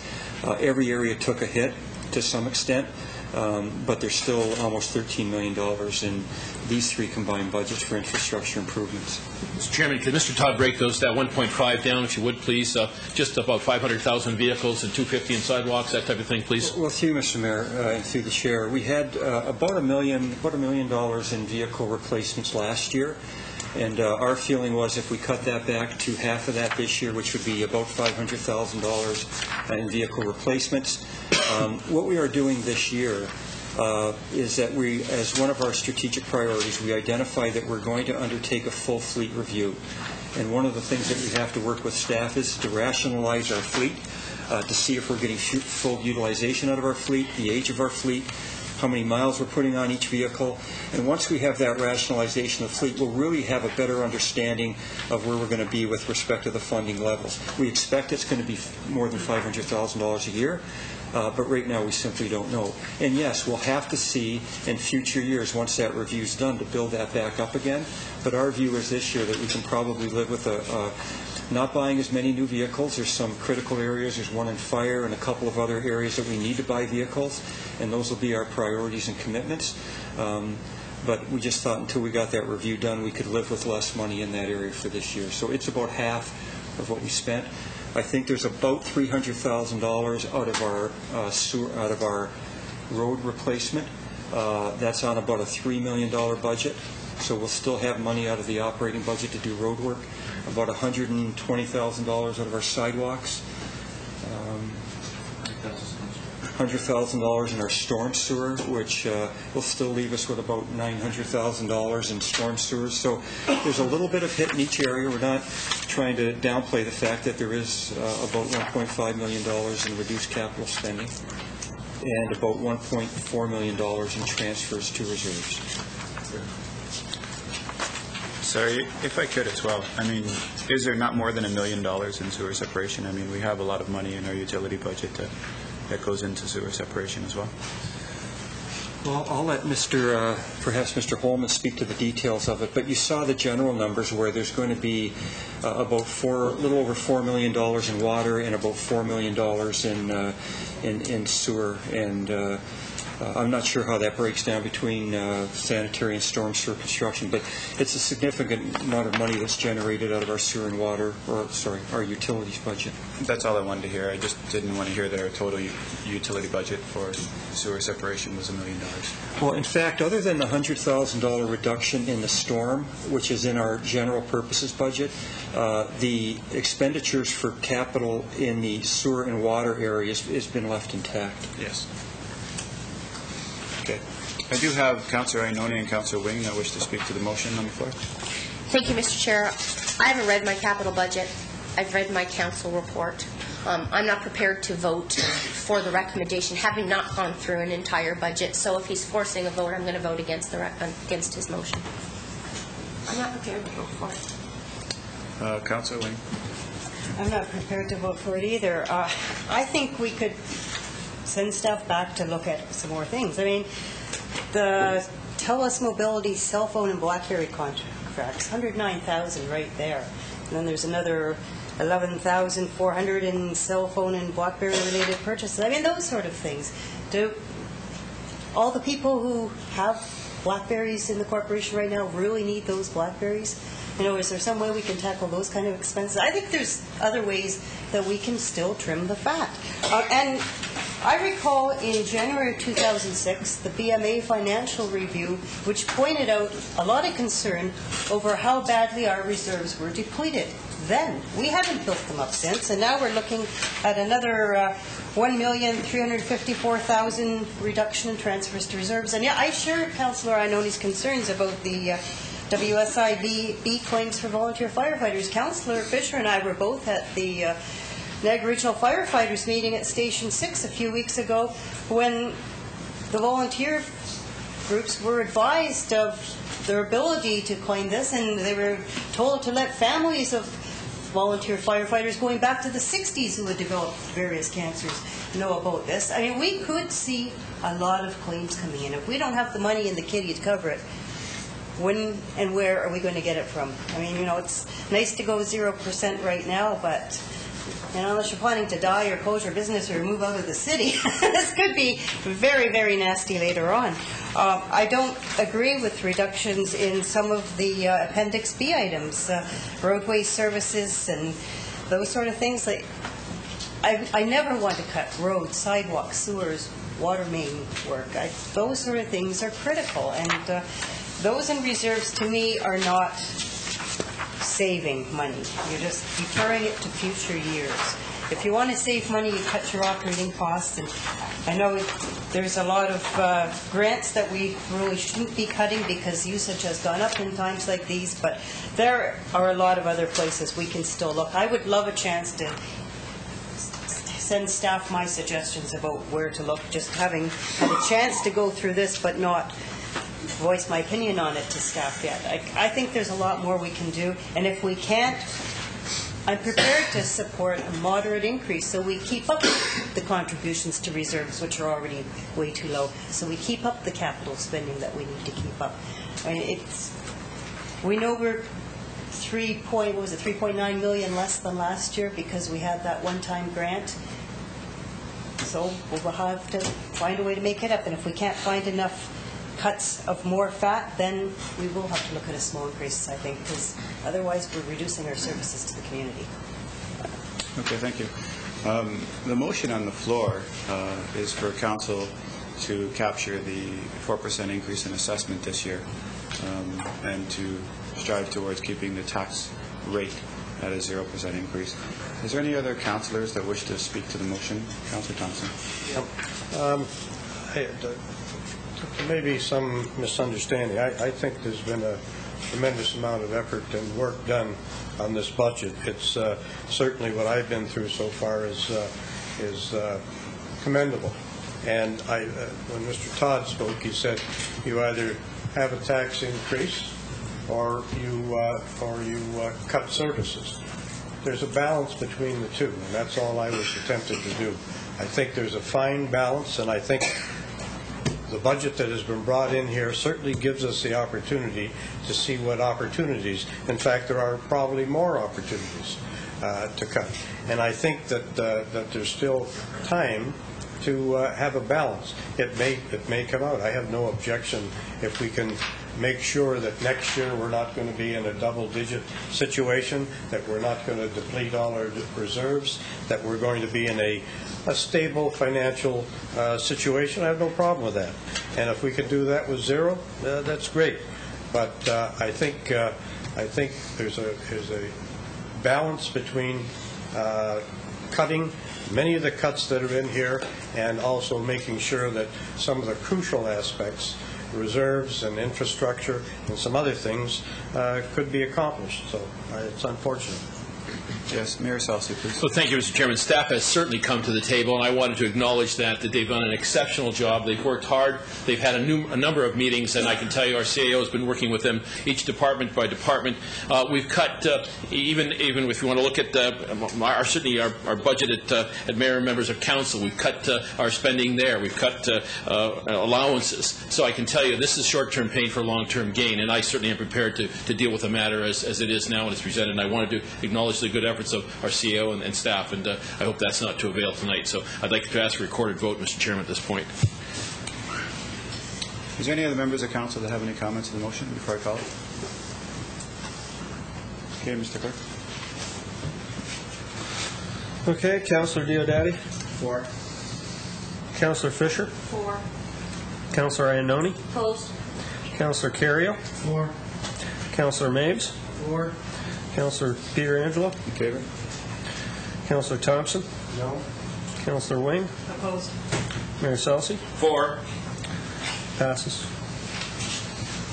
Okay. I guess to move us forward then, I mean, I've heard a few comments around the table that there are people that would support more than a 4% increase, so I'm wondering if anyone would like to put that motion on the floor now. Mr. Chairman, if we could just qualify that. As we know, Mr. Chairman, if we could just address that, we have a 4% growth, actually, appreciation in assessment. That's right. The average increase over 4 years was about 16.2%, I believe, is a figure. So this year we'll see an implementation of 4%. Last year we lowered the tax rate, which actually meant dollars out of your pocket were kept at zero. This year some people will have an increase, some people will have a decrease depending upon what happened to their assessed value. So we're seeing a 4% increase in the value of their homes or their property, their real property, in terms of assessment. In most cases, that's an average. So we won't know specifically what that is. We still have talked about some of these groups that we'd like to be able to deal with, whether it be the library and others, that we'd still like to have our staff work with. So I'd like to make a motion that staff go back and work with a couple of these agencies that came to us this evening. I'm talking about Humane Society, Library, the Caravan, the YW, the Boys and Girls Club, I guess, and the Y.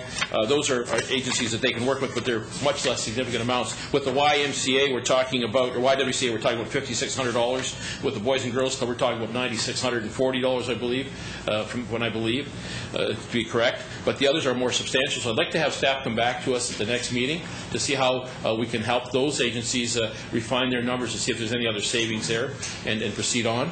This has been a very beneficial task this evening, or beneficial effort, I think I should say, but I think that we're not going to strike a rate tonight, and hopefully we can come back with some direction to let these people know that the essential services that we believe are needed are certainly going to be dealt with, and we won't be cutting the service, we'll be just trimming fat and making our organization more lean.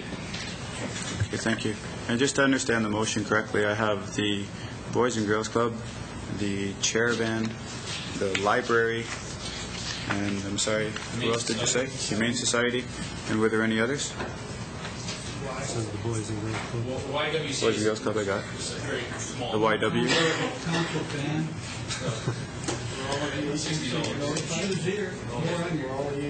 I believe so. You can ask staff. Your motion includes the Boys and Girls Club, Caravan, Library, Humane Society, and YWCA. And ask staff to work with them and come back to us with their report. Can I have a second? I'm just trying to clarify the motion, Councillor Thompson, and then I will get an answer to your question. And can I have a seconder to that motion if there is so? If I may the hospital, Mr. Chairman, if I could include the hospital in that. We have nothing allotted for the hospital at this point, and traditionally we're looking at $100,000, and we might be able to work with something less. I hope that we can accommodate them in their request. So I'd make that motion. Okay.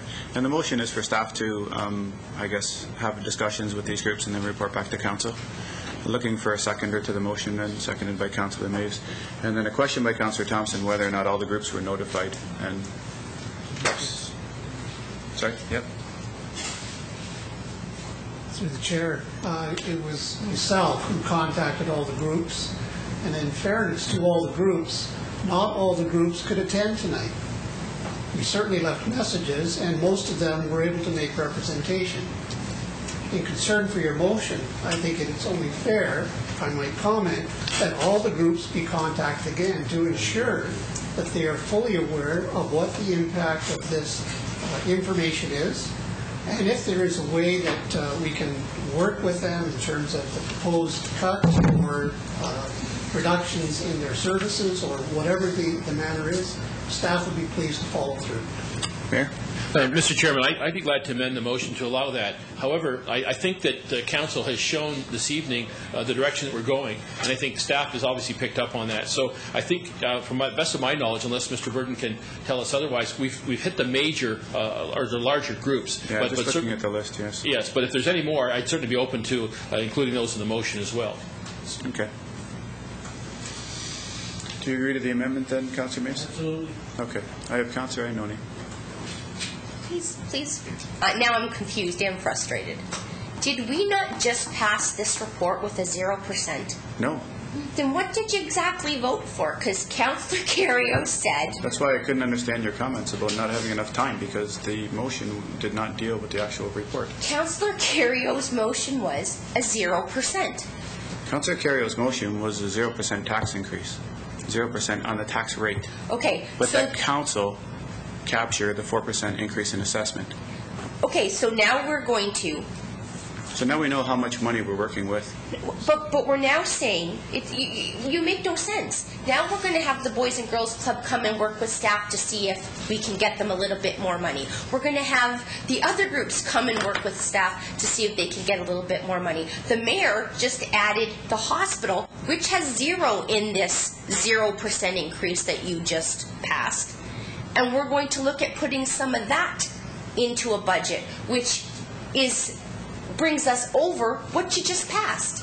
I'm really confused, Victor, because either we're passing 0% and then hearing them, or we've heard them and you're passing 0% and your cuts are staying as is. Perhaps, Mr. Chairman, you might qualify by just giving the 4%. Tell us I don't need the speech again.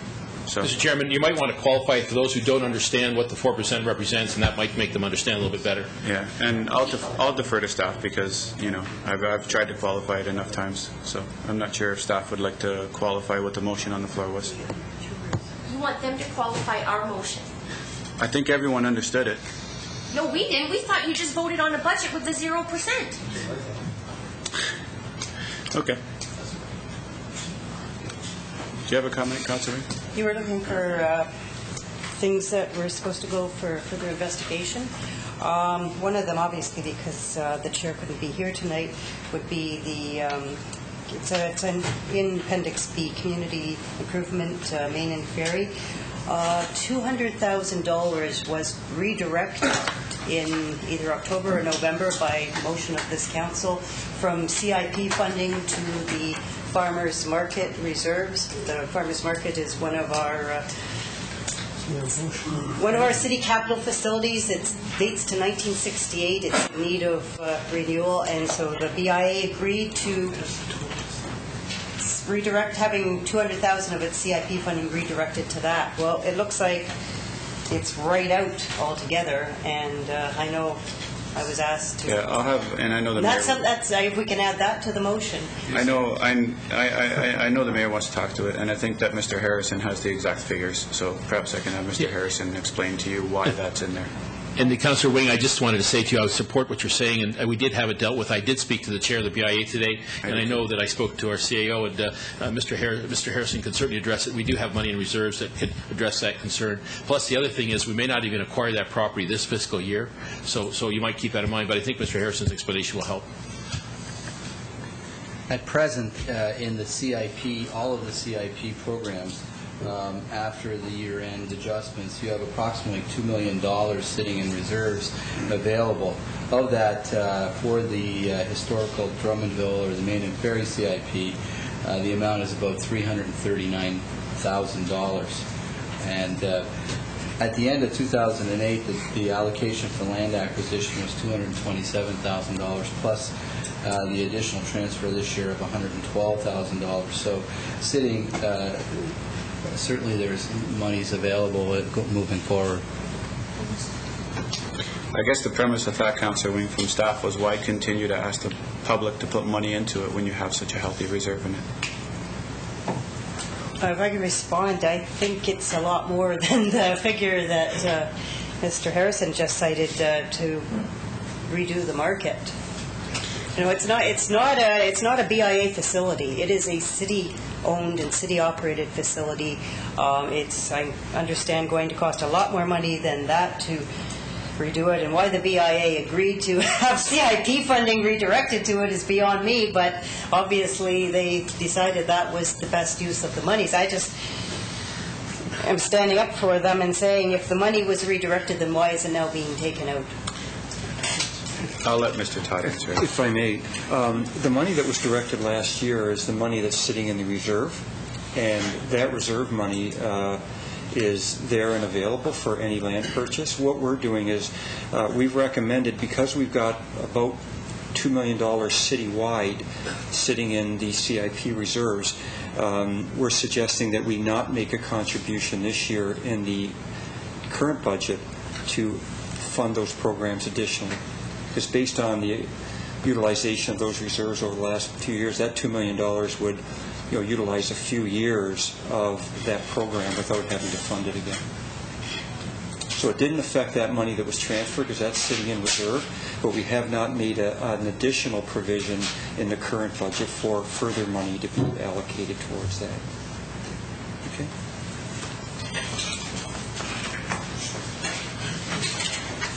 Okay. Going back to the motion, then, there is a motion on the floor that the mayor put and Councillor Maeve seconded, and that is that our CAO, Mr. Todd, sit down with, and there were 6 groups listed and various others, if any others want to go through their budgets as well, to talk about the proposed expenditure reductions that are here. There is a motion on the floor. Everyone understands the motion? All those in favor? Opposed? It's unanimous. Thank you. Now that those are out of this report, I'm wondering if Council would like to deal with the report. There's actually 3 appendices in the report: Appendix A, Appendix B, and Appendix C. Appendix A, if you'd like to turn to it, is the very first one. Deals with material, training, personnel development, advertising, contracted services. It's considered discretionary spending. The reduced amount recommended is in the amount of $134,685. This does not include any of the groups that we discussed here tonight. Mr. Mayor.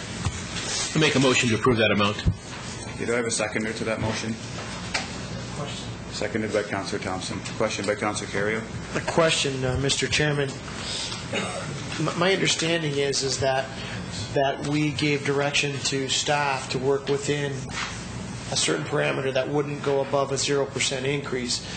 But now if we tell them that we're going to pin this down and tell them that they can't change this, what if they want to go back and look at some of these appendixes and say, okay, so if we decide that we want to give the Humane Society or whatever some money, if we tie them down now, where are they going to get that? I think that'd have to come back in a future report, to be honest with you. I think if they're going to trade things in and out, then they would have to make up for it, and I'll let Mr. Todd speak to that. Well, if I may, Council, we've spent a lot of time and effort over the last few weeks trying to go through this and try to come up with something that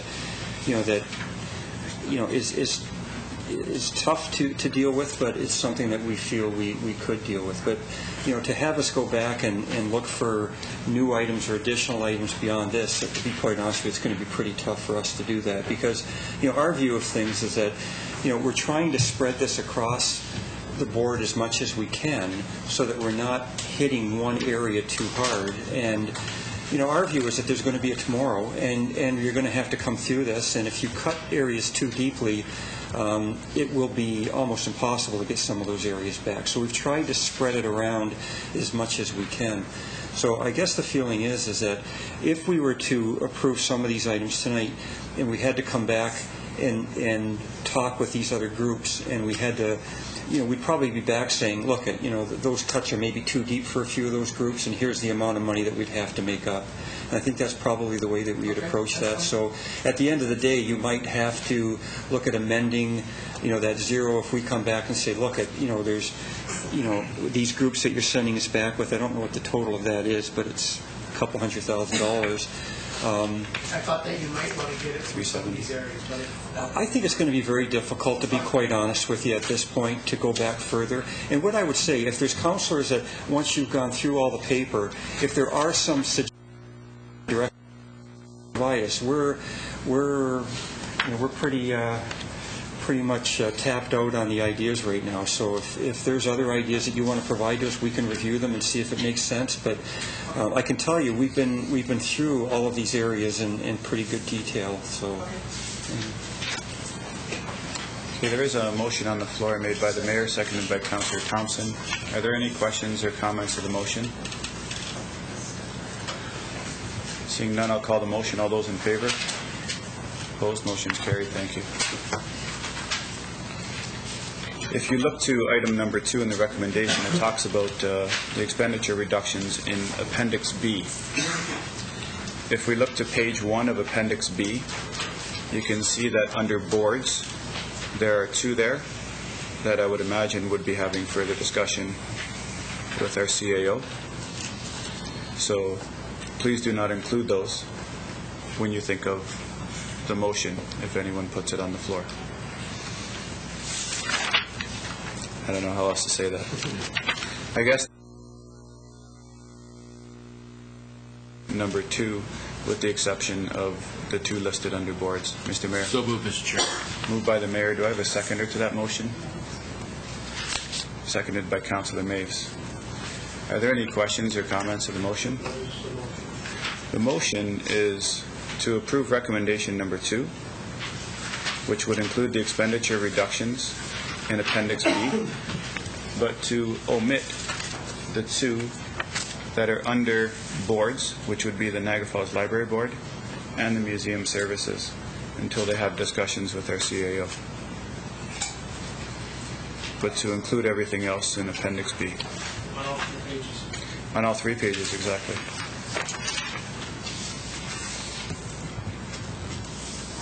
So I have a motion on the floor moved by the mayor and seconded by Councillor Maves.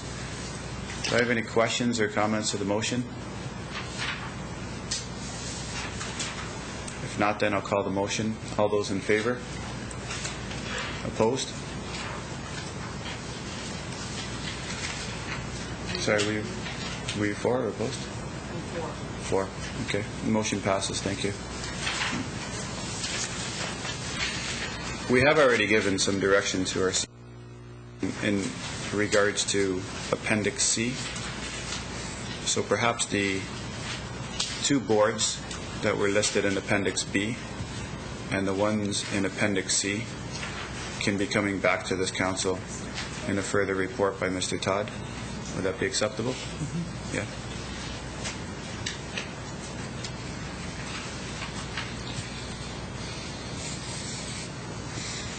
Okay, the last part of the recommendation is that staff report back prior to the 2011 budget with a coordinated strategy towards discretionary grants. And I have a motion by Councillor Diodati, seconded by the mayor, that this move forward. Would there be any questions or comments to that motion? Seeing none, all those in favor? Opposed? Motion's carried. Thank you. Moving on to the next report then. We have in front of us F 2010-13, dealing with the 2010 to 2014 capital projects budget. I believe that council has the budget in front of them. It's in the light blue binder. And the recommendation that's in front of us is to approve the 2010 to 2014 capital projects budget. Councillor Wynne. I'm moving deferral. Some of us have not had a chance to review it as thoroughly as we normally would. Okay, motion for deferral is non-debatable. I'll call the motion. All those in favor? Motion is carried. The next one deals with the 2010 municipal utility budget. It's recommended that council approve the municipal utility expenditures and that council establish final water and sewer rates for 2010 once the region establishes their rates for water and wastewater treatment. Motion by the Mayor to accept the recommendation, seconded by Councillor Diodati. Any questions or comments to the motion? Seeing none, all those in favor? Opposed? It's unanimous. The motion is carried. That's it for my reports. Thank Council for their indulgence. Yes, Councillor Diodati? Mr. Chair, just a question to our finance staff regarding the grants. I know we are going to have this come back to us. Maybe I could just get clarification on the Recreation Committee. They made specific recommendations, some of which were followed through and some weren't, and I'm just wondering what the rationale was on changing them. Specifically, I'm making reference to the Lions Club because we have talked about that specifically here today. And I'm just wondering how we came to that number, because I've got to go back to that committee and explain why staff didn't use the numbers they recommended, so that I can let them know if they're wasting their time or what the case is. So maybe I can get some clarification on that. Appreciate that. Mr. Mayor, if I may, we put both the numbers in, the report, the recommendation, and then we did this, did the 10% or 5% cut across the board. So we showed you both numbers. If their number was lower, we would love to take their number. So we're not opposed to that. Like, so in the Lions Club case, we had one column that showed their recommendation. I believe it was 6,000. They asked for 8,800.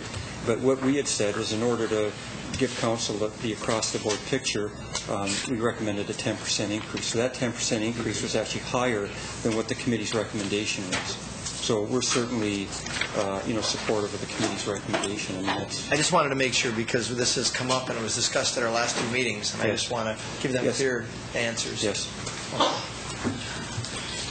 Okay. Thank you.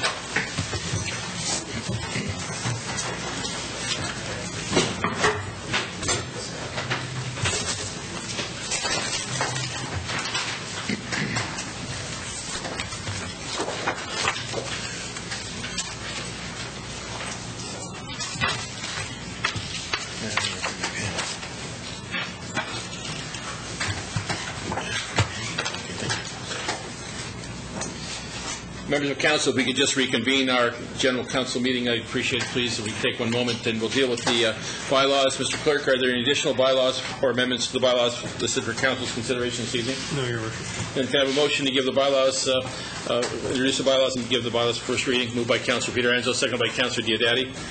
Yes, Councillor? Yeah, appreciate that. The very last bylaw, 2010-28, I know it says a bylaw to adopt, ratify, and confirm the actions of City Council at its meeting held today, which is the 22nd of February. And traditionally, I think a lot of bylaws end up coming back to us in future meetings. Will this alleviate bylaws coming back to us from either planning matters or other things that we pass in the future? Mr. Clerk? No. We've had the confirmatory bylaw for many years now. And it's when we don't have a specific bylaw on an item, it covers the actions of council. But zoning bylaws do come back because they're a little more detailed. Okay. So it's more related to your sort of general motions, if you will. Okay, thank you. Thank you. So, Council has heard the motion. Any questions or comments? Having seen none, all those in favor? Motion is carried. Bylaws 2010-24 to 2010-28 read a first time. I have a motion to give the bylaws a second and third reading. Moved by Councillor Peter Angelo, second by Councillor Diodati. Once again, Council has heard the motion. Any comments or questions?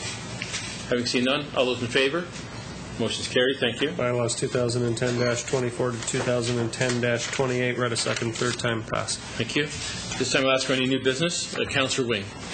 Yes, at the last Park in the City Committee meeting, Councillor Peter Angelo and I were asked to bring this forward, a resolution that March 11th be declared bottled water free day in the city of Niagara Falls. So I will so move and encourage the community to participate.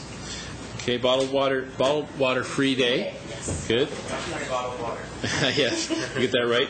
That's good. And we have moved by Councillor Wing, seconded by Councillor Ioannoni. Any comments or questions? I think it's a great effort. Having seen none, all those in favor? Motion's carried. Thank you very much. Anything else? Yes, Councillor Diodati. Just had an idea recently, Your Worship, when it was brought to light some of the questions about Niagara Transit and some of the promotion. Not to bring that up again, I know that's behind us now, but the question is this: I often see the buses driving around town without any advertising on them whatsoever. And my question is, I know in the past in my business we would do contra co-promotions, where perhaps, and I put this to staff to find out if they've looked into it. Are they allowed to do it? I know they have a third party handling advertising, but rather than having these blank spots, could we not negotiate or somehow come to terms with one of these companies, such as the Chapstick Company, and offer them advertising on the bus that we don't already have advertising, and then get product in return? And maybe we could have a highlighter company, just as examples. But, Your Worship, I'm not trying to be facetious, but truth is, I see these, and I see them as lost opportunities. And I'm just wondering if we could pursue them for some future marketing opportunities, and maybe I can get a comment or at some point back from staff on that. You may have answered the question yourself, because as you know, we sub that work out and we get a tender price, and I think that staff can certainly come back and report to us. But if that space sits vacant, it's to the loss of the company that guaranteed us a minimum. But maybe, obviously, it's wasted space, or not unused space. I shouldn't say wasted, but they've actually bid on that business. And I know Councillor Mays, when he chaired, and myself, when we chaired the Transit Commission, we dealt with that on a contract basis. So that space is really allocated to that third party. But I'm not sure if Mr. Dren wants to deal with that now. If he could, and Your Worship, also, do we make a percentage of the revenue from those spots? That would be the other part of the question. We sign a contract based on a guarantee for the year. So whether they rent it or they don't rent it, we get the same amount of money. That's right. So it's up to them to try and rent out the space. Certainly, we can go back to them and ask them those questions. If we could, Your Worship, I don't see any harm in finding out. I mean, they're not missing out on any revenue, and maybe it might be to our advantage. Sure. If we can have a staff report, you want to make that a motion? I'd make that a motion. Okay. I mean, it doesn't have to be long-winded, but I mean, okay. It's the basic answer. I understand the intent. Seconded by Councillor Peter Angelo. All those in favor? Motion is carried. Thank you. Yes? One other thing, Your Worship, this came up in the Recreation Committee. One time we used to have a community calendar in the city, so that everybody could always go to one central place to find out what was happening in the community, and you could avoid overlapping when other groups were having events. And if you wanted to find out what was happening in the community, if you're a newcomer, you would have a central location. Now, I know on the city's website, I did notice we have something of a calendar of events, but it's certainly nowhere near what we used to have before. And I'm just wondering, Your Worship, if we have any department or anybody that oversees that right now, or if we have any history on it, or why that ball was dropped at one point, and if we have any feedback from staff on that, Your Worship. Yes, I was wondering, Mr. Todd, would that be Parks and Rec that would look at something like that, or is somebody? Mr. Mayor, and that's something we can check into. It should be more of a coordinated event across the corporation where people can feed into it, but that's something we can certainly bring up at one of our staff meetings. Okay, thank you. Any other new business? Councillor Thompson? Yes, we have a report back on the construction that was done on Senex Avenue in the last year. A lot of work. Curbs and gutters, and a lot of sod placed there. There's a real parking problem in the area of the sports dome, and all new grass was put in there. And I guess with the lack of parking, all of the cars were parked on the new grassed areas. And could I have a report back indicating if this has been deliberately damaged by cars parking there, and what the cost is to the municipality, and what solution we have to recommend with respect to the parking problem there. Okay. Motion by Councillor Thompson, seconded by Councillor Carrio. All those in favor? Motion is carried. Thank you. Any other new business? Motion to adjourn. Councillor Maves, Councillor Carriel. All those in favor? Motion is carried. Thank you very much, everybody. Thank you, staff.